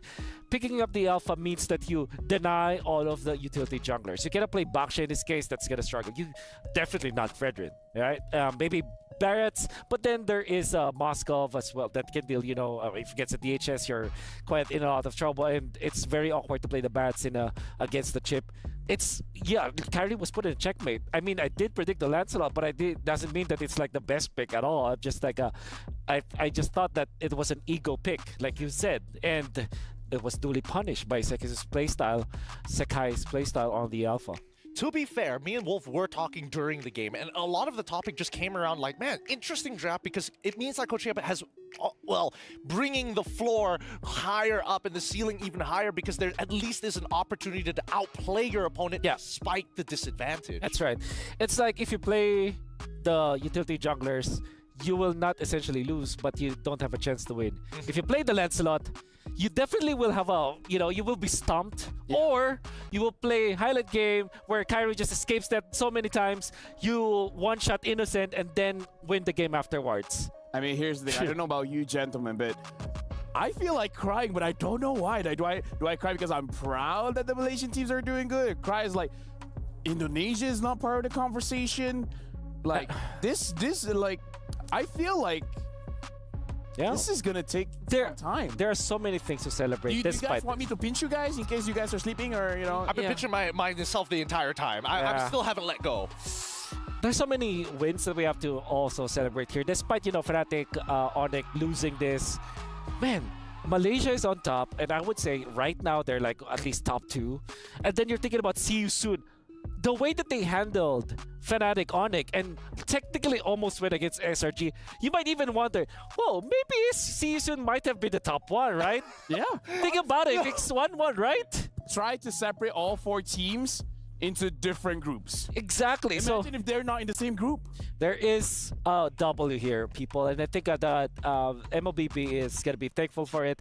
Unfortunately, it has to be Fnatic on the carrying Coach Eb having to do the sacrifice and losing their keys. But at the same time, there are so many wins that we have to celebrate. Their keys, dude. It's gonna meet the hydraulic press. Dude, I forgot about that. I never would have thought Fnatic on it would have their keys crushed in a group stage. Yeah, not this early on as well. Not this early on. It's wild. It's a wild time that we're living in right now. And honestly, if there's anything to blame, we blame the patch. Let's blame the patch. I blame the group draw not being Miracle and LaFell. Wow, you forgot my name for a while, huh? It's okay. It's been a long day. Yeah, it's been a long day. But Amal, we're jumping into the second game. Gentlemen, we're jumping into the second game. I haven't even moved on, man. Yeah. I haven't moved on as well, but second game, this is testing ground for both teams, because we got to remember, Yum said, Keyboy, let's have an amazing match that we can toss around. So, oh no, now they're showing the key as well. They're showing the key. It's just pain. It's just pain. It's exciting, sad. Oh no, are you kidding? Angry. They're zoomed focusing in on the key. Dude, I want to take a picture with that key. You won't get a chance to. Well, maybe. Well, you might still have a chance. The broken one. Yeah. But you can see that even at least amongst the coaching staff, amongst the players, they're not beating themselves too hard. When I have a kid, this is the story I'm going to tell them. Wolf now curses Indonesia. Is it really? Yeah, you're right. The curse has been transferred. How is it that Singapore and Malaysia is the one doing well now? I don't know. It's a weird world that we're living in, but we're already into the draft, and let's see how it goes. Wow. We'll remember the year. It's 2024. Oh my God. Jumping into the draft. Fnatic Onic, Selangor Red Giants. Are you kidding me? Yeah, I did. This is the final game of the day. I 100% did. Right? Yeah. Even if you look at Evo's Glory, everybody was, apart from us, Lafel. Yeah. Evo's Glory were easily the top one of most teams in that bracket. Definitely. Yeah. And Fnatic Onic is top one overall, you know? Yeah, definitely. What is happening? What is wrong with me? Maybe I should stop being a talent anymore, you know? Is that a way to go? Hey man, you can start coaching Malaysian teams if you want. Hey. Well, they don't. First of all, they don't need me. Second of all, I think they don't need coaches anymore. Well, coaching overrated. Yeah, what drafters overrated. Let's just draft ourselves, you know. Here's the thing: we're in the draft right now. Fnatic Onic. Like if I'm Skies, I'll be smiling ear to ear. All my heroes are getting bad. I mean, to be fair, like Roger, you can put it on innocent, but you know, it's like basically 3 junglers: the Nolan, the Fanny, the Roger. I mean, again, you're facing against your idol, and even your idol is not arguing with the coach. Like, yeah, just ban those heroes. It's worth getting rid of. And now the Harith is the final. Let's see what the first Louis pick open. I mean, at this point, I feel like Sans getting the Farsa later down the line. Yes, the artillery is a pretty good idea, but against the chip, it can be a little tough. But now we're seeing the rest of the heroes start to come in for these players. Maybe they can utilize it better. Yeah. This also means that okay, it's Moskov. Yeah, Moskov first pick. Okay, so yeah, CW wants to pay back, but that means that Louis is gonna be the pick here for SRG, right? Wait, hold on. Is that Gojas playing instead of Cram? You're right. Oh wait, it is. Because you know what? Let the guy play. Let the man play. Let him show up, saying, "I'm not just a sub, bro. I can do work." And if there's any team that he can prove himself, right? It's definitely Fnatic Onic. So excited to see this. It's Arlott and Louis. Tale us all this time. One of the strongest and most disgusting combos in the world. At this point, Louis, Arlott, Alpha. Yeah. Try to move. Fredrin, Boxia. Oh. Like, any utility / fighter jungle is gonna work well with this duo. Yeah. So you go Edith, maybe get your Farson or Novaria, okay? So that's Moscovaria, big combo. Or Novaskov. Novaskov, nah. Novaskov. Yep. Moscovia. Bovaria. The thing with Novaria is that it's great versus Louis, so I understand where that comes from. Do you want to go for... You want to take your marksman now, right? If you're SRG? Most likely. I think, you know, Claude is still available. Claude is great. Yeah, at least you have the mobility, and you can use the Purify. Anything with Purify at this point is going to be relevant. I hope that this will be Beatrix as well. Innocent plays that hero so well. I don't remember if it is... Has he played it in MPL Malaysia? Nope. He hasn't. Okay. All he plays is Harith and Roger. Harith and Roger. No, he's played Claude. JOY! Joy Jungle. Now you have to ban Angela if you are Fnatic Onic, I believe. Although, I don't know. I mean, I don't like Malaysian teams using Angela, dude. Okay, yeah, sure. Yeah, I don't like them using Angela. Yeah,